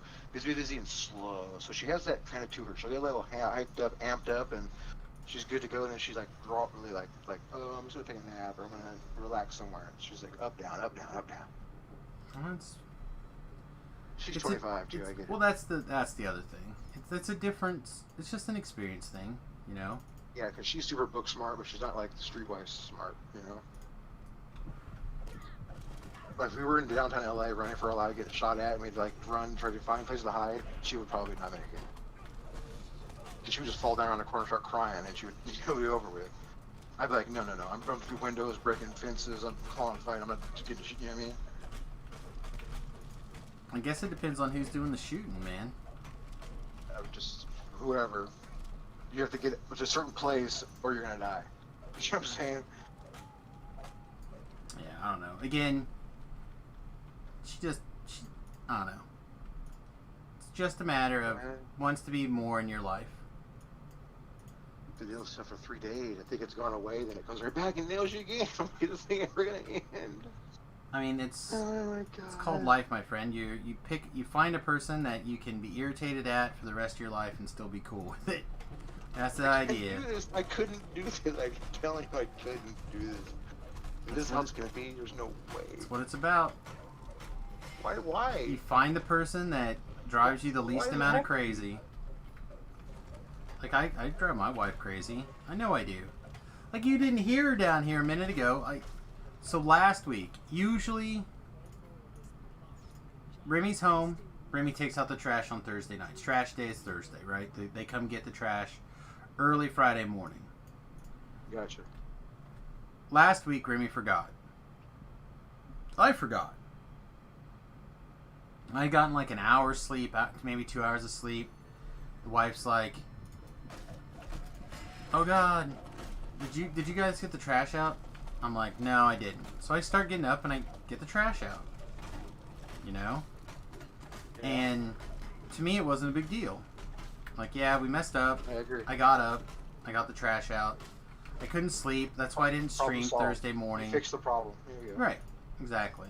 You know, I didn't stream. Like, it affected things because I couldn't sleep after that. You know? And so I basically went back to bed to try to sleep at, you know, about the time I was going to try to start the stream. Or what time I normally would start the stream. So, like, yeah, I missed the morning stream and blah, blah, blah. I got my couple hours of sleep, you know, from 10:30 to, you know, to 1 or whatever. You know, then I started streaming after that. But those are not, it wasn't a big deal to me. Yeah. So I this agree. week, it's like the fifth degree. Like, hey, you gonna remember the trash this week? I'm like, I don't know, babe. I'm gonna try. Like, well, you better. Otherwise, you're getting up and you're taking care of it in the morning. I'm like, well, yeah, that's what I would expect. She's like, no, I usually take care of it if you guys miss it. I'm like, all right, well, I appreciate it, but you don't have to. You can get me up or get me up or whatever. Like, one of us will take the trash out if we miss it. It's like, no, you're gonna get it. I'm like, okay. Like, it happened right here on this stream. Like, all right, babe, I'll do my best to try to remember. Then I was like, hey, well, why don't you just take this trash can upstairs so Remy sees it, and hopefully that'll remind him. It's like, oh, I don't want to carry that upstairs. I'm like, all right, well, then don't worry about it. Then you'll just have to trust that me and or Remy will remember in the morning or before we go to bed tonight. She's like, you better. I'm like, gee. And that's just, that's just life, man. That's why my mom was like that, and I'm like you. I'll walk down the kitchen, like, at the house here, and, like, there'll be, like, I'll put, like, a glass of water, and there's milk in it. She probably went and fell asleep. I just clean the glass to put it away. Right. You know what I'm saying? I go outside, the garbage, last week, same thing. Our garbage goes out on Monday, Tuesday morning, they pick it up. So I go out there, and, like, she didn't do it. So what I do, I just put it out in the street. Didn't say nothing. It's like, problem solved. It's fixed. Yeah, and it's not a big deal, and she didn't mean it in a mean way or anything like that. She was just being playful, I think. But it's like it's just life, man. Like, you do things with each other, and you try to be fair, and I irritate her, she irritates me. But at the end of the day, you're like, none of that's bad. It's just. That's what I'm saying. Like, me, you're the same way. It's like, as long as it gets done, it doesn't matter. I don't need. My mom used to do that all the time. She'd come and wake you up, like in the middle of the night. I'm like, what are you waking me up for? I'm like 16 years old. Why didn't you do this, that, and the other? I'm like, okay, is it done? She's like, yeah, I did it. I'm like, then why do you need to wake me up to tell me this? It's done. Like, what's wrong with you? And they'll talk about it for days and days. I'm like, oh my god, this is not happening to me. Well, again, it's the difference between the male psyche and the female psyche, but my point isn't that it needed done and somebody did it. My point is that, to me, it's something that was on her mind, and she wanted me to remember it, and she was concerned that I'd forget, because we forgot last week, and it's just a matter of like, all right, well, I gotta keep in mind that what she's saying is, don't you forget the trash, but what she's saying is, I love you, please don't forget the trash, because I don't want to be upset tomorrow, or overwhelmed, or panicky, when I realize this isn't done, and I don't have time to take care of it tomorrow, so then I gotta wake you up, and I gotta disturb you, and I know how that messes, like, that's what's going through their head. Yeah. We're like, okay, it'll get done. Right. Exactly. That's what I'm saying, is that for them, there's like 10,000 steps involved. For us, soliloquy, yeah. We're just like, all right, sure, whatever, it's fine. If you have to get me up in the morning, you have to get me up in the morning. Which is what I said. But she's like, no, you don't want to do that. You want to sleep. You want to be able to get you're not going to be able to sleep till like 4 or 5 in the morning. If I get you up at 8 in the morning to because you're only just going to barely be asleep by the time that rolls around, or maybe not even asleep at all by the time it rolls around when I get up to get to work, and the trash has got to be out by 8, so like, you're going to get up, you're going to be tired, you won't be able to sleep the rest of the day, and I'm not thinking about that kind of stuff right now. I'm just like, whatever, if I have to get up in the morning, I'll get up in the morning and take care of it. Like, it's not a big deal. But again, they're the people who manage that kind of stuff. I don't manage that kind of stuff. Like, I would have known it's Thursday, realistically. I mean, I'll start being a little bit more aware of it now, but like after the last 2 months or whatever, like the day of the week it doesn't matter anymore. For me, there's no difference between a Monday, a Tuesday, a Thursday, a Friday, unless there's an event or something going on. Yeah, unless the shop's working. Is Remy home or Remy not home? If Remy's home, then we're gonna try to stream. If Remy's, Oh, Jerry's streaming today. Okay, well, I don't have to start for another 45 minutes. You know, like, that's it. That's the in and out of what my day of the week is normally. So check this out. So Cammy this morning, before she went, was like, you need to give your niece a little more harder stuff to do. Because you had your surgery, you don't need to do some stuff. I said, okay, like what? She goes, well, that old firewood out there, it's going to be summer, you don't need that. Just have her remove the little logs of fire, not very big, and make sure you clean up. I said, okay, I'll have her do that. And she should wash her truck at least, blah, blah, blah. And I said, okay, I'll have her do that. So kid gets up like 8:30. We were talking at 7. So here I said, hey, here's your new little chores for the day. You got to clean your room, clean the kitchen, this, that. There were like 8 things to do. I said, if you do them all, I'll get you something. She's like, okay. I said, I want to show you about the wood. I want your wood's done. I want no shavings on the ground. I want to sweat the pool, get the leaves out the pool, and put the pool cover on. Yeah, doing all this stuff. I came back home after, the party. So I went up to her and got her. I said, did you do everything? And I looked at her room. It's perfect. She goes, yeah, I did it all. I said, you sure? Not one leaf in the pool? She's like, well, I finished the pool like 20 minutes ago, so some leaves may have fell in the pool. I'm like, well, good point, but don't be a smart ass. So I go, she did everything. They swept, cleaned, stacked the wood, washed my truck. And she's just there playing Fortnite on the thing. That's all she was doing, playing Fortnite. Did it all. And she goes, what did I get? I'm like, hold on. I didn't get anything for her because I thought she was going to mess something up. I give her some harder stuff to do. So I give her $20. So. She's like, damn, I worked all day. I got $20. I had. Slave she wages. She wasn't even upset. She took it, was like, thank you. I called polite. Slave wages right there. She did it all, cleaned it. I was like, holy shit. Why? She said she'd do it. She's a good kid, man. I can't find nothing wrong with her. It's a thing. Oh, there's something wrong with her. But I mean... Just because you don't know about it yet, don't mean there ain't nothing wrong with her. May not hit yet. I asked her, you dealing with anything? And your friends dealing with something, anything? I'm always here. You can say anything. I will not get She's like, no, we're all just normal people. So again, my niece, Aislinn, perfect, right?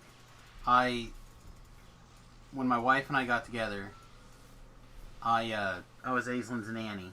I watched her 24 hours a day, 7 days a week, for years, right? And then eventually my wife and I moved a little bit further away. I started going to school, so we didn't watch her all the time. We didn't watch her every day. We started like doing a trade-off, stuff like that with my sister-in-law. Like she would take Remy, I would take Aislinn, trade back and forth, etc., etc. So like somebody would have both kids, right? She's valedictorian of her high school. She's like on her way to. She was going to be a doctor, and then her baby brother was born premature, and she saw how much the neonatal nurses like made the big difference to his survival and whether the fact he's alive. So she's changed. She's like, that's what Cammy's doing. Right, exactly. She's like, I'm gonna change. I changed my mind. I'm gonna go do neonatal stuff and blah blah blah. Goes off to college. Decides that she doesn't really want to do that after all. Like she wants to become a mortician. Right? Starts getting all of her shit together. Like starts in those programs. Start doing things. Next thing I know, I hear about she failed every class. Every class. She goes from second best in her school to failing every single class. Like, what's going on? I start looking at her social media. I start looking at her Facebook. Start talking to her about stuff. She gets to school. She start doing all the wrong things. Doing drugs. Dating the wrong kind of boys. Having the wrong kind of girls. Yeah, I would have told you that my niece was perfect, just like your niece. Like growing up, she like did everything right, was doing her job, like yada yada yada. And now I'm just like, what are you wrong, man? Like, what can I do? What could I have done to fix this? Now, she's 23. I think 24. I think 23. 23. She's only a few years older than Remy. Has 2 kids. from the same guy, but she basically got pregnant the first time on purpose, even though she'll say she wasn't. But she found out that this boy was cheating on her, and whether she admits it or not, I'm pretty sure the reason why she got off her birth control was because she found out this boy was starting to wander a little bit. She thought she could lock him into a relationship if she got preggers. Oh, God. And so she's pregnant, has a kid, decides to tell her mom at Christmas with a card saying, here's your gift. Congratulations, you're going to be a grandma. My sister-in-law, freaks out. You were there? Yeah, we were all there. Oh, my God. Oh, Because that's she's like, what? I'm gonna give mom a card for Christmas, let her know I'm pregnant. I'm like, don't you dare. That's the worst idea you could possibly have. Oh, Why? my It's God, gonna be that's great. horrible. She's like, it's gonna be amazing. She's gonna be so happy. I'm like, are you dumb? Like, what happened to you? Horrible. Your mom killed Having a heart herself. attack. She killed herself because I'm like, you know the story of how you're born. Like, your mom was at prom and yada yada yada. Like, no one's kept any secrets from you, and how much harder it made your mom's life. Like, you kind of appearing the way you did, and your dad not being around. She's like, oh, so and so, he'll be around. I'm like, Yeah. I don't think so. He's just a kid. Like, he's gonna see a kid and he's gonna run for the heels. Like, no. We're a family. I'm like, all right, if you say I so. brush every 2 days, get milk every 3 days. Yeah. Okay. Yeah, I'm like, okay, if you say so. And kid comes and he's gone. Turns out that he was cheating on her while she's pregnant. Of course he was. And I'm like, Because you can't even have sex with him. yeah, I'm like, oh my God, what? Like, why? Why are you? Oh, he's so good, blah, blah, blah. I'm like, alright, so he's gone, right? He's taken off. He's not supporting the kid, won't give child support, nothing. I'm like, you need to sue for child support, like the government assistance that she was getting, because she didn't want to move home. She wanted to move back here. I told her, hey, you come back to Salina, we'll watch the kid, we'll watch the baby for free, no big deal. If you want your own house, we'll fix up the Niles house, you can live there, we'll put our own money in it so you can live there. You can go back to school, and then you just need to work to pay for you and the baby to live, but we'll take care of we'll take care of the roof and blah blah blah. I don't want to get back to Salina. Like, okay, it's gonna make your life tougher. She's like, that's okay. I'm fine. I'm gonna make it. Okay. So, boy's not even in the story, right? You think, okay, well, so she's a single mom now. Sucks, but she's got a little bit of a support system there, so it's not the end of the world. She's got a sister that lives there, and her father lives there, even though he's a bum, and yada yada yada.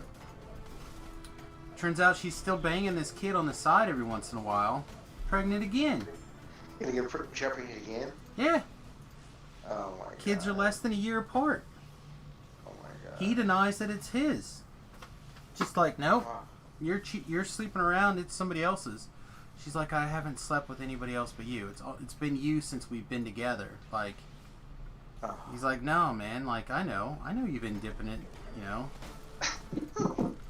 She's like, no, I've been busy with the baby. The only time I see another person besides the baby and my sister is you when you come over.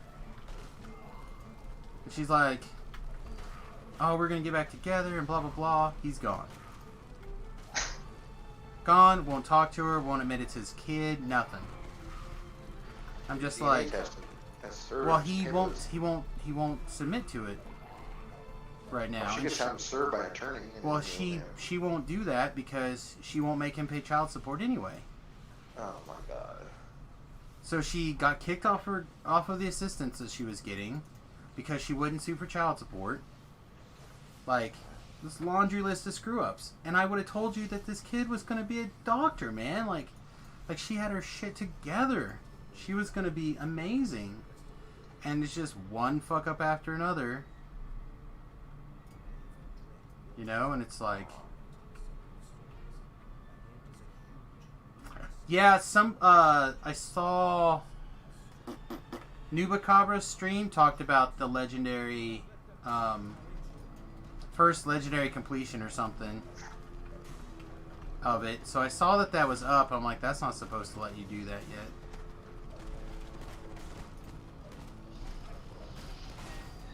So yeah, I mean, no one's gonna get in trouble, but somebody should get in trouble. This is crazy. So I mean, again, like that, people like that. Again though, I would just, you know, just because she's great now at 12 doesn't mean that she's gonna be great forever. And you gotta make sure that you're there taking care of the business, because wrong thing can happen, man. Again, who knows? I don't know what happened to Aislinn. You know, I tried talking to her, I used to be 13 in September, and then we're leaving for overseas. So it was 13, 14. So we'll be back in the States when she's 14 and a half. So she's already done a 1 year of freshman year of school over there in the UK. But there's American school over there, and we're going to get enrolled, and get enrolled in August for her. Oh my god. And then I got in trouble too, because Cammy's like, you and your niece can't play that prize or no prize game. It's not right. I'm like, I didn't make the game up. She made the game up. She goes, but you play with her. It's like bad thing. So for the COVID-19 thing, like, we'd go out driving doing stuff, and my niece would be like, point like I said, chick. She's like, prize or no prize? I'm like, no prize. And she point like a house or a car. And we do back and forth just bantering. She's like, Jason, you can't do that with her. That's not right. You can't go like drive through like South Central and you guys both go, no prize, no prize. I'm just showing her like, you don't want to be this, you want to be that. You don't want to do any of this kind of stuff. It was like, go shoot up heroin. I'm like, what is that? She's like, that's so horrible, no prize. I'm like, good. You know? No, you have to have real conversations like that with them. You know, like Remy, again, I hate to say it, but I use Aislinn as an example. Like, do you want to be like this? Like, is this the life that you want to lead? He's like, no, not at all. I'm like, all right, well then you got to make different choices. You got to, you know, if you got to keep in mind the goals, the future, man. Like, and the best way to do that is by looking at the people around you and the real examples. So I don't know. If what you're saying is you're looking at stuff and looking at things, you gotta look. She's been playing piano for like 5 months now, and her friends the other day was here, and I was like, you want me to show you some stuff? And my niece was like, no, Uncle Jay, well, I got it, I can help her. And she was like showing her how to play piano, and like was like instructing her, like teaching, because she wants to be a teacher. I was like, oh my god, this is crazy. She was like patient, she was super nice. I was like getting mad at her for it. I was like, holy moly. I was watching from upstairs, looking at them. This is crazy. And then later you find out that she kills puppies in her spare time. Could be, man. I don't know. But you just I'm never just know. Happy. She's just molding into shape for herself. Or maybe when she's 25 and she's made a bunch of money, her and the rest of her rich friends like go and rent an island somewhere and get a bunch of homeless people and just like go crazy hunting people. Never know. I told her the other day, and she's like, I don't know about boys. They seem kind of weird. So, you know, if it was me, if I was you, I would like be a lipstick lesbian and get really hot girlfriends, and then I'll be single, and you can bring them over. And she's like, oh my god, did you really just say that? I'm like, I was just playing, I was just joking. She's like, no, I'm joking. I was joking. Just being funny, that's all I was trying to be. She's like, are you being serious? I'm like, no, I'm not serious. I'm just trying to be funny. I'm always funny. No. We all know, Uncle Jason, you secretly... No. It was so. I was just being so. I was like a Hugh Hefner moment for being like 70 with like these beautiful women all around him all the time. It was. I truly was being funny, trying to just lighten the mood, because that's Kenny was on one of her things again. About her sister. That's another disaster.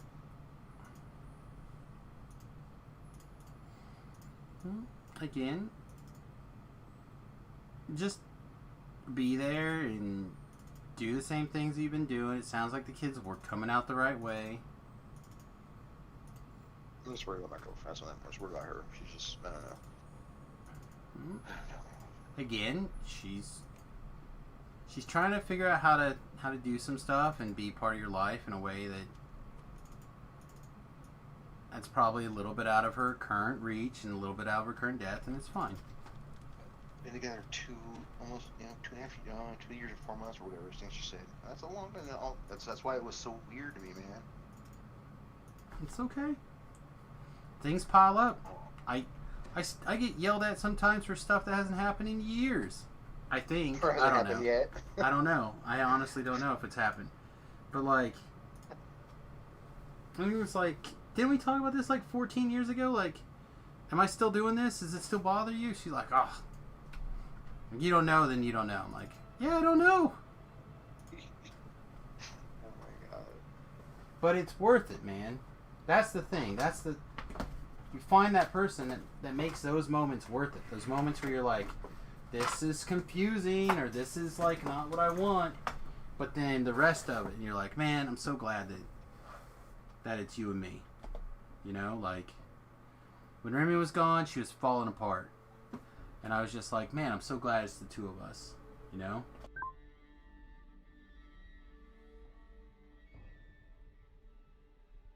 I just think she won't be fully happy until she has her own kid.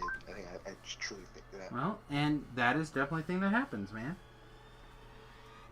And again, that is a perfectly like I valid told you, choice. I am all for that. I'm all for that. I'm not a problem with it. It's fine. But it just can't be now. You know? It just can't. The logistics just don't work. Sure could. No, it can't. Right now, women today, with help of their husbands or boyfriends or baby daddies or whatever, they can do a lot. It may not be the easiest thing or the best thing for everyone, but you can do it. And that's the thing. You just got to be like, look, how do you want to be? How do you want the kid to be? How do you want their life to be? Like, that's what I'm saying. So this isn't like a risk reward. I mean, if she got pregnant today, she starts her residency thing January 4th. So how many months pregnant would she be? What is that? See, June, July, August, September, October, November, December, January. So she'd be like going to her 9th month and start a brand new job. And go take maternity leave in England. You know what I'm saying? So it's not like, no. What are you doing? You worked so hard to get to this point, and now you got baby fever all of a sudden? You crazy? Sorry. Biological clock kicks in at certain times, man. And again, it doesn't make sense, but it's biology. It's human nature. It's without it, we would be dead. Because I would be the one taking care of a newborn. Yeah, you probably would be. And no. If the baby can't talk and tell me what's wrong with it, I don't want to touch it. Well, you would probably be paying for a nanny. I don't want to have to do that. That's what I'm saying. That's an extra expense we don't need to have. Or not them, me. Well, we can just wait 18 months and then come back and then we get. Well, and maybe that's what needs to happen. You need to have a conversation and be like, look, let's if you want to do it, let's do it, but let's be smart about it. Let's plan on starting to try here. You know, when we get back from England, like, this is the plan. Like, maybe just having a plan is what you guys need. Like, look, we'll get back from England. We'll decide, assuming that everything goes really, really well, and we still want to get married, we'll make the engagement official. We'll start planning a wedding, when we get back, and then if we want to do, we can start working on trying to have a kid at, around this time. If everything goes according to plan, we can put a little slack in there. And that might be all you need to do. Like, that might just be like, all right, now that I have a plan.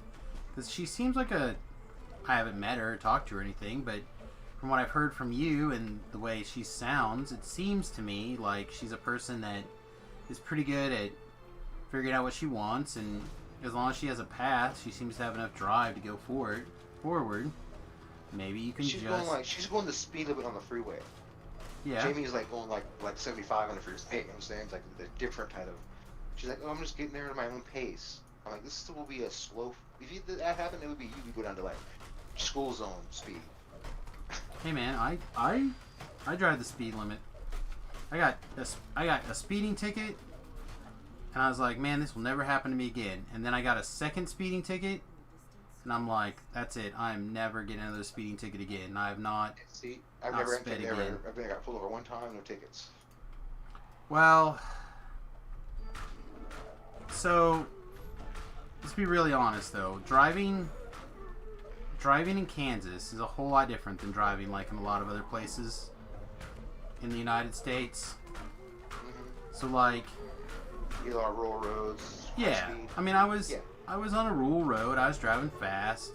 You know, I was safe, under control. I could see everything. And I just, you know, I got pulled over. I'm like, I got a speeding ticket, and they took it down to like 15 miles over the speed limit or something like that. They're like, I'll do you a favor. I'll take it down this far. I'm like, come on, man. So I had to take care of that, and I was like, all right, this is never happening again. So then I was driving to school, and I went through a school zone, and I didn't see the sign flashing. To this day, I still don't think the sign was flashing. And the cop pulled me over, and I'm like, yeah, man, I didn't see the sign flashing. He's like, yeah, well, it was flashing. I'm like, all right, man, if you're really sure, but I swear I didn't see it. He's like, well, doesn't matter. You were doing, I was doing like 5 miles over. You know, had I just like pull you over 5 miles over. Wow. Yeah, in a school zone though. Oh, your school zone. That's right. Yeah. That's right. Okay. So I was like, all right, I get it. Had I gone in there with a slight, you know, if I wasn't trying to get to school because I had a You're test. doing donuts in the parking lot. Yeah, like, well, no, had I gone in with a different attitude instead of like being irritated that I was pulled over, stuff like that, like. So then I go to school. I'm late. I take my test. I do everything. I swing by the arena because at that time I was popping into the arena between classes to just like hang out, do homework, stuff like that. So I didn't have to, you know, I didn't have any place else to go between classes. You know, you have a class at 8 in the morning. You don't have another class until like 2 in the afternoon.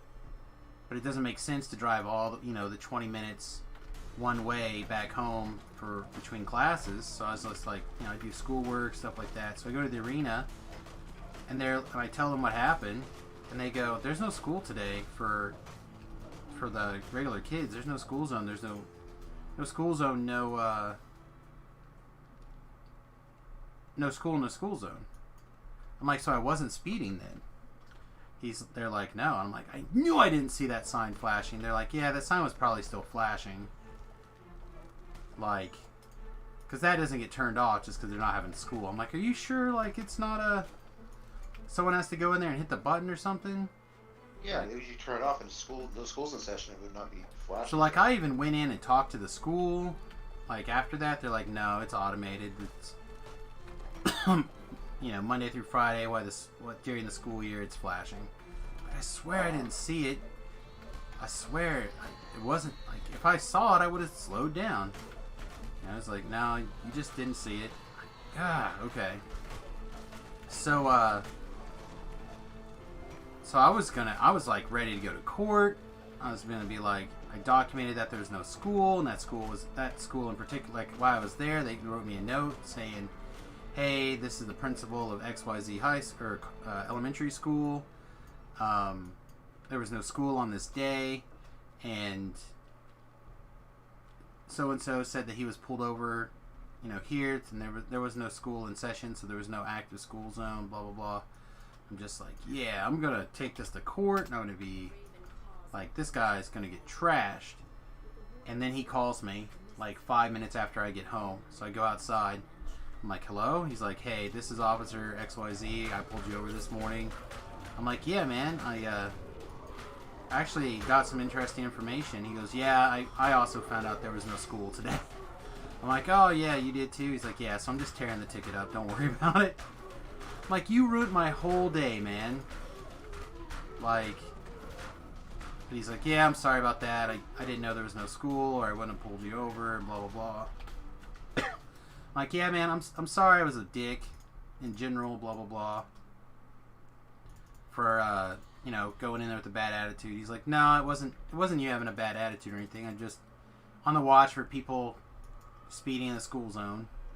I'm like, so not only was I not speeding, but I was also going 5 miles under the speed limit since there wasn't a school zone. He's like, yeah. I'm like, okay, just as long as we're all on the same page. So, like, I was all mad. Yeah, a ticket could ruin, cost you something. It could ruin your record. You gotta go to your traffic school. So it's a pain in the ass. But ever since then, man, I'm like extra vigilant. I don't speed. I do the speed limit or under. Not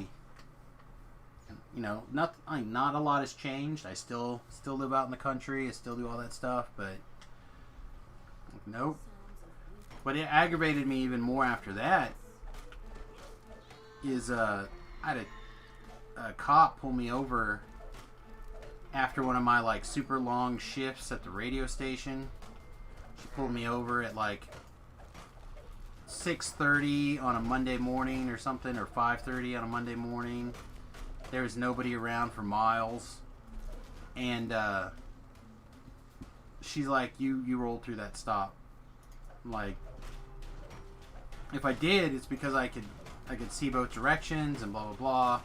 Like if I did roll through that stop, I rolled through that stop at 1 mile an hour.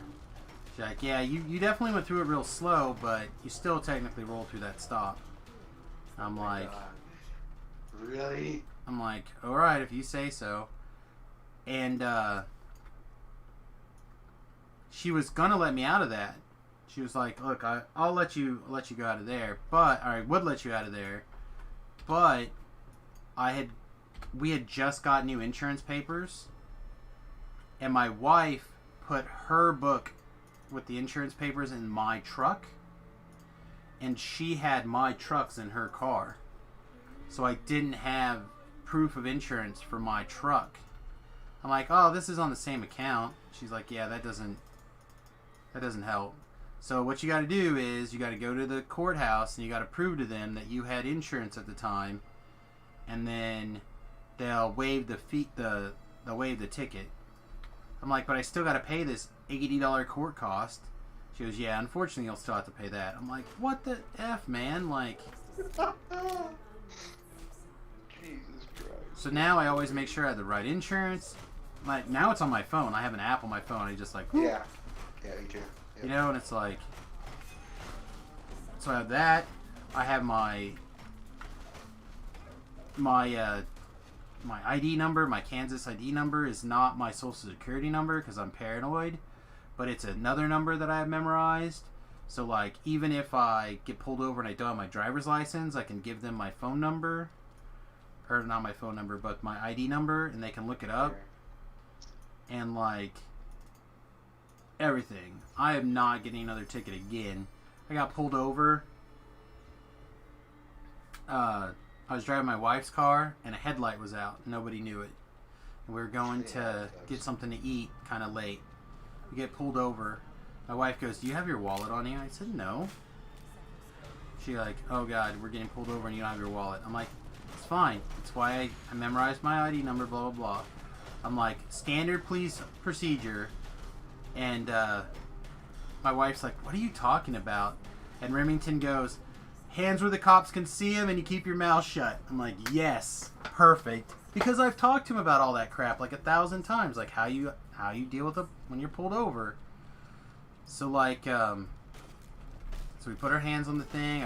I already had the window rolled down a little bit so that the police officer can talk to me. We're talking. He's like, you know you have a headlight out, right? I'm like, no, I don't, officer, but we'll take care of it in the morning. He goes, okay, you got your driver's license on you? Or driver's license and proof of insurance? I said, well, here's my proof of insurance, officer, but I do not have my driver's license on me. But here is my ID number, blah, blah, blah, blah, blah, blah, blah.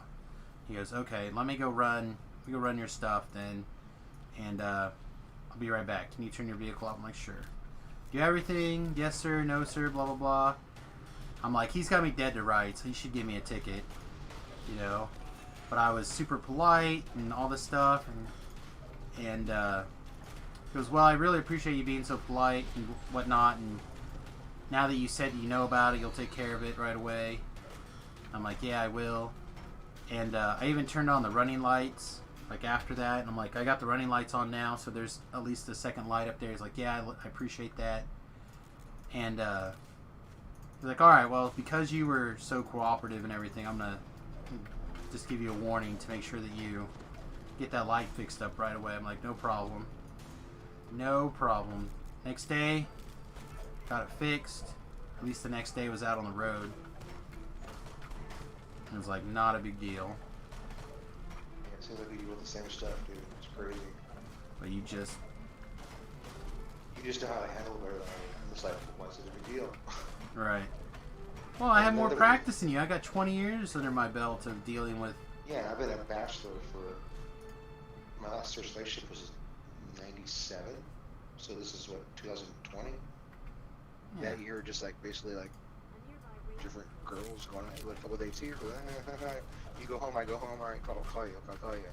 I'll see you next week. Okay, maybe 2 weeks, whatever. You know, not like now one's here all the time.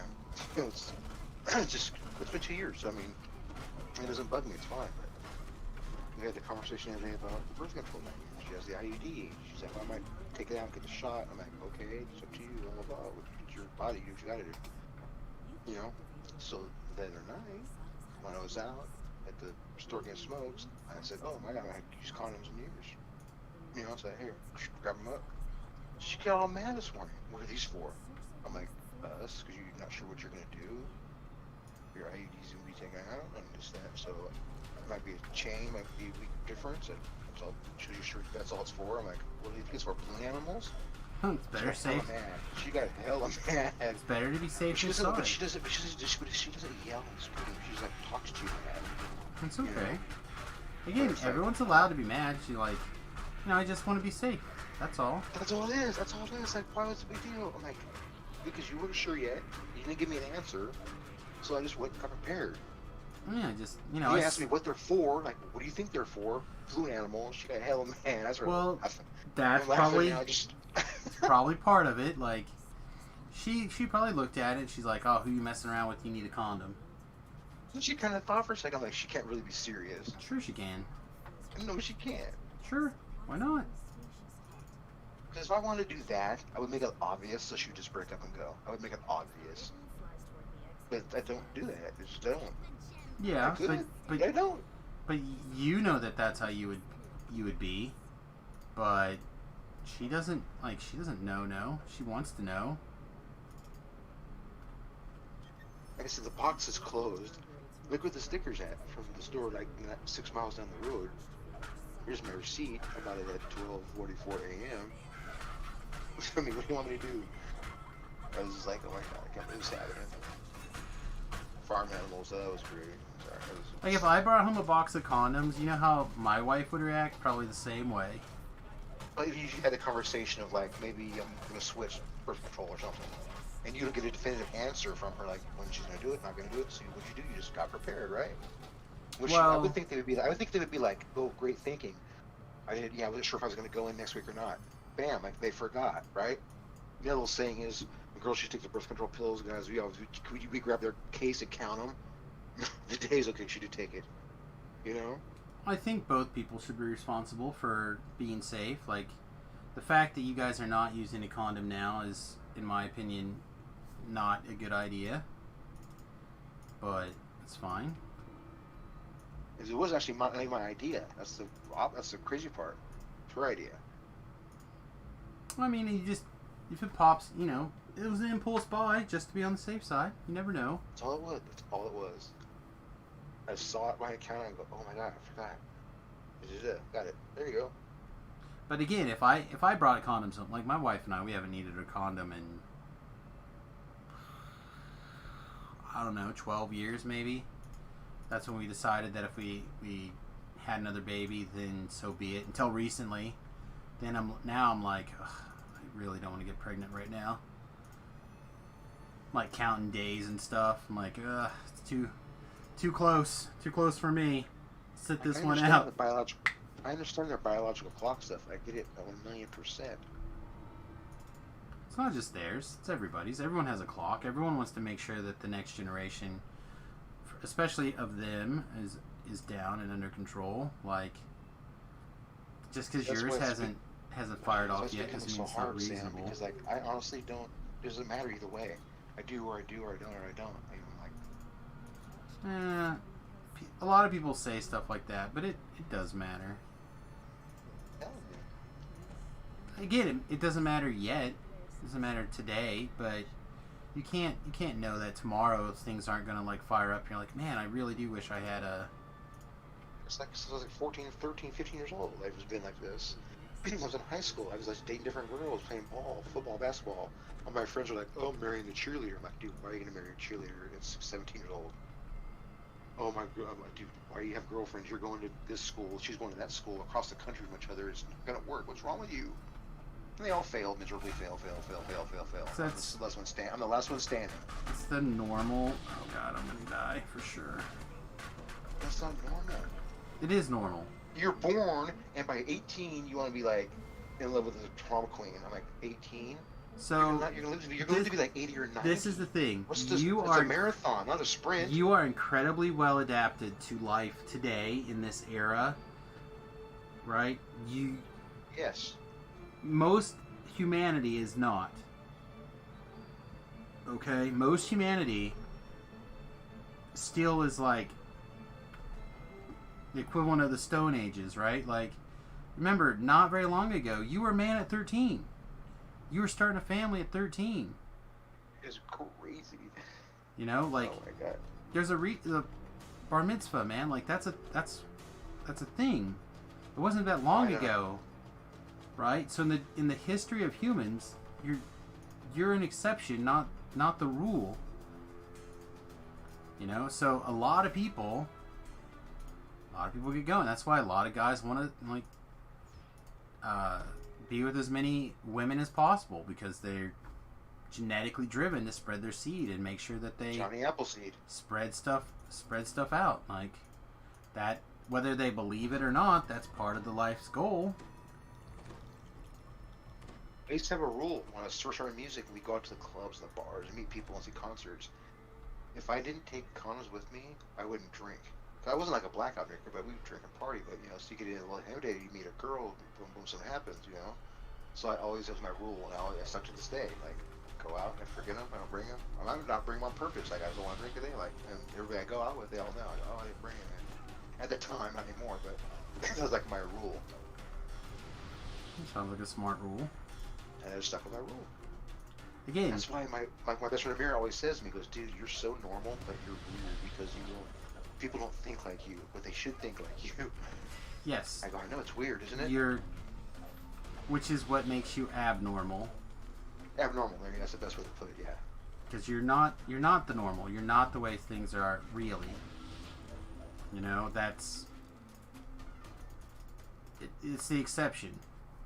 You know, somebody who's thinking about that kind of stuff or planning that stuff 10 years down the road or 20 years down the road, especially in high school when all your hormones are firing off doing stuff, which is good. I remember my grandpa was alive to this day telling me when I was a kid young about, like, you don't beat your wife.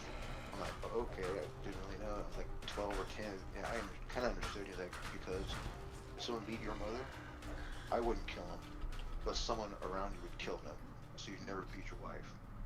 That's stuck in my whole life. It's like common sense. You don't beat your wife. You don't beat your girlfriend. There's abuse. You don't do that. But some of my friends I grew up with, like, they've got DV convictions and stuff, and they can't leave them alone. They always got to stalk them. I'm like, what's wrong with you people?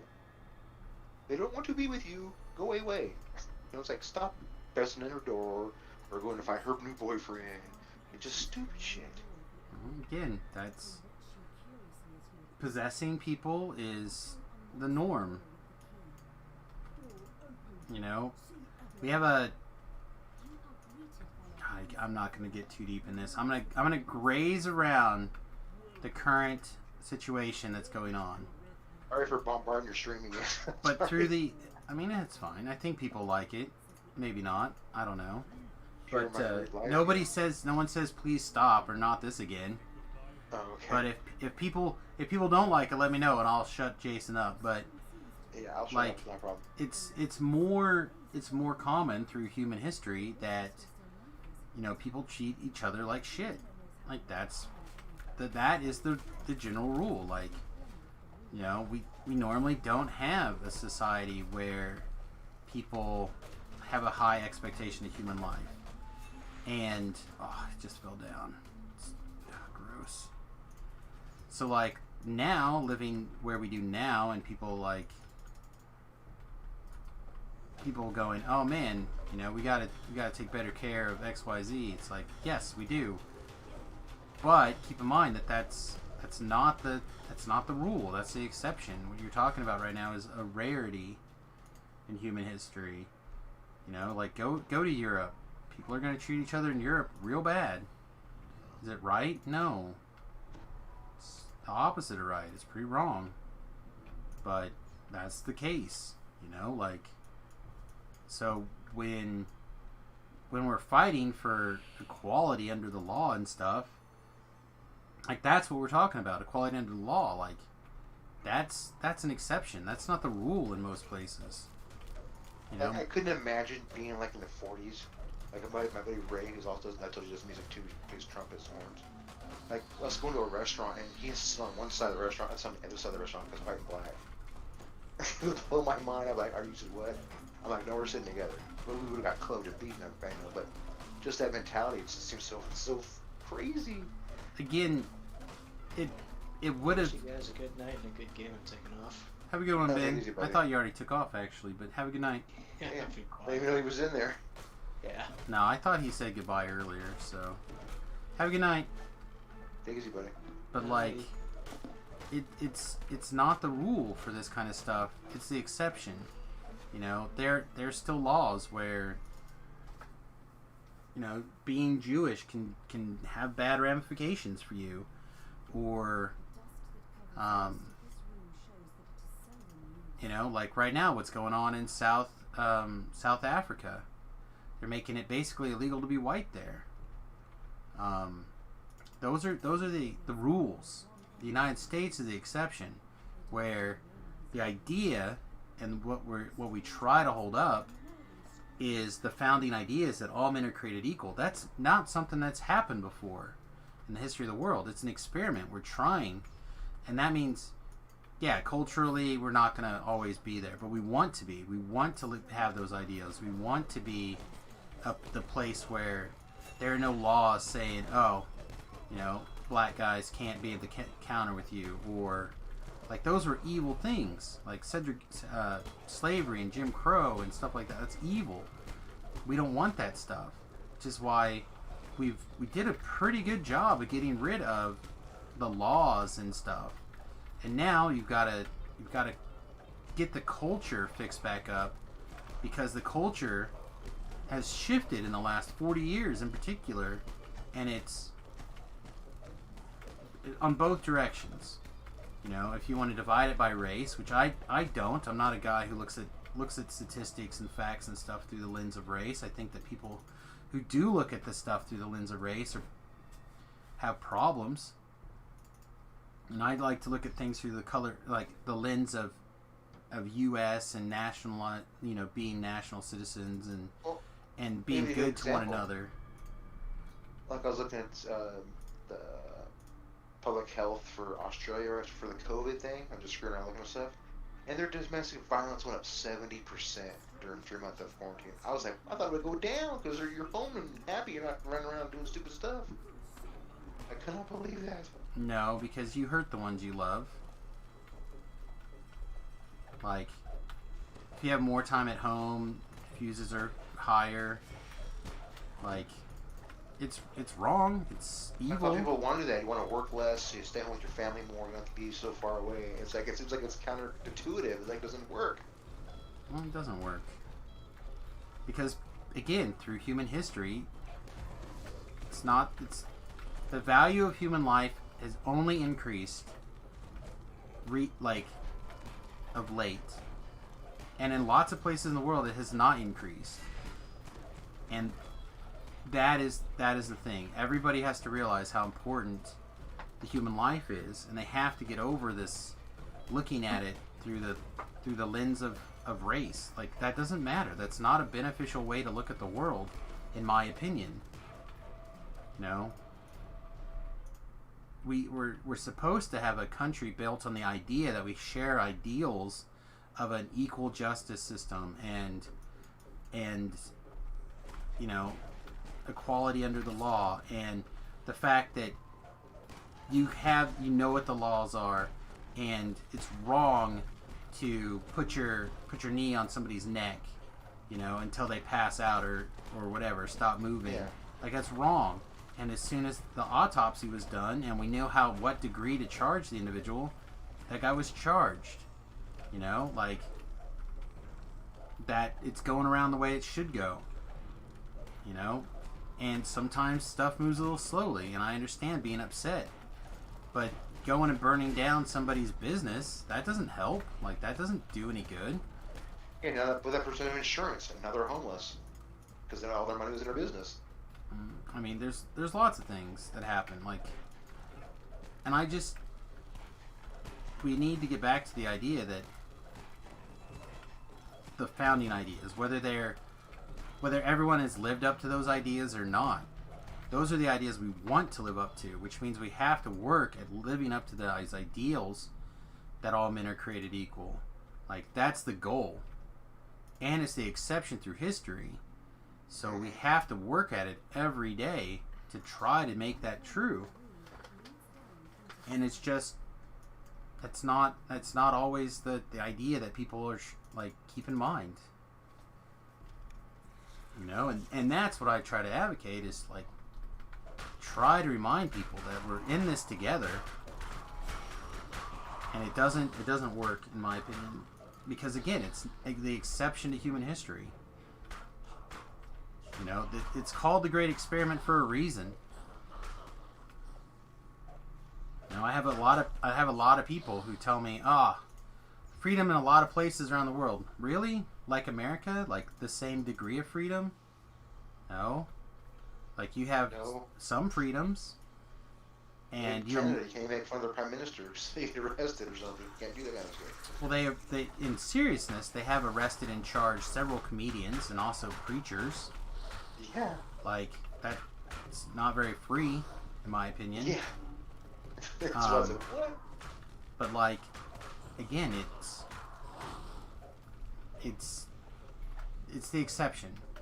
Doesn't mean that there's no freedoms. It's just not as free. You know? That doesn't mean that you can hurt somebody. That doesn't mean that you can, like, reach out there and punch them. But use your words, as long as you're not physically impacting somebody or calling immediate violence, like, hey, Jason, stab that guy. Like, you know, you should basically be able to see what you like. And for the most part, that's very true. And it should stay that way. Doesn't mean that if you're saying something stupid, or somebody's saying something stupid or doing something stupid, you can't go out there and tell them that they're doing wrong, or yell at them, or like, hey man, this is wrong. We all know this is wrong. You're acting a fool, or whatever, however you want to put it. So, I don't know, I get really upset for stuff like that. So I apologize. Hopefully I kept it on the periphery, didn't get into the weeds. Everyone can be okay with everything. It's not something you want to talk about as a streamer, because emotions are running high, especially right now. You certainly don't want one group of people being like, oh, that's the kind of stuff that X side says or Y side said, and I'm like, I'm not on anybody's side but my own side, my own family side, and the ideals that come from, in my opinion, the founding fathers, even if they didn't live up to them. This is the goal. This is what we want to be like. We got to try to get there. And I also remember that we're young. You know, the country's young. Getting from this mindset from where we were 100 years ago. 100 years ago was no time at all in the span of a society. Now, 100 years ago, we were way different. You know, again, you were a man at 13. Starting a family. Yeah. Like, that's... It's like the other day I was looking at like old catalogs of music and stuff, you know, online, and I was like, I can't believe they let people record this stuff, like Johnny Rebel, you know, like just crazy. I'm like, I can't believe this is recorded and played on the radio in the South. I couldn't imagine, right, if I was an African American person driving down the road and you hear Johnny Rebel singing Coontown to your radio. I'm like, what? Again, Yeah. it was a different mind. It was Unbelievable. the culture accepted stuff like that. It's just like... Yeah. If I wrote a song like that now and put it on the wire, I would never get business. I would just, You'd be blacklisted. I'd be done. It'd be a wrap. Over. See ya. I gotta go be a bartender full time again. And like not spend any money. Like just save. Yeah. I couldn't even. Yeah. No way. Nope. And it's just... I don't know. Again, it's the mindset. It's the difference between how we want the world to be and how the world is, and the steps it's going to take to get from here to there. Just like you hear people say, oh, I wouldn't have had slaves back when slavery was a thing. Whatever. I'm like, you would have, maybe, I'd like to think that I would do the same. I would have liked to say that I would have been that guy. But you're if in that generational, that's all you kind of know. right. Like, But if that's it, it's so hard for you to say that. It's just like now, it would have been a different thing. Hey, Talab, good morning, buddy. You're up late. Thought, did you not start work today, or is it tomorrow?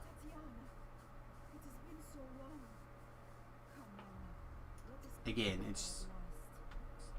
My mom was telling me a story when it was like in the 50s. Her Uncle Charles was from the South, from like Georgia, Louisiana. And he was like super intelligent. Like he was like one of the guys that helped build the Nautilus submarine for us, right? First atomic, or nuclear atomic, I think. And he brought his daughter over, and her mom, they're the same age. And so after they ate in Vallejo, California, up north in the San Francisco Bay Area, they finished eating.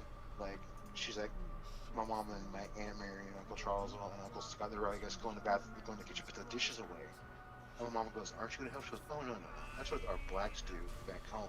We don't touch dishes. My mom was like, what? She's like, are you serious? They had servants, and they still thought they were servants. They were paid, but they were still treated like they were like insignificant. I was like, wow, that's that is terrible. crazy. Again, and that mindset's slow to change. Yeah, it's generational. Sometimes it's not the generation's fault. The kid knows it. Just like the extremist Muslim guys. My best friend's from Israel. He always talks about it. It's like, you get people there that don't get TV, they have no food. This group comes up and goes, hey, can we train your son to be a fighter? Here's 10,000 dinar or whatever it is. You know, boom. They're like, oh my God, go take them. They have food for a year. And so they don't know what they're doing. They don't know, like, they're told we're bad. They're told we're evil, that we do all these bad things. But some don't even, they really don't know. And then they get blown up to blow themselves up in front of a mosque or a synagogue or something. It's like, the poor thing's gone.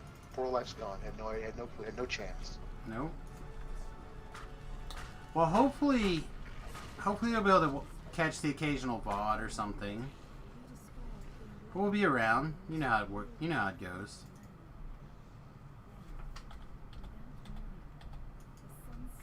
Hopefully I'll catch you like on a weekend or something occasionally, stuff like that, so you can be around live.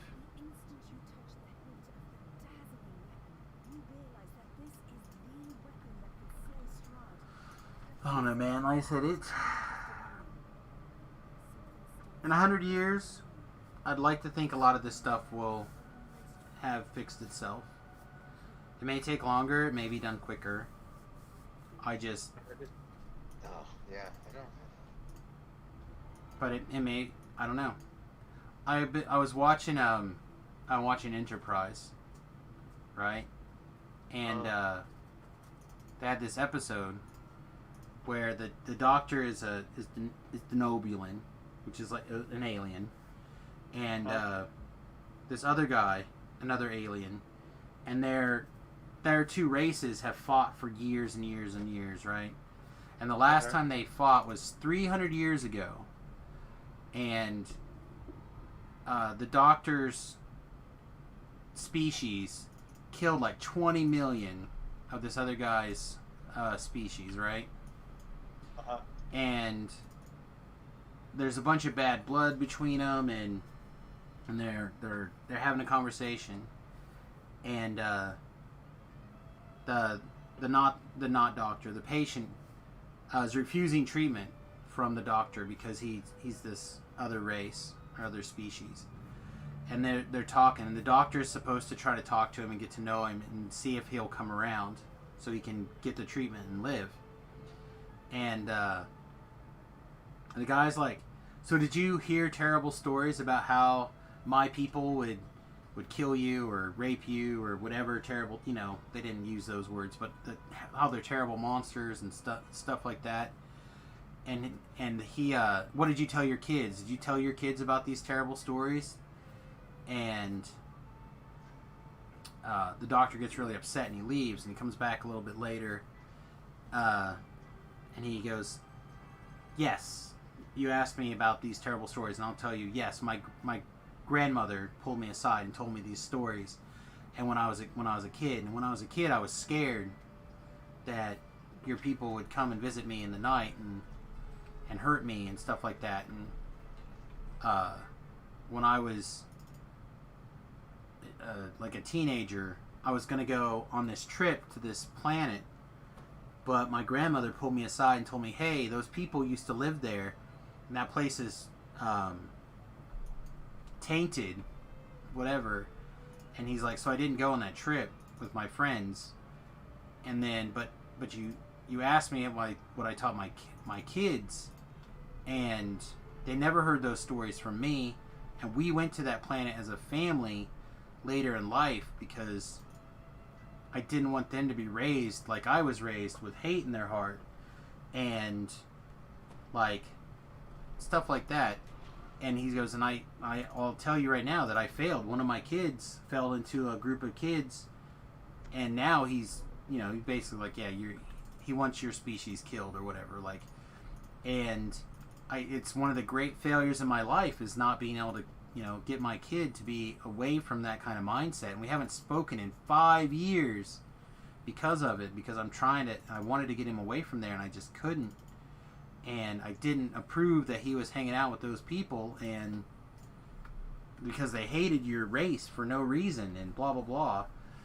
And then the guy was like, it's like, okay, thought about it for a long time. It's like, we can try to move past this together, but that's what's got to happen. We got to move past the bullshit, and it's not easy. It's not easy. Yeah. But unlike a lot of crap in Star Trek and stuff that really pisses me off, where they just like skim over all the dirty parts, like one of the things that happens in most Star Trek shows is or in TV shows or whatever, they'll just be like, and in 100 years we fixed all of our problems, but they don't tell you how. Or they'll say things like, and then we passed reasonable gun control law and everybody was happy. I'm just like, what? Tell me. What's this magic secret? I want to know. Like, what is this? What is it? Tell me the answer. Oh, well, they don't have an answer. They're fooling you full of crap. You're eating it up, but I want to know. Tell me. Tell me, oh great TV show people. Tell me what the answer is. How did you fix all the problems? And that kind of stuff bothers me.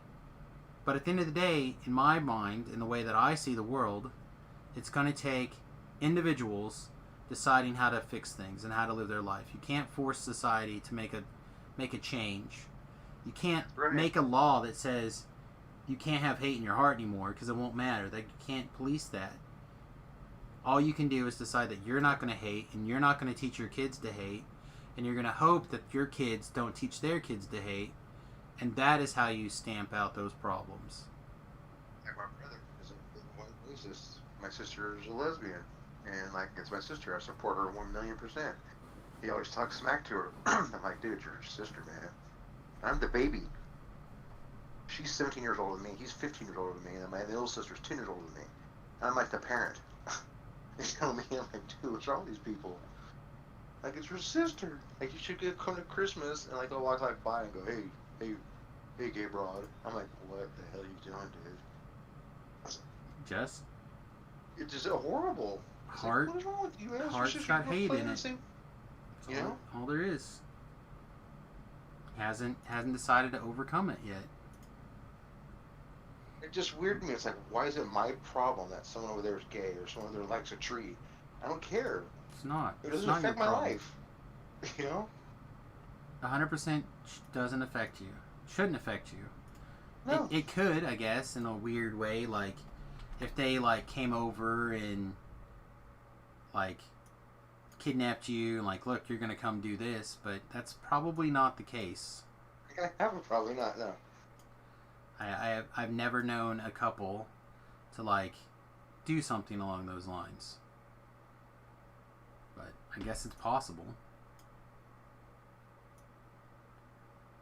I just can't believe the time Cammy's dad pulled me aside that one day and told me all that stuff. I was like, what? You I'm like, can. it's crazy. Gave me this stuff. They put this away, keep it and lock it up. I'm like, oh my god. You know, like, throw it in Can't the believe trash. Or Just donate liquored it. up, dude. Just told me to take. Oh my god. Yeah. Again, it's rough. It's definitely rough. You know, I have a lot of friends in the African American community, and a lot of them out there right now are saying stuff that I'm absolutely terrified for. You know, they're talking about, and some of these other people that are talking about this stuff are not necessarily African American, but they're minorities, you know? Yeah. And I'm seeing an awful lot of comments about, you know, killing cops and burning down things. I'm just like, that's not going to help. But you can't say anything about how this kind of mentality is not going to be helpful. Like, you're putting other people at risk. You're putting yourself at risk. And Exactly. you're putting your kids at risk. And instead of teaching them peace, like those people should be, you're teaching them hate. And you're not waiting for facts. Like, you don't know, like, if this cop was a racist. He did a terrible thing, and They can't he read should his mind. We don't know. and he should go to jail. But if they interview his wife's leaving him, like when they Yep. if they interview her, she's like, yeah, he was a racist. You know, he said stuff. Or his friends, like, oh yeah, I mean, I hate to say it about him, but he did always kind of make these comments. But, like, the facts aren't out yet. Something that my wife told me the other day, she goes, yeah, they, apparently, they worked at this, they were bouncers together for the same club. Yeah, they missed, but they weren't at the same time. Then it was like a 3 or 4 month departure. They were figuring. But they don't know that, like, they don't know if they didn't know each other. Yeah, they still don't know for Like, sure. how but many yeah, they were times sharing have it. you, like, left a job on good terms, for example, right? Yep. And then went back to that place that you worked at. A couple times. Yeah. Bartending in the summer on the islands. Same thing. I'm so racist, Sam. I hate that mentality that if I disagree with what's going on, I'm racist because I'm white. Yeah, well, it's just it. I'm the same thing. And again, I cop should go to trial. He's already, I mean, he was being prosecuted for manslaughter, but they kicked it up to second-degree murder, which is risky because if that's a higher level of evidence, that means it's not an They act can still that try for happens. 1st degree and 3rd degree in case they fail. They can retry it though. That's why I don't put all the counts up there so they can all get dropped. Then you can't ever try them again. Right. But he could, if they don't meet the 2nd degree, then it makes a real good defense for the 3rd degree too. So Yeah. like by over prosecuting, he could get away forever, and that doesn't seem like the right thing to me. It looks like this guy, you I know, think he thought he was just doing that Disney on him and like laughing and giggling like, oh, he said he can't move anymore. You know? yeah, I don't know. I didn't watch the whole thing because it made me sick. Like I started Yeah, watching the it and I'm like, cops were I can't watch yeah. this. I can't watch this. I'm like, this is wrong. I can't keep watching this. My grandpa was a cop. My brother was a cop. Like, my son wanted to be a cop. Thank God he changed his mind right now. Could you imagine if my kid was in the police academy right now instead of going to nursing school? Yep. Like, I'm so glad he's not doing that right now. But again, we don't know. You know, they're like, oh, those other 3 police officers haven't been arrested yet. It's like, okay. So They all got arrested today. they did. They all got arrested, I think, yesterday. But they're like, that's why we gotta burn your buildings down, because it took us this long to get the first cop arrested, let alone the rest of them. Like, okay, well, if you can, what happens if they get off? What happens if they can't be like, oh, they were standing there. Like, so was that guy holding the cell phone. Yeah, why couldn't he help? Is he gonna go to jail too? What about the other people standing around saying, hey, he can't breathe, because the cops did the same thing. So, like, I don't know. I'm not a lawyer. All I know is that when you raise the crime, the burden of proof goes up, and it's real hard to prove that stuff. You know, it's not a slam dunk by any means. Always says that nobody helps anybody anymore. I go, it's true, man. No one helps anybody. No one cares. Well, They there's gotta a. report it to TMZ first. Well, that's just you it. know? There's a meme going around where, like, people. I should have went here first. Someone's asking for help, and there's 13 cell phones out recording it. Slab says, my grandfather was a cop. My cousin is a sheriff for Riverside County in Southern California. Exactly. Riverside, right on. And I'm just There's like, some wicked places there. I'm so glad that the people that I care about, that I know personally, have got out of that field, because I don't know what's going to happen. You know? I tell my niece all the time, you know, hey, you gotta learn how to hedge your bets. Go all the way. Take it, you know, this level. You know, be better than the person before you did it. Exactly. You know? And I don't know. I worry about that kind of stuff in the moment. I try not to worry about it long term, because it's going to be what it's going to be, and all I can do is control me and do my best to try to help influence the people around me who are willing to listen. And, you know, I'm prepared for the worst, or I try to be prepared for the worst, because I'm a person that thinks about the worst a lot, and I don't want to be. Like, that stuff really bothers me. It bothers me a whole lot. It's like what bothers me too. Like, Cammy last few days, like, you know, you need to have your daughter do more of this, or your niece this, or talk to her this way. I think myself, I don't, why? I think she's an age where she needs to know stuff. You understand? She understands. She, you know, go big or go home kind of thing, and tackle it head on. You can do it right. You know what I mean? All those kind of things I'm trying to instill. You know? She's like, well, she just, you know. I said, well, she reads like at a high level. She read Don Quixote, which is a hard book to read. I read it in high school. I was like, Jesus, a hard book. She finished it. She's on Hemingway now. You know, she came in, she wanted to online library she uses. Like, what do you read? She's like, well, I'm reading The Prince by Machiavelli. I'm like, what the heck? What? That's all like super high school level. Yeah, I have a She's rule. just into it. She's just into it. I have a rule. Anything that Remington reads like that, I read too. So, like, I read all that stuff. Machiavelli, I read all. well, I mean, I read it the way he reads it, so we can talk to him I about. gotcha. So he can Nice. talk to me about it when it happens. So, like, he hasn't had any of those kind of assignments in a long time. So, but like, yeah, used to read all that same stuff. Like, reading the Illidid. All right, sweet, let's go. Yeah, she wants to do the Odyssey. She wants to go Odyssey next. What she wants to do. Let's see. Perfect. By the way, more on the bad news, but less. Tell V-Love that the Village Sandwich Shop closed. Wow. That sucks.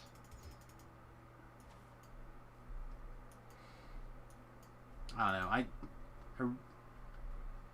I heard the greatest conspiracy theory the other day, and I mean, I don't believe it's true, but it was so beautiful, and I like Jeff Bezos, and people can, if they can't, you know, if they're mad at me or whatever for saying that's fine, but I like him. I think that he makes That's Amazon, right? strong. Yeah, he's Amazon. What an Amazon, idiot. Twitch, What an idiot.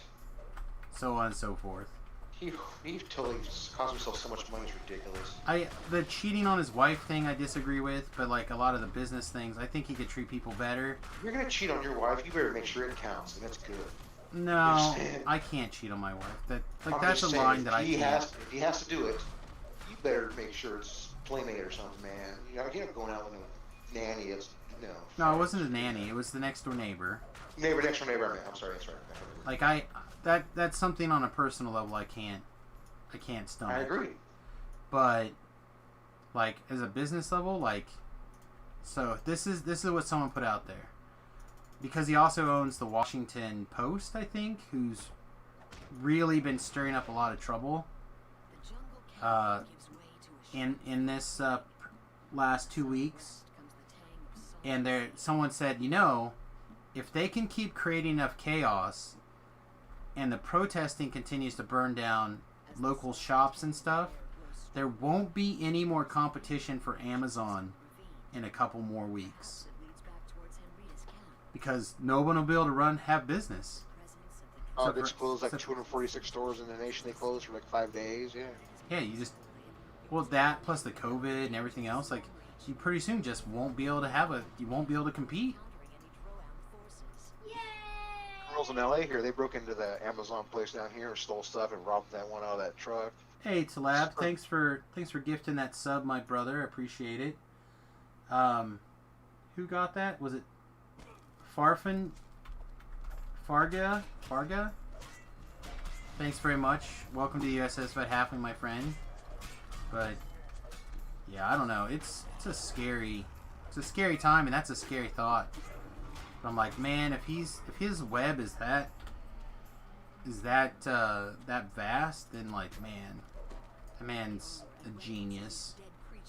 I like Elon Musk personally. See, now him I don't like. I don't like him at all. Savage. I've got more respect from him this week than I did before. His eye was on the prize. Since he's 12 years old at space camp, he said, I'm going to do the first commercial ever to space, and this dude did it. Elon Musk is a savage.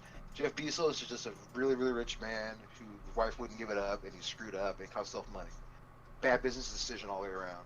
But so let's compare the two. So Jeff Bezos, like him or not, on the personal stuff, because I don't like the personal stuff. Don't hurt your business. I don't like the personal stuff. Okay, but Don't hurt your business. He did it all himself. Well, him and his wife. Like, he and his wife built Amazon. They did it all. They didn't have any government money. They didn't have any loans. He did all that shit out of his garage, right? He did it all. It was him and the market were the only factors in that business.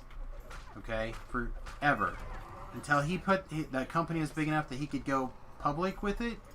That was it. It was just him and his wife, 100%, day in, day out, every day, for years. You know who delivered those packages? That Amazon, those books? Him. He packaged them. He delivered them to the post office himself. He did all that work. Okay, Musk. If it wasn't for government programs and government projects, he wouldn't have any money, man. Every single dollar he has can be traced back to a government program. Every single dollar. Because you can't afford to make $64 billion things by yourself. Amazon did it. And what happened to it? That's what I'm saying. Is like he fucked up his personal life. He fucked up his personal life, and his personal life had the effect that his net worth went down. The business is still the same. The business is still strong. But what I'm saying is the reason why he screwed up was, I believe in space. If I just see the same girlfriend, like, I don't see Cam every day. She's at work and she goes to school stuff. She's always here all the time. It's fine. I like that. I like to do me stuff. So if I was just with my wife every day, all day, just different packages over and over, year, someone's gonna stray.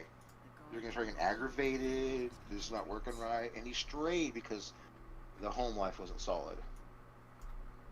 That's what I'm saying. I understand. If people out there don't like it, there's people out there that don't like infidelity at all. They might never use Amazon again. That hurts your business. Maybe That's minuscule, but after a while, that's bad for business. It's true, and I'm one of those guys who don't care for infidelity. That's like my line in the sand. Agree. But here's the agree. thing. Here's the difference. I continue to support the business of Amazon in spite of his personal things because it is a business that was built without the back of without the taxpayers funding it and supporting it. Okay? Musk does not have a business without the government taxpayer lifting him up. How do you feel about your business, right? You worked super hard, you built that fucker up, you earned it, you made that work. Did you get any money from the government? How would you feel if another guy instead came up, was doing the same thing? You have rock stars' kids that never done anything. Sure. Getting, like, record deals. It happens all the time. The difference is that the people, what they do instead is they go to the government, get a bunch of money from the government they never have to pay back, and then they use that money, and next thing you know, they like buy their way into stuff. They buy themselves into like a team putting together songs, and they're putting it all together, and now they're just as good or better than you.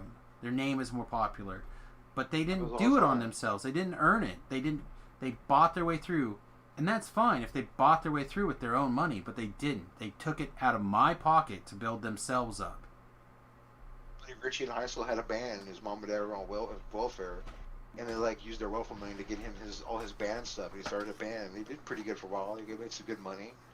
You know what I mean? So he used the government money for that, so his son can try to succeed and excel.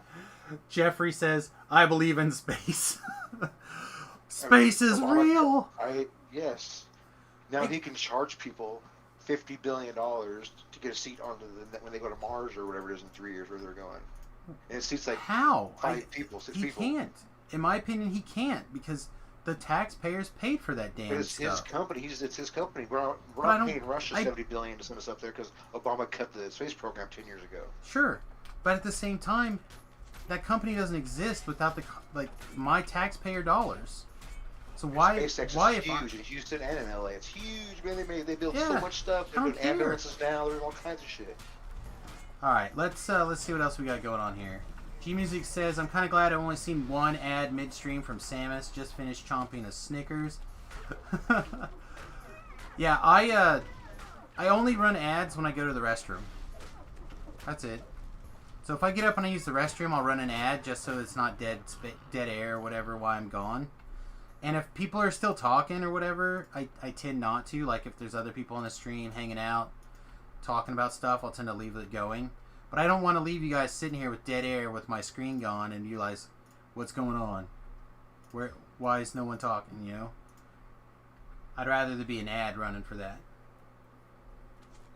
Like you're saying about Amazon, I use Amazon. I use it all the time. I'm not going to not use it. You know what I'm saying? Yeah. I love it. I think it's a great service. And I'm not going to say that if I decide that I want to go to space, I'm not taking SpaceX. And I'm super glad that the things that they've accomplished. But I'm saying that tax money that he got, that $2.5 billion or whatever he got from tax money, once he starts making money, should go back to the company. Like, go back to the United States. I'm sure it will. No, I mean, he hasn't started paying taxes on it yet. Which has been his space thing. Right now. That's his first space trip last week. Yeah. Now they get to return the investment. Here you go, your money back. Yeah. Now his business that was funded by us, he's now charging NASA a shit ton of money to go back and forth to the space station. Not charging enough because Russia was the only one that can do it, and they were charging $70 to $90 billion. He's only charging $35 billion. It's still a lot of fucking money. What I'm saying is, though, that's why they wanted the private sector to do it. I agree. I want the private sector to do it too, but the private sector didn't do it. Let's put it this way. I always want to have my own label. If I go to some type of government thing and I say, man, can you give me $50 million? Here's what I make per year. Here's my song. Here's my because I can't get it from my. Say I have bad credit. I have shitty credit or something. I can't get it from like someone from Sony or something. And they were to give it to me, I would have to. Yeah, of course I'd take it because I know me would pay back. You know what I'm saying? Yeah. But I don't want that anymore. I don't want it in the label. I've been around too much. I see how they work. I don't want nothing to do with that. too much politics, dance around the rings for me. No thanks. That's what I'm saying. Like, I have more respect for the person who built their own business than got it from, like people like you, than I have for people who got money from the government for free, never paid it back, and now they're charging the government money to do stuff. You know, he got like billions of dollars to make the Tesla. If the Tesla was marketable, but without it, then it would have worked. Somebody would have supported his vision besides the government.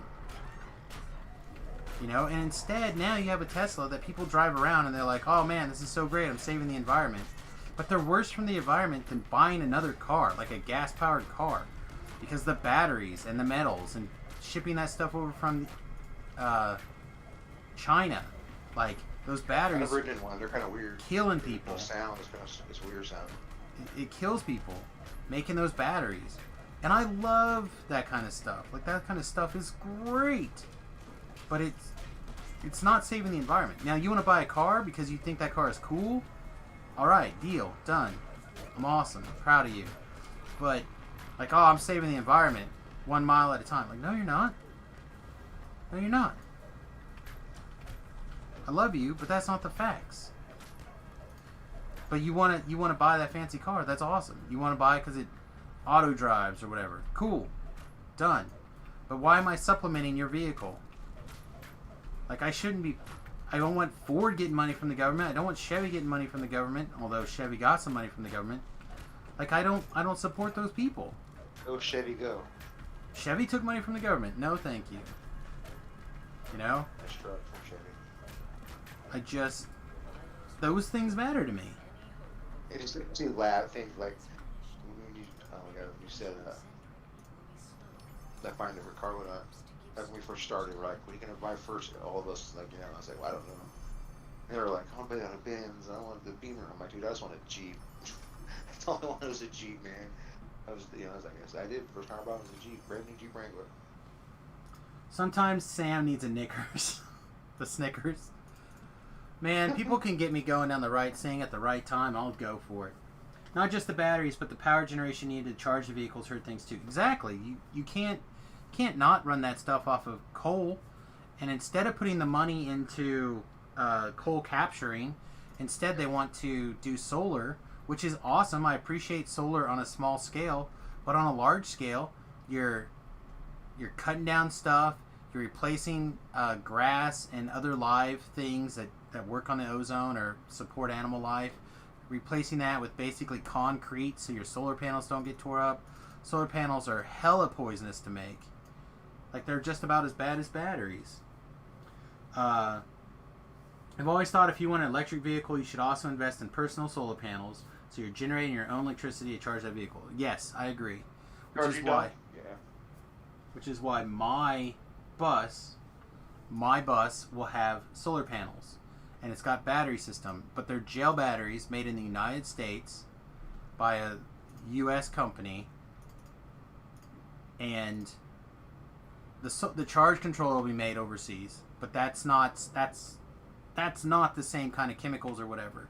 The solar panels, I don't know. The solar panels probably, like, the company is Renergy, which is a U.S. company, but the actual solar cells probably are going to be made overseas and shipped over here because U.S. regulations won't let us make solar panels over here because it's super dangerous.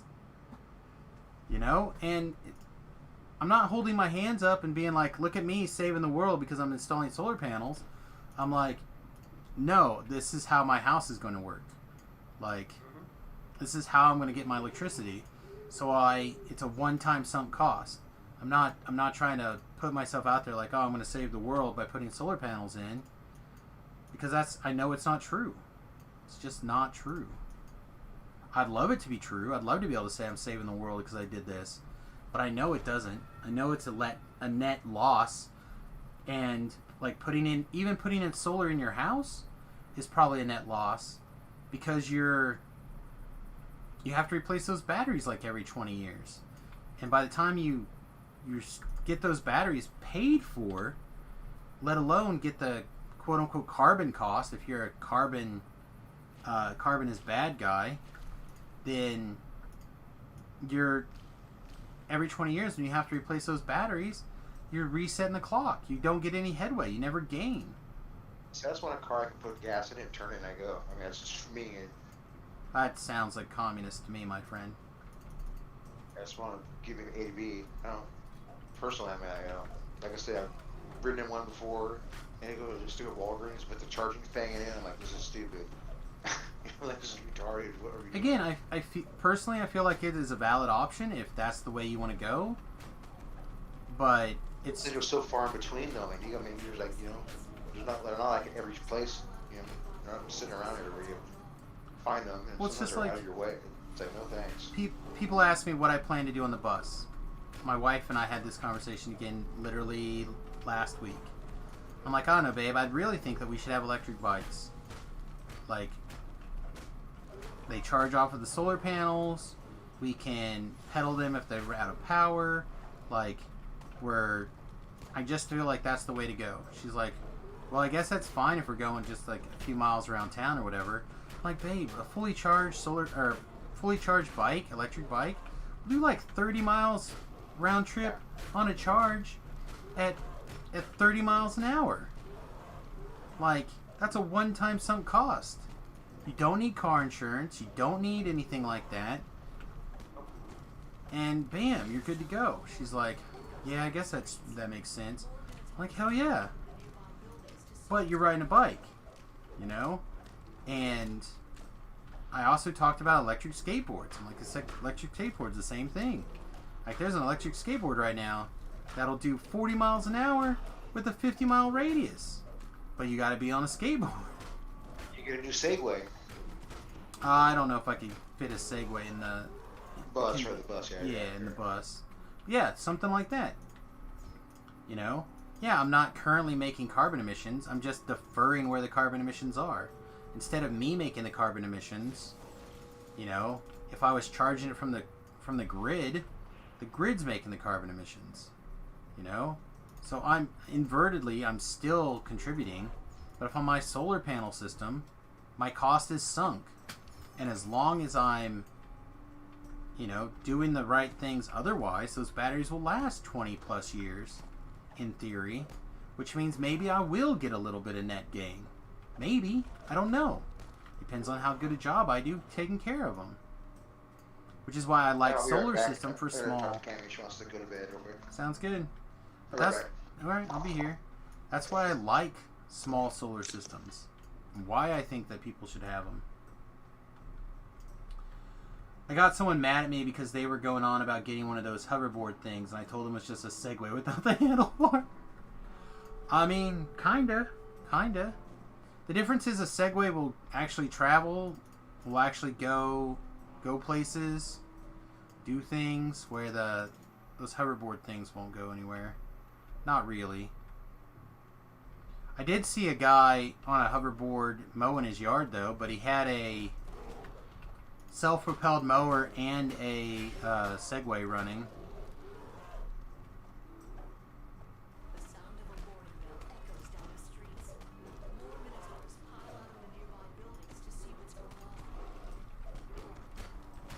Like, it took both of those things to be able to. So he was standing there on his standing there mowing his yard on one. Thought that was pretty funny. Not very efficient, but very funny.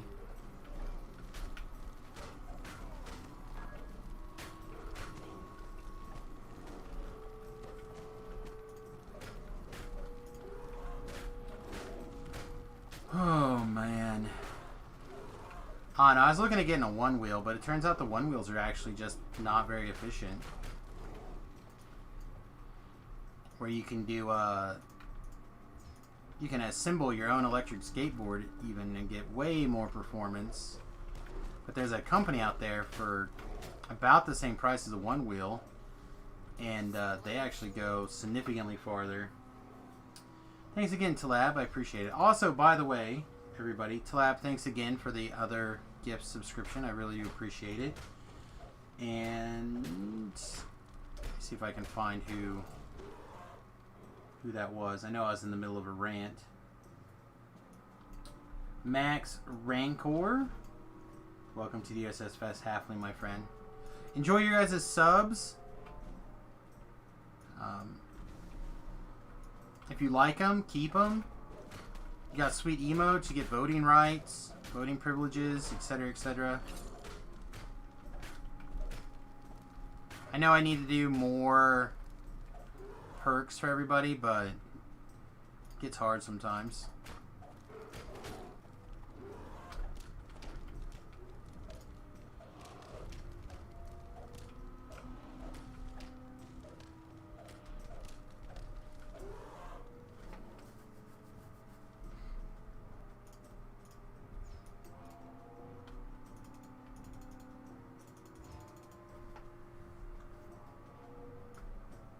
I don't understand why we can't jump up there. We should be able to jump up there.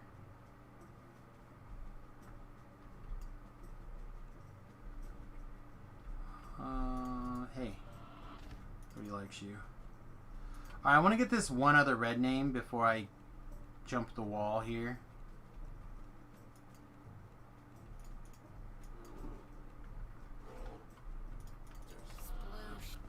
Sploosh. Man, Talab's just like rolling with the bits. Somebody must get some ads going on or something.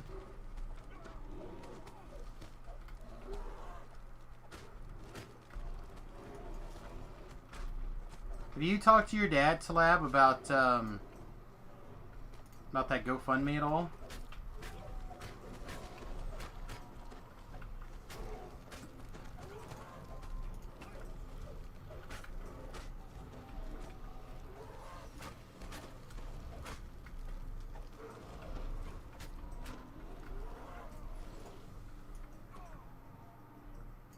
Heard there may have been a donation made.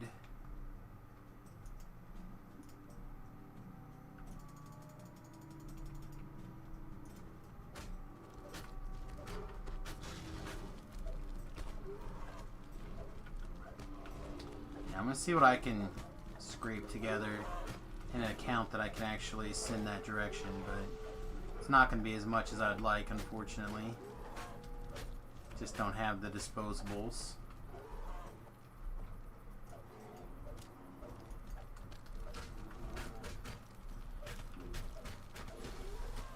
Yeah, I don't understand. If he's having trouble just like getting employees paid or whatever, that one government program should take care of him. Unless he just didn't want to.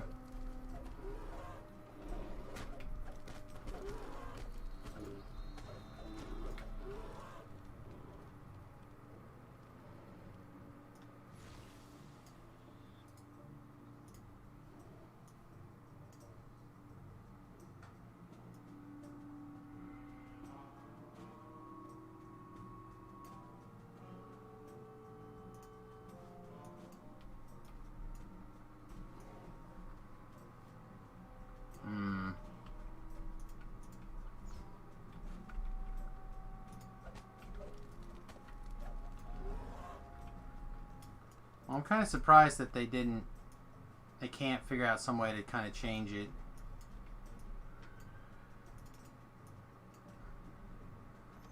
Like that one program was supposed to, like, if you used it to pay employees, you're supposed to not have to return it, but you should. But if you used it for other things, it was 0% interest. So I'm kind of surprised that there's not a...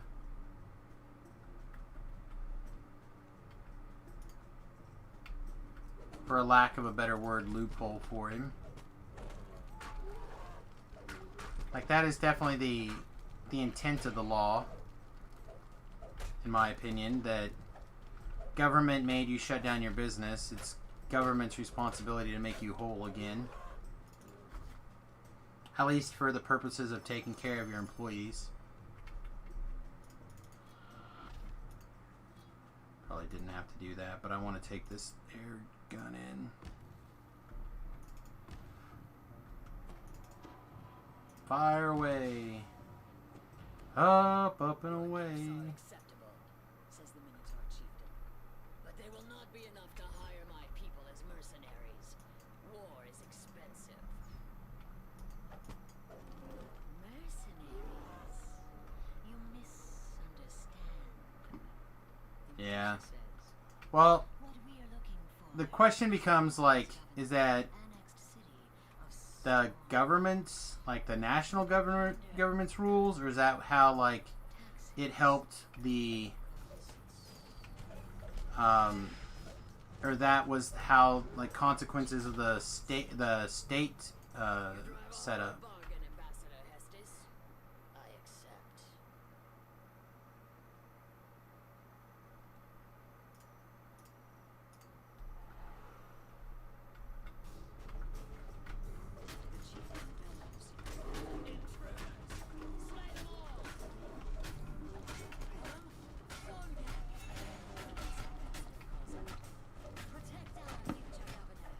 Hey, hey, hey, hey. Hey, welcome back. Oh, okay. Wow, that was kind of crazy. It was like a super crying apology.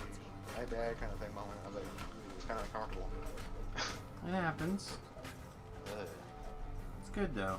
Hopefully everything's kind of cleaned up a little bit and everything's gonna be just fine.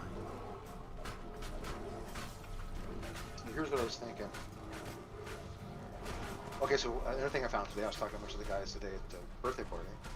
Like that, they've been trying to get, like two said, hey man, I've been trying to get your assistant to come work for me for like 10 years. One guy's like, yeah, I've been trying for like 5 years. And they already have people that work for them, so I just have one, you know? Doesn't Like, matter. Yeah, I didn't know that. I had no clue. You go for the best. I had no clue. Jamie's never said anything, like nothing. Why about would it. she? But I'm just saying, that's what I like. That's what I like. I don't need to know. It's like, doesn't bother. I don't need to know. It's fine. She's me. She's loyal. You know? Hmm? It's crazy. Again, you. I know it's people like to think of it as stealing or whatever, but somebody's good. They're gonna float around into the place that they're happy. And That's it. for some Yeah. people, it's gonna be money. Some people, it's gonna be flexibility. Some people, it's gonna be this or that or the other thing. And well, it sounds like you treat her good. You trust her, and that might be something that she just, never really had in a different way before. I don't know. The one guy, John, right? He like sells a lot of his stuff to Disney, Pixar, you know, all that stuff. And I was like, hey, you know, is Robin still your city? He goes, yeah, she's still with me. She's been like 8 years. I go, oh, where do you send her on vacation ever? He goes, no, I never send her any vacation. She takes her own vacation, has her own time, and I'm like, you don't what? So I look at my perk. I'll give him like a $500 bonus. I'm like, what bonus? I go, what? How are they staying with you? That's just insane. He's like, what do you do for her? I said, I sent her to Hawaii last year for a month, and Mexico for 2 weeks. I mean, just paid for her. She did just a great job. They're like, oh man, heck no, man, that's too much money to be spending. I'm like, dude. I'm like, he works for Disney Direct. I mean, he is a Disney guy. That's it. Doesn't sell anything but just to Disney, so he makes a lot of good money. I'm like, what? Unbelievable. I've had other assistants that approach me in the past that work for the people and said, hey, you need extra work. I'm like, no, I don't. I have one, and she's just a killer. She just goes, man. I don't need anybody else. I don't. Talab says, please thank V-Love for me. What? What'd I do? I assume you Oh, donated yeah, to his go old fund man. me. Yeah, no problem, man. Heck yeah. I remember buying my first guitar there. It was an old Rickenbacker. It was like a 82 Rickenbacker. I bought it for like $260. It was like 1998 or 9 when I got that there.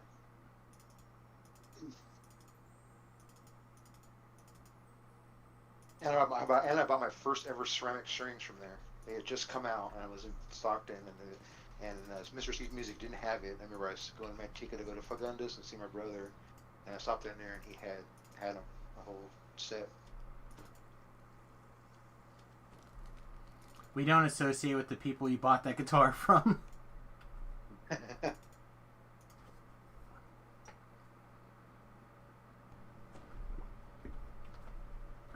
man. And the girlfriend's all happy. Good. That's all it takes, man. Conversation. And that's what I'm always just a conversation person.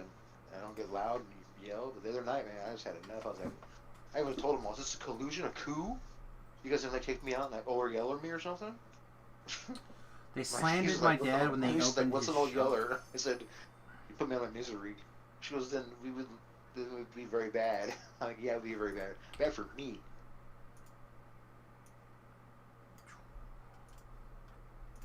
Yeah, I guess there's some bad blood in there. I look back and I was laughing out from the other night. I just laughed. Like, it was such an easy thing to fix. It was just like, it'd been like, just, can I talk to you outside for a second? Conversation, done. It's all good. It's it. Like you said about your wife, right? Coming about that garbage thing over and over. It's like, I know if I can get it, I'll do it. If I'm streaming late, you know? Yeah, I mean, again, last week, my head was really bothering me. When I finally pieced out, I zoned out for a long time. It just didn't dawn on me that Remy never came down. Because I asked him earlier, and he told me he was taking care of it. So I was just like, oh, Remy says he was going to take care of it. And I just zoned out. But it looks like I may have to take care of it today after all. Send him a message really quick while I'm thinking about it. See, like, if I was younger, I would tell my mom, like, oh, Mom, I had a migraine. She'd have been like, that's an excuse. So she would have said to me, like, you know what I mean? It's like, what? I mean, it is an excuse. I'm not going to say it's not an excuse. But it doesn't mean it's not a valid. Thing. Like you purposely did it. You know, like Yeah. purposely didn't want to do it. Well, see, my wife... Hang on, let me send this message.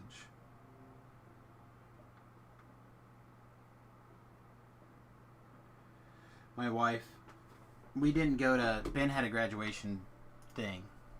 Yeah. A party. And it was technically the last couple of days of, like, the lock-in around here. So, like, I wasn't really sure if we were going to go or not, and I was like, I'll just leave it up to, like, a couple of days before and see how I'm feeling. If my head's really bad, then probably shouldn't go, blah, blah, blah. And then, the Thursday before, people can watch the stream, my nose was just constantly going like crazy. My head was really bothering me, like, those kind of things really mess me, like, go together, really mess me up. And I'm like, yeah, I don't know, babe, maybe we should not. And I talked to Ben about it, and I'm like, I really want to be there for you, and I'm super happy and proud of you, and blah, blah, blah.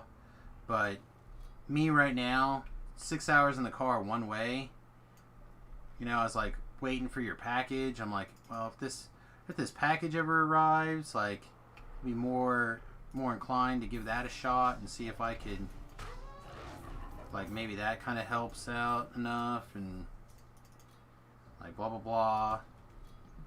And I was like, all right, well, I don't know, babe, I think we should probably not. And she had made a comment about not really wanting to be trapped in a car with me for 12 hours with a migraine or whatever. So then the other day, that far? 12 hours? Wow. It would have been 12 hours round trip. He's Iowa and you guys are Kansas, right? Yeah. So, like, I guess it was a little bit over that for LJ and Tobrell. Like, they went from here. Tobrell drove to John's, and then John drove the rest of the way. And I'm like, I don't know. It's just, like, even if I took sleeping pills and slept the whole way, then my wife's got to do all the driving by herself the whole time. You know what I mean? I was just like, that would not go over very well. You know what I mean? And otherwise, then what happens? I'm just miserable and shitty the whole time, and then I drive 12 hours, and what happens when I don't keep my shit under control, and then I'm a real dick the whole time. Like, that's not good. So, like, we decided... Cheaper just to fly there? It wouldn't have been cheaper. Well, a train. Oh, man, I could only imagine what it would have been like to be stuck on the train, too. But no, it's like we have a little car. It gets real good gas mileage. It would have been okay. It's just, again, it would have, had we made plans further ahead, it would have been more likely that we could have swung it. You know what I mean?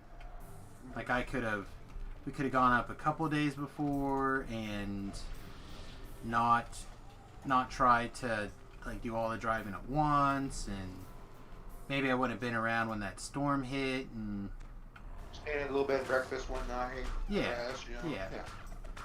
But we were like, oh, let's see how we feel as we get closer, and neither one of us really wanted to do that drive. And we were like, well, maybe we could go with, but we didn't put in vacation time for the wife, so she had to work on Friday. So I'm like, Okay. you really want to drive 6 hours one way when you get off work at 4 o'clock, get there at 10? If we drive straight through, that means no stopping for food or gas or whatever. Like, nah, it's just.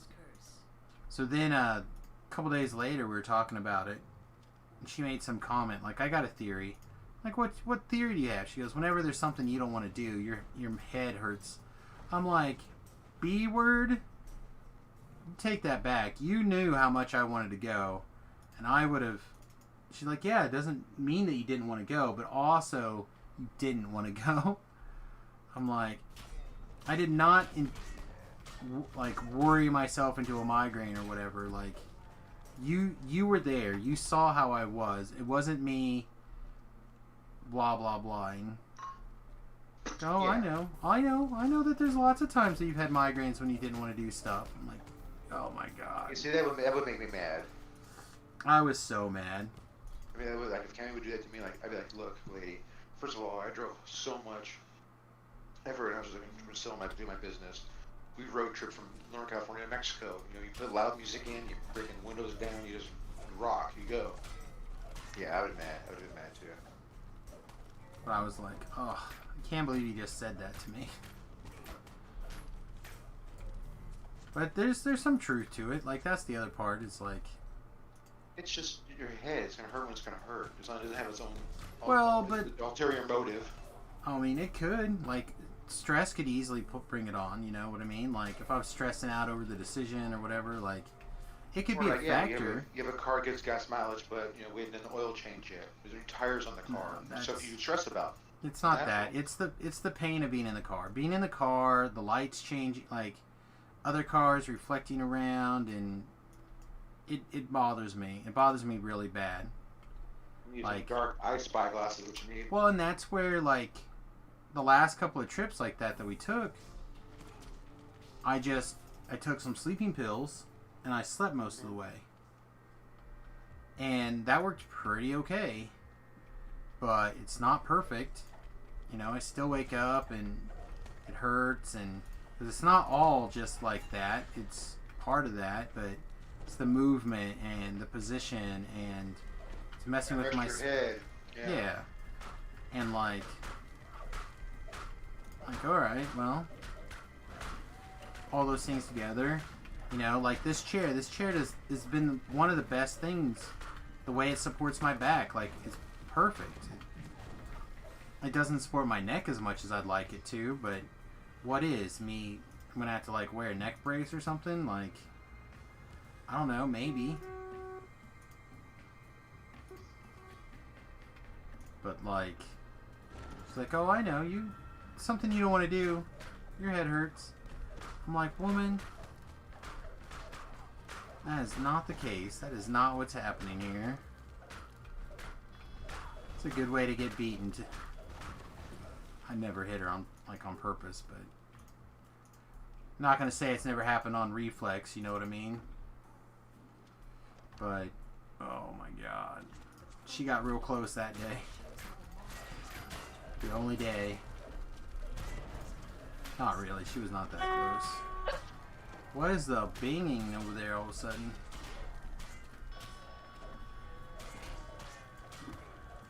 Oh yeah, you're lit up making this a terrible noise, Jason.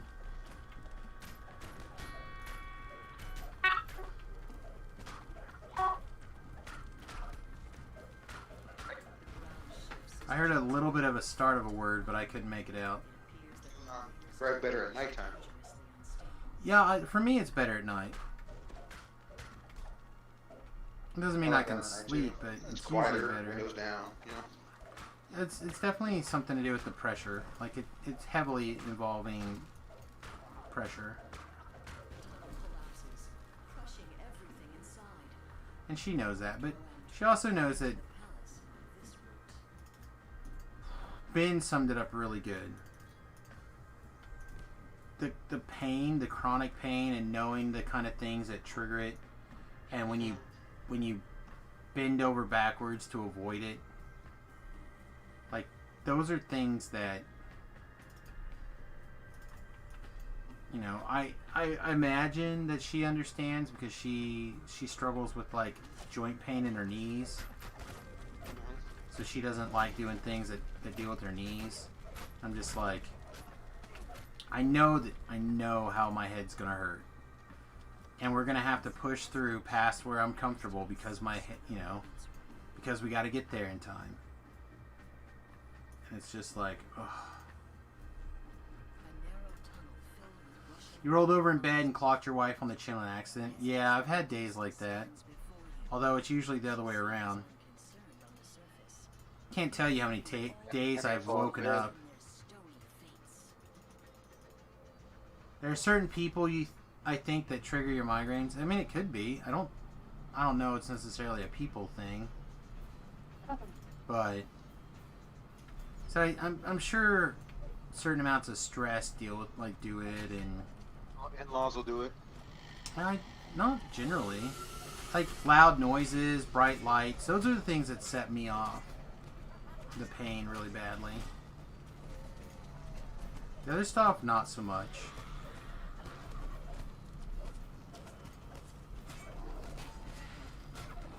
Those are the big triggers for me.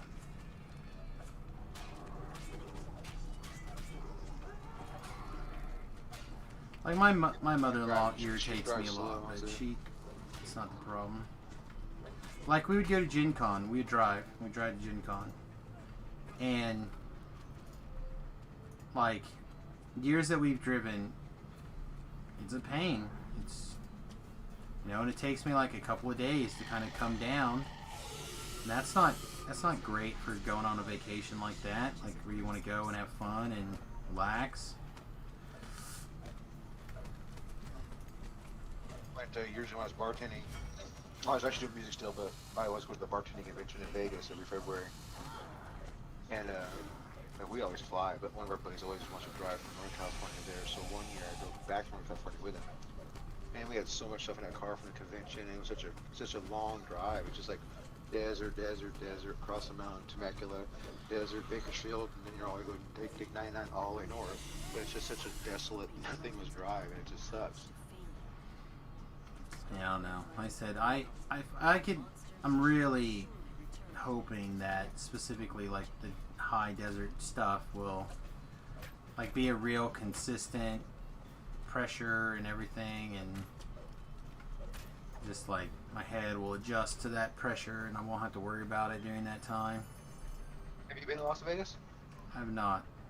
Oh, it's a great place, man. Been to Florida, Texas, Oklahoma. Everything crazy in the world happens in Florida. The drive through to Indianapolis, 95 South, man. Nebraska, Colorado, but I haven't been that far that direction.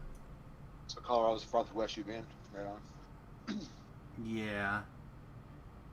No, that's not right. I spent a week and a half in Phoenix for some training in like August. It was amazing. Oh my god. It was like 120. It was like oh my god. Yes. It was absolutely perfect. That's so horrible. No, it was great. My head didn't bother me really the whole time, other than like waking up. Also, the dry air is helping you. It just the pressure was lower. Yeah. Like the lower the pressure, the less the cranial pressure is. The less the cranial pressure is, the less my hurt. Oh wow! So go to the Mojave Desert, man. It's nothing. Oh, it's below sea level. Yeah. So like we're gonna travel, and the idea is that we might have to spend, 3 or 4 days getting someplace that you could get to, in a day. Like it might take me, 4 days to get to Colorado, or whatever. Whenever my head starts bothering me too much, find a place, pull over, lay down. If it starts feeling good again, I can get up and drive off. Get up and I'll drive off. Like that's the plan. And get someplace where we want to hang out, and then hang out there for however long we feel like hanging out there. If it's a month, if it's 2 months, whatever. Then like pick our next place to go and then go.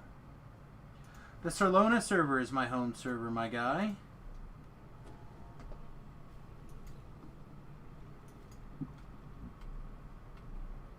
I need a little bit more experience here. Just a little bit more experience. What do we have? I don't have a curse crypt opener, I don't think. Invaders sounds terrible bad. Chains of Pain does not sound good.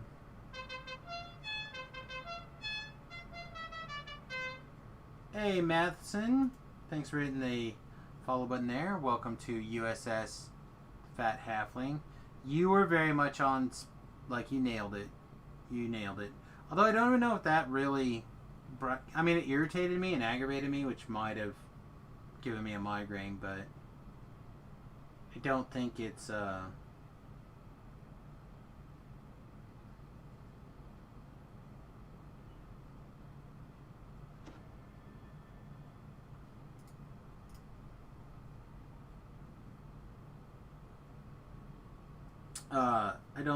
I don't know if he particularly bothered me.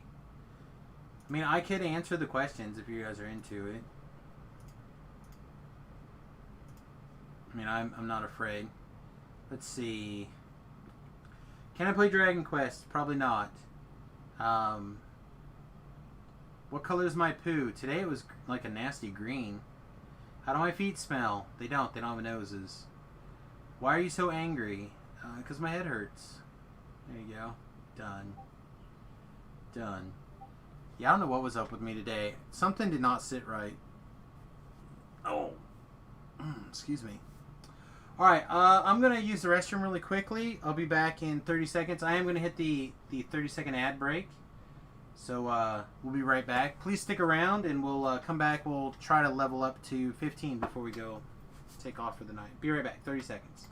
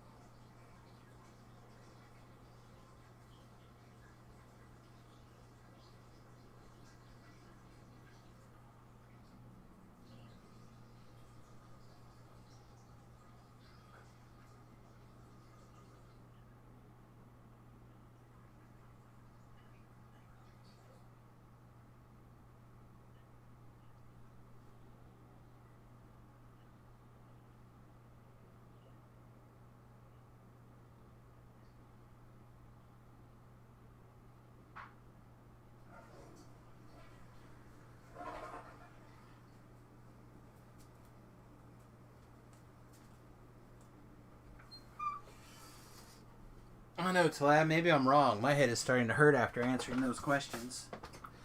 Alright, hopefully we're back. I should be back. Usually takes me a little bit longer than 30 seconds to use the restroom and get back. Whew. Oh, could you actually hear? I hit the button. I got it. Oh, get that urine out. Welcome back. I got you. Alright, what do I want to do? Of course I washed my hands. I didn't wash my hands like I'm going to eat something or brush my teeth, but I never mute my mic. Are you kidding me? I'm on the Solona server, my guy. Welcome, welcome. Guess let's just go do a chill. Do the Strahd raid. Huh? Do the Strahd raid. Yeah, the Strahd raid's a little bit out of my flagging capability at the moment. What do we got? Who do we have? Gorgal Gray. I know that name. Gordal Gray. Will you carry me through content one day? Anybody who, if you're watching the stream and you're on the server and you're level appropriate, just send me a tell and I'll be happy to bring you along. That is not a problem. I was gonna say, I recognize. I'm like, wait a minute, Cordal. I know that name. I know that name. Unfortunately, my hireling has ran out. Get my hireling back. Get my hireling back. But of course, I'll be happy to run you through content. No, someone throws a host. Who threw us a host? Cheat Shaman is now hosting the stream with 15 viewers. Well, thank you very much for that. Welcome to the stream, you guys. Welcome to the USS Fat Halfling. You guys are having a great day. We're going to be getting ready to wrap up here at the top of the hour, but we're hoping to slam out a quick invaders here. Been having a blast with the game? Good. It's good. Never been a better time to play Dungeons and Dragons Online for sure. Lana.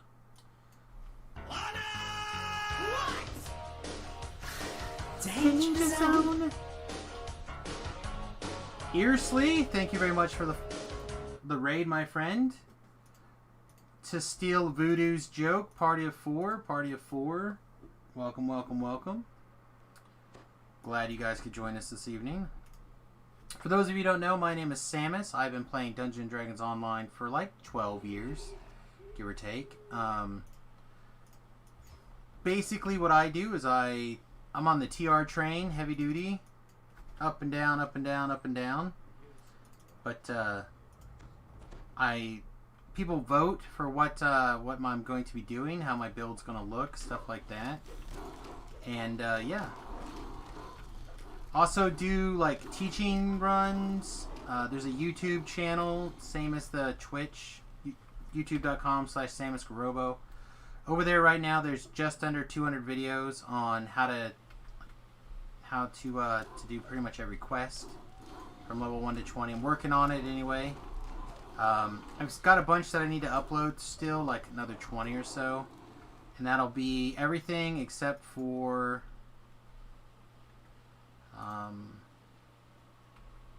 Tower of Frost and Temple of Elemental Evil Part 1 and Part 2. Below level, I think, 17 and below. So. Well, Evil's great. Yeah? No one runs anymore, but it's cool. I like it. I have never gotten to do Part 2. I've only done Part 1. I'd like to learn it. I've got a couple of build guides. So like I did one at the end of every hardcore server. The build that I did, how I got the most success, so on and so forth. I go into pretty big depth on wizards, and I've done one recently on paladins, basically from 1 to 20. I did one recently on what I consider like my Wizard Quiz build that I use for all of my tutorials. I may be known as like the wizard guy, by quite a few people. They're not all weird wizard builds. They just mostly weird builds. Yeah, there's a guide section. I take requests. If people like the build, we do a review at the end of every life, and so there's always a review for what happened. Like last life was a pure paladin iconic. It's been my first time to do iconic in a long time. I haven't had a chance to do a wizard with the two-handed fighting stuff yet. I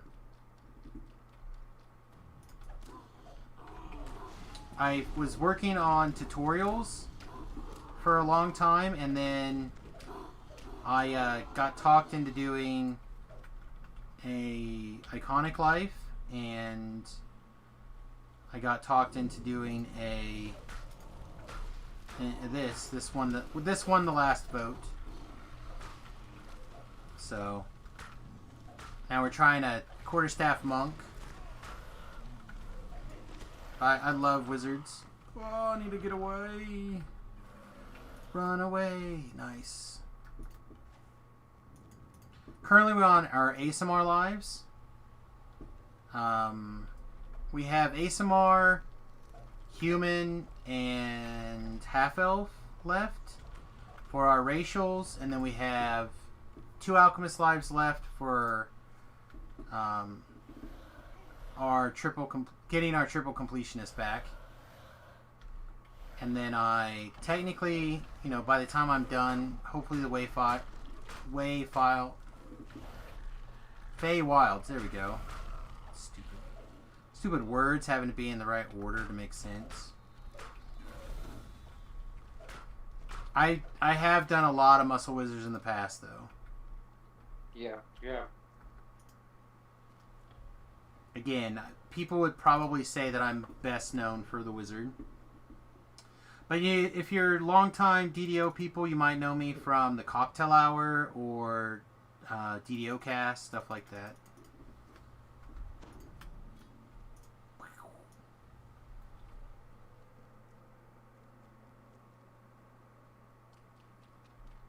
Hold the line. Cheat Shaman, welcome to the USS Fast Halfling. Appreciate you. Thanks for hitting that follow button. Oh, what are you? You a bad man? Please don't be a bad man. Earsley, thank you as well for the follow. Welcome to the USS Fat Halfling. For those of you who don't know, especially those of you who are new, the reason we have that bus emote right there is because what I am doing and been working on for the last 1.5 to 2 years, directly, but longer than that, indirectly, is my wife and I we purchased a bus, a school bus, and I'm in the process of converting it into my own tiny house, doing all the work myself. And yeah, we're getting closer every day to being able to move in and get out of here. It's going to be great. I hope. You'll do good. The plan is to keep streaming, keep recording videos, keep doing all the stuff. So. What internet carrier you're going to take?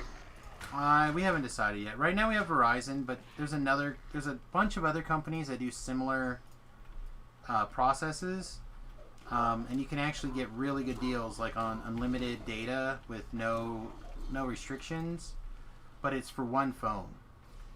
So if you use it as a hotspot while you're doing it. Well, what you'll do is you'd have to put in a router, and use that to feed the router, and then you can kind of get around that loophole. Because the phone doesn't know that there's more than one device tethered at that point, but if you make the phone into a hotspot, then the phone will know that you have more than one device tethered, and that'll kick your plan up. Oh, okay. Gotcha. You had a great stream tonight. Nice. What did you get done? What game were you streaming DDO?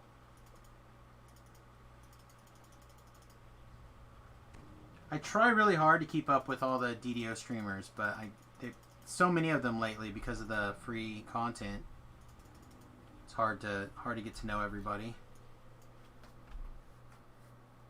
Because basically, if I'm awake, I'm streaming or working on the bus. Or golfing. I wish I liked to golf. That's an outside in the sunshine sport, my friend. AKA things that don't happen in this household.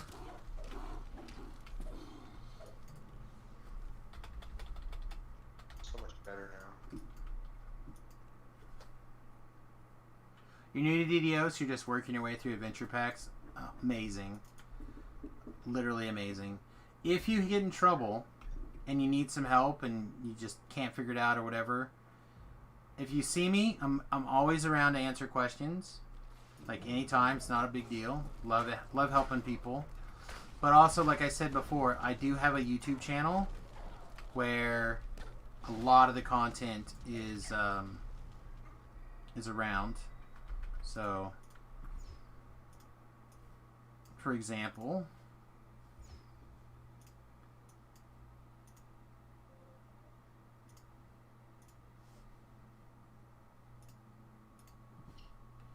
right down here I have a couple of playlists here that are kind of important. I have some other ones that are a little bit older, like my knife bar build. But if you're looking for how to play through the quest or whatever, a lot of them are here. Some of them are grouped together, so like Catacombs. Greetings and salutations, everyone. You'd want to click on to like get a list of all the quests. Walkthrough video. But pretty much everything, like I said, most of everything is here below level 14. I've got a few things to upload, like the Veil I don't think is completely done, stuff like that. And I get into all of the tricks and tips how to kind of go through it. So if you feel over your head and you don't know how to do something, that's a place that you can check us out.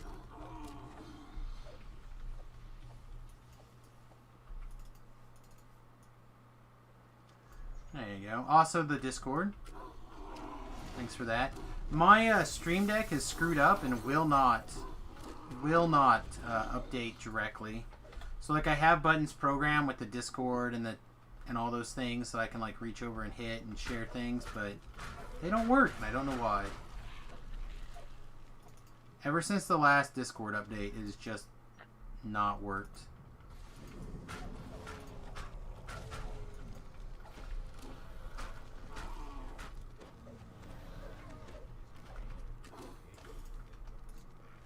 Yeah, we're on the TR train right now pretty heavily. Although, I might take a little bit of time off of the TR train soon. And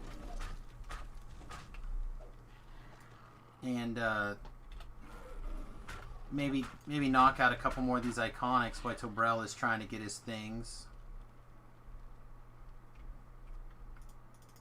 Just so I can snipe along on all that experience that he's getting.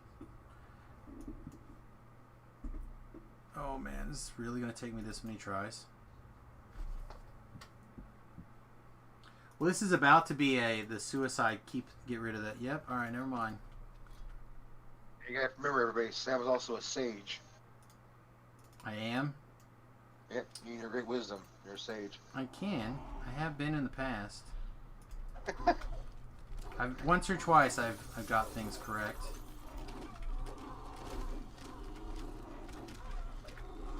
Get two birds and add alchemist. Yeah, I need to look a little bit more into how some of that stuff kind of like goes together. Oh, there it is. We got it. All right, perfect. People like Samus. Why are you talking about perfect? You died. Yeah, it's okay. Not worried about it. Dying's part of living. Get in there, get in there, get in there. Yes, made it.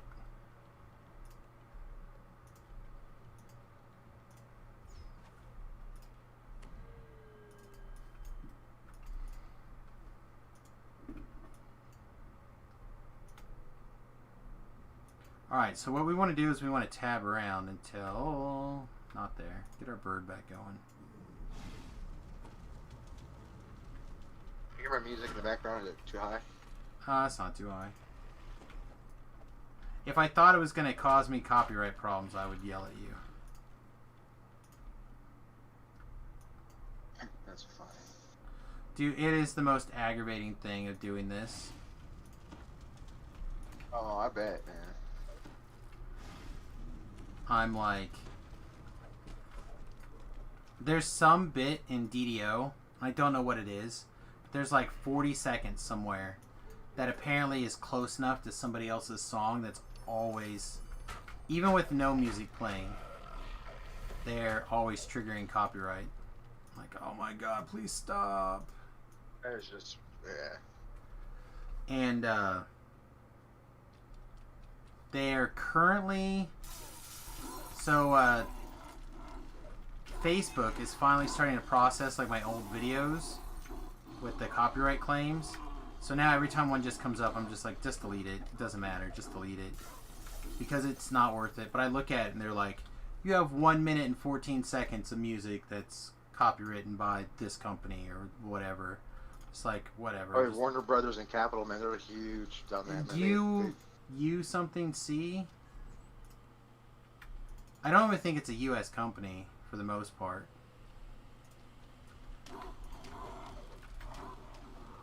If you do iconic, you do iconic and get the class. Alright, well maybe. There might be a way to get things done. I don't know. Again, the only reason I'm even considering it is because Tobrell has been on the train.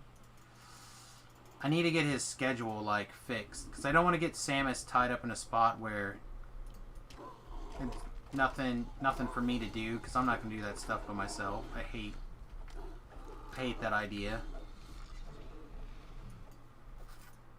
Yeah, well, I'd probably want to knock out the last PDK life. Hey, bars are pretty good, man. Oh, the Paladin PDK is like pretty great. No way, man. That War Chanter tree and the Swashbuckler tree. You don't do that like that now. Now you're a 2-weapon fighter. Pull out your greatsword. Go to town. Strike through, baby. Strike through is the real deal. Hey, I'm playing an alchemist who uses a staff. Oh, yeah, you strike through. I'm a ranger with a bow. You strike through. Oh, if I could figure out a way to strike through with the bow, I'd be all over it. Are you kidding me right now? Not mini shot. That's not good enough. No, mini shot got nuked super bad. Oh, they nerfed it? Yeah. Oh my god. Are you kidding? Range is too good. Range means that you're not taking the damage. Range means they should put more casters in the game that can blast you from a distance. I mean, they could try, but that's not really how casters it's better work. crossbow, man. Like having enemy ranged doesn't. I mean, it does help, but it doesn't help as much as like just the Reapers that like teleport on top of you and stuff like that. That's the best way to like take out the ranged personnel. Otherwise, so much good range damage. When we used to play D&D like full time back in the day, like whatever that we can do, the monsters could do. Yeah. My buddy was like, "Why would an orc be able to be a fighter?" I said, "Okay, if you're an orc that was like enslaved by a bunch of human fighters, and you were enslaved like at a 4-year-old kid, and why can't you be a 17-year-old fighter that has all these abilities? You're trained by human people, or what? You know?" Come on. When we would play all the time, the friends always get upset. They would still get upset about stuff. I said, "Well, you just can't think that everything you see is just an easy kill. You know? You see that goblin, and you're like, man, he's got nice clothes on. He's got like a nice little short sword. He's probably not just a little hobbly, dirty goblin from the forest. He may have escaped, was enslaved, fed up with his parents being jerks, took off, learned how to do all this stuff." Oh, dang it. This guy's not going to insta-die to my bird. That's no bueno. Come on. Oh. No, not even close. Alright. 8 negative levels. Again, I'm not worried about dealing with that kind of stuff. That's fine. Man, the penalty box on Reaper 1 is nothing. I've been doing Reaper 4s all day.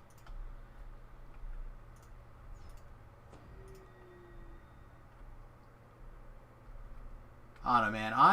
I'm really loving Bards right now. So one thing I miss is Tobrell piking along. He was helping me out. He was piking along, doing stuff, getting the. No one likes you. Go away, stupid bird. Freeze everything you fight. People row of frozen monsters in front of you. Oh, that's the Spell Singer is so good. I love it. So good. Like, make everything cost nothing. You're giving everyone a huge regeneration effect. You give them freedom of movements and other great perks. So good. Now I just had this lame fist magic. The assassin you played that was pretty good, dude. Yeah, that PDK assassin I just did. Yeah, I mean, did it not work? It was okay. It was not the best. But that's always, remember, I'm always preaching to you, like, there's always, just try something new stuff. Everybody needs to try new stuff. You know? Yeah. I mean, I do all sorts of crazy stuff for dollars. We know that. I'm bribable. People I'm in bribable. general.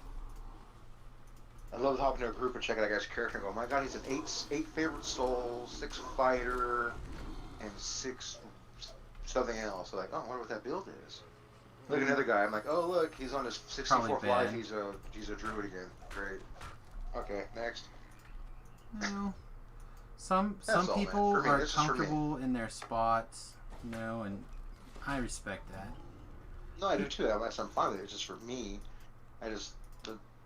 Thank God they have all these classes and all these races and all these iconics. You can just, multiple. Yeah. That's all. Well, you've got very nearly infinite combinations, right? It's just a matter of finding things that you're down with. I know it's not literally infinite, but it's practically. I don't know. Like I was coaching basketball again, and every year we just did the same schedule. We're gonna go play Linden. We're gonna play a lot of higher rival. We'll play Stag. We'll play Lincoln.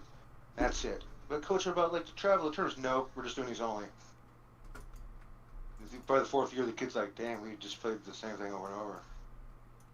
Yeah, but it's always different. No, we're gonna get better. We're gonna learn. We're gonna get better, and better, bigger, brighter things. That's all. Well, you can do that same thing and improve in that same class, though. Like, it's you can do a lot of different stuff. DDO is an infinite. Again, not actually infinite, but realistically, infinite ability. I'm saying you played a PDK assassin and you made it work. Sure. You know what I'm saying? You're not going like, oh, I'm going to Reaper 4 or 5 and I'm not going to die ever. Oh, no, I died a ton. That guy died a lot. That's what I mean. That's the difference. That character was built to go in and do things with people. Like, after level 20, I really wasn't alone. You know, I played with Tobrel, I played with Beef.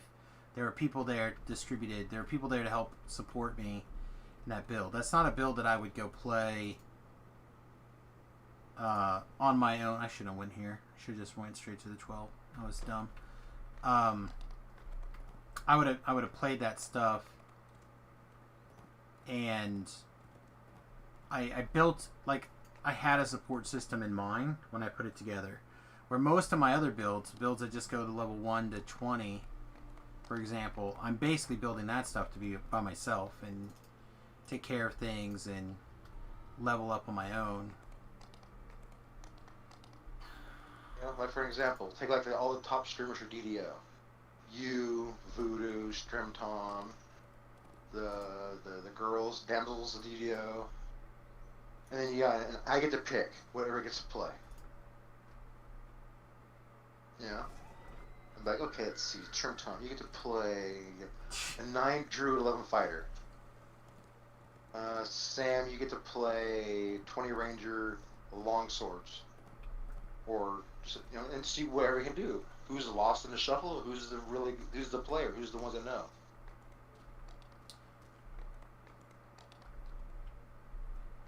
I didn't mention you. Did we play Tlab? We might have played some on that assassin build. I don't remember everybody. That build was definitely the most solo capable. Oh, V-Love. Well, you can't be sad that you don't get mentioned on the list of DDO streamers when you don't stream anymore. Yeah, see? We value and appreciate you. I'm just keeping it real. That's right. He didn't mention Tobrel either. I was just saying, just trying to run off. I'm tired. It's 11:30 at night here. Tired. Come on. I want to get to 15 before I turn the stream off. I was planning on being in Giant Hole tonight. I felt like I was a day ahead. Now I feel like I'm a day behind. I was planning on being there today. You guys can only use loot gen you find. No raid gear, no named gear. I mean, again, that is the hardcore server. That's what that's for, in my brain. That's normal server. No more. You do Reaper 2. There you go. Y'all do Reaper 2. There you go. Again, it depends on where you're at and what you're doing. Like, it's all about cost-benefit analysis here. You might be able to start back up if you're not dead tired from work. I hope that you get an opportunity to play more and keep playing.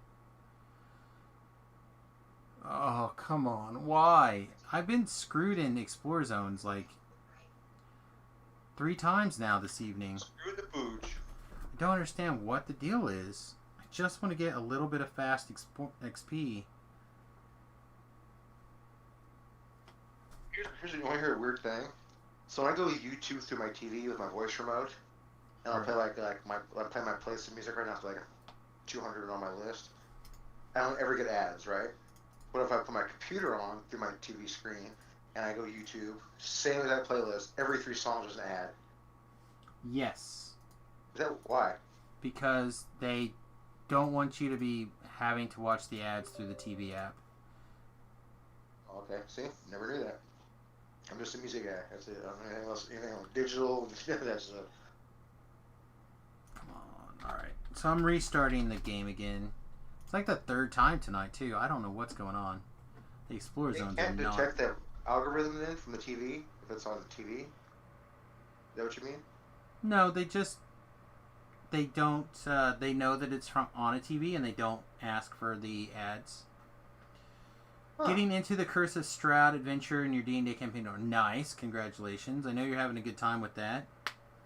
I've almost been tempted to get into streaming, but I don't feel like I have the right personality for it. Plus, I kind of need it to be a source of income, and that by itself is a bad reason to stream. So, I'm not going to lie. I'm going to put this right on Front Street.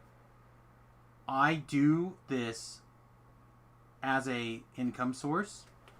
I don't expect people to pay. I expect people to have a good time. And if people feel like they're getting value from the stream, I certainly appreciate it if they do donate. But it is an income stream source for me. Sometimes I don't think I have the right personality for it. A lot of people would tell me that that's incorrect, but I definitely feel like sometimes when I look at other streamers' numbers, and I'm just like, how does that person have this many people watching? I don't understand. At different times, I'm like, they're not doing anything. They're just sitting there. They're not even like communicating or whatever. They're just la-di-da-di-da. So like, on one hand, I'm like, man, what am I doing wrong? But then on the other hand, I have so many people out there who I watch the streams and they watch other people's streams and they tell me, they're like, man, you're definitely the best streamer. I'm like, I don't know if that's true. He's like, no, you definitely are. And I go and I watch other people's streams and I don't see those kind of comments on other streams very often. So then I go, maybe I am doing something right. Maybe it is what it is. But at the end of the day, I do it because I need something in my life that helps give it meaning. And I can get that meaning from my family and stuff like that, but sharing what's going on in my world, which a lot of it has to do with DDO and stuff like that, that is the thing that has the most meaning to me. God gave me a couple of talents, and most of them involve using my mouth to take care of business. You know what I'm talking about? You know what I'm talking about. You know what I'm talking about? Switch hitter. Not every streamer is for everyone. I know tons of streamers and they are amazing at a game, but dry as socks as personality. Exactly. So I'm just like... That's very true. Very true. I have people that I watch and I enjoy for different reasons, and I try to learn from all of them and try to incorporate the things that I think are good and entertaining and successful.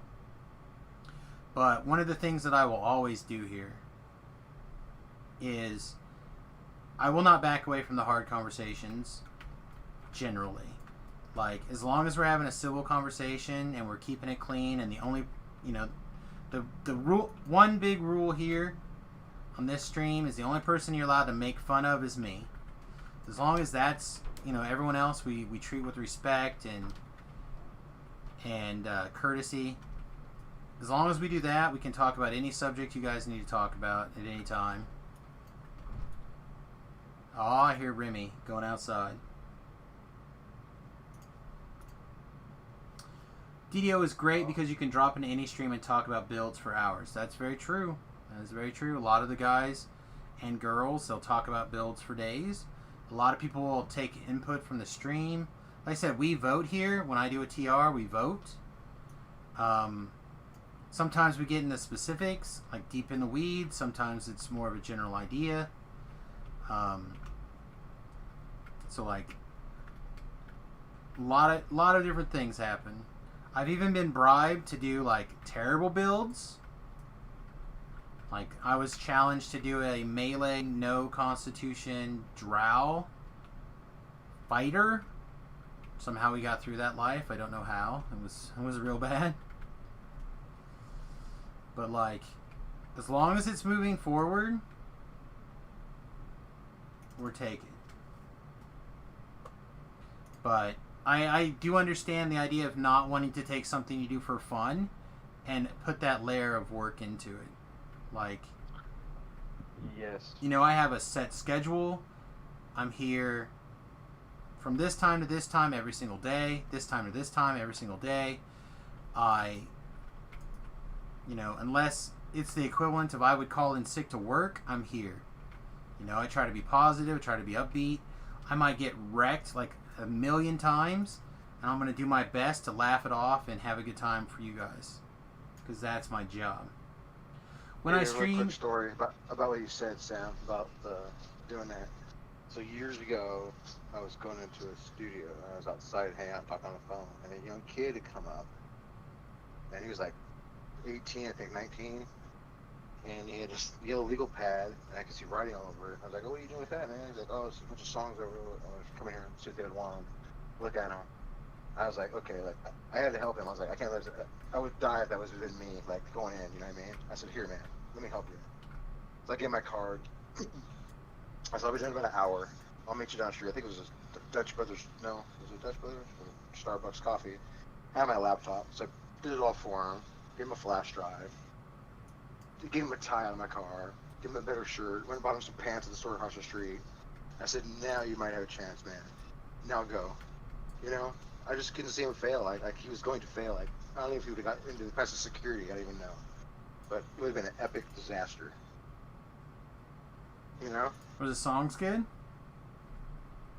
He had some good stuff. He had some good bridge work and stuff, but he was trying to like hum the melodies at the same time. And I said that told him that you can't do that. You need to differentiate. If you're trying to sell a whole song, like song with music and this and that there, you need to have sheet music. Just all kinds of stuff trying to explain to him. So I never knew what happened to him. I never knew if he kind of made something and moved somewhere else, other part of the country, or he quit. I don't know, but Well, hopefully you did. I hope so too, man. Alright, so let's take a look at this here real quick. When I stream, it's been people making suggestions and helping out because we're pretty new, but it's been a lot of fun. I will say, for the most part, the DDO community is very good and very want to be helpful. They don't always word it that way. They don't. You often have to argue your point for it to get through. But people in general, they want you to succeed. Where there have been plenty of other games that I've played in the past where that has not been the case. Where DDO definitely has that. You want me to do a non-monk fist build? I will probably do one after the Feywild comes out to lab. I'll do the Barbarian Shifter thing. It may not be for very long, but maybe it will be. I don't know. But yeah, that's I think that's going to be a build that's going to be sweet. Let's see. You just had a spider crawling on your hand. 1, peppermint oil. Get peppermint. Spiders hate peppermint, particularly peppermint oil. But get real peppermint oil. That not generic shit from the store. That stuff is bad. Get real peppermint oil. If you don't know how to get real peppermint oil and you want real peppermint oil, send me a tell. I'll help you get it. Yeah, find a witch doctor in the mountains somewhere and you'll find some. Yeah, you don't have to do anything that crazy. So you swatted it and swiped your hand, and now you can't find the dead body, but you see the 2 legs. You know the rule, man. You know the rule. You kill it, you eat it. A lot of spiders' mouths aren't they too small to bite humans? A lot of them. Yeah. Yeah. I would second that. That'd be a really interesting build. Yeah, I mean, I'm good. I'm good for trying it. Like I said, the fist shifter build is going to be sweet. I don't know how it's going to work, but be pretty good. Those kind of like temporary builds. Dagger build. Say what? So you need to have a monk, single weapon fighting, dagger build. Well, that's real tough. Oh, greater two-handed fighted. Hello. Because you can't be centered. I don't think that way. So. Oh really? Oh. Yeah, I don't think that'll work out very well. But you could take enough fighter levels so you could get your Kensai up high enough, and you could probably pull it off. What do we have? Incinerating Wave. Combos. There you go. I've done combat builds before. They're not the worst. They're certainly not the best. That Forcer's brush hook was a bad boy back in the day. I mean, I still have them. 2 green steel commas, I think a triple positive and a triple earth. Still has some value in here. All right, so I'm gonna try this key wave out really quickly before we wrap up the stream for the night. So where's a? Oh, I know. Let's go to giant holds. I'm gonna go to bed, man. You guys have a good night. I'm gonna wrap up here pretty soon. Saw a build that was using 2 levels of monk, 18 alchemist to do a vile chemist punchy boy. Yeah, I did a vile chemist sword, a dagger build as my alchemist life, and it was very good. I had a lot of fun playing it. I've not done a punchy boy one though, but I imagine it has some potential with the with all the different activations and boosts and stuff. A dark monk short sword biochemist, that could be okay. I don't know if it'll how good it would be, because by the time you get high enough levels to do like some real good short sword action, you're gonna be pretty far. Alright, so how long is this? Oh, that looks awesome. How long is it? Is it long? Is it long? That's pretty long.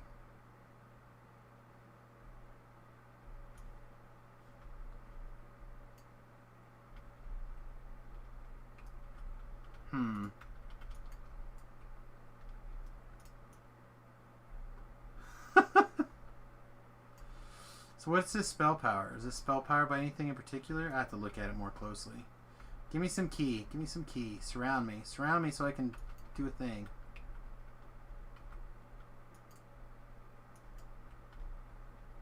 Blam!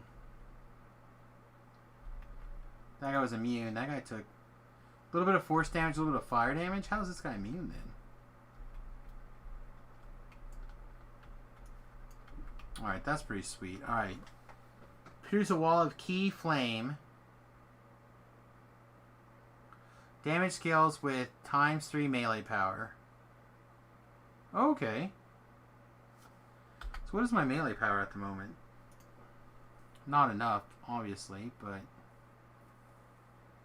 34? 34 is not the worst. Interesting.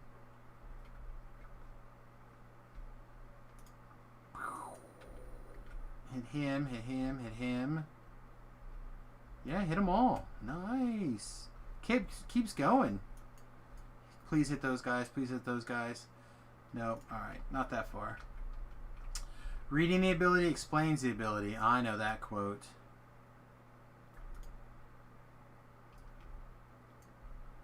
Oh, man. Alright. Alright, well with that, I think we're going to find somebody else to raid. But thank you very much, everyone, for stopping by and hanging out. I really do appreciate it. It is great to see so many people hanging out playing Dungeons & Dragons online, especially this late at night. So let's see. Oh no, am I the last man standing? Is that why everyone's here? When dinosaurs attack. That does not look like Dungeons & Dragons to me.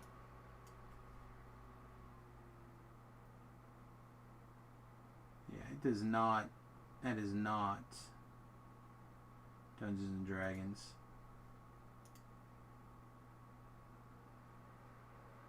Also, it doesn't look like there's anybody here. Oh, it's a printer. Darn. Darn it. Well, for those of you who are going to be abandoned, sorry. Check out my YouTube channel if you'd like to stick around and have more Dungeons & Dragons online action. youtube.com/SamusGarobo. But, yeah, unfortunately there's no one else to raid this evening. So we're gonna bounce, but you guys have a wonderful evening. I'll be back in the morning. It'll be a AM stream. I start at 11 Central Standard Time, sometimes earlier, but tomorrow will be 11 to 2, and then tomorrow evening I should be back at work, assuming that there's a Magic tournament. So we won't be back Friday night, but hopefully we'll be around sometime on Saturday. Knock on wood. Alright, with that, everybody, thanks again. I appreciate it. Don't forget, if you would like to support the stream for free, you can give us a follow or subscribe on either here on twitch.tv or over on youtube.com. That's a great way to help us out with the stream. You can also become a Patreon for as little as $1. Patreon.com/Samus. It's really good. Speaking of MTG, got to decide between buying DDO points or drafting tomorrow. Well, hopefully I'm going to draft. That is my plan. I have not got to play the Akora set at all. So I'm really looking forward to it. Also, G Music, if you don't have a local shop that you're supporting on Arena, with Arena codes, let me know tomorrow and I can shoot you an Arena code. If you play Arena. That goes for anybody. If you're watching this stream and you play Magic Arena and you need an Arena code, just message me your screenshot or whatever and I'll shoot you an Arena code. I have quite a few. But let's see, we talked about supporting the YouTube channel, the Twitch channel, the Patreon. Yeah, I think that's it. Alright, everybody, as always, peace, much love. We'll be back in the morning, and I hope to see you guys then. Toodles.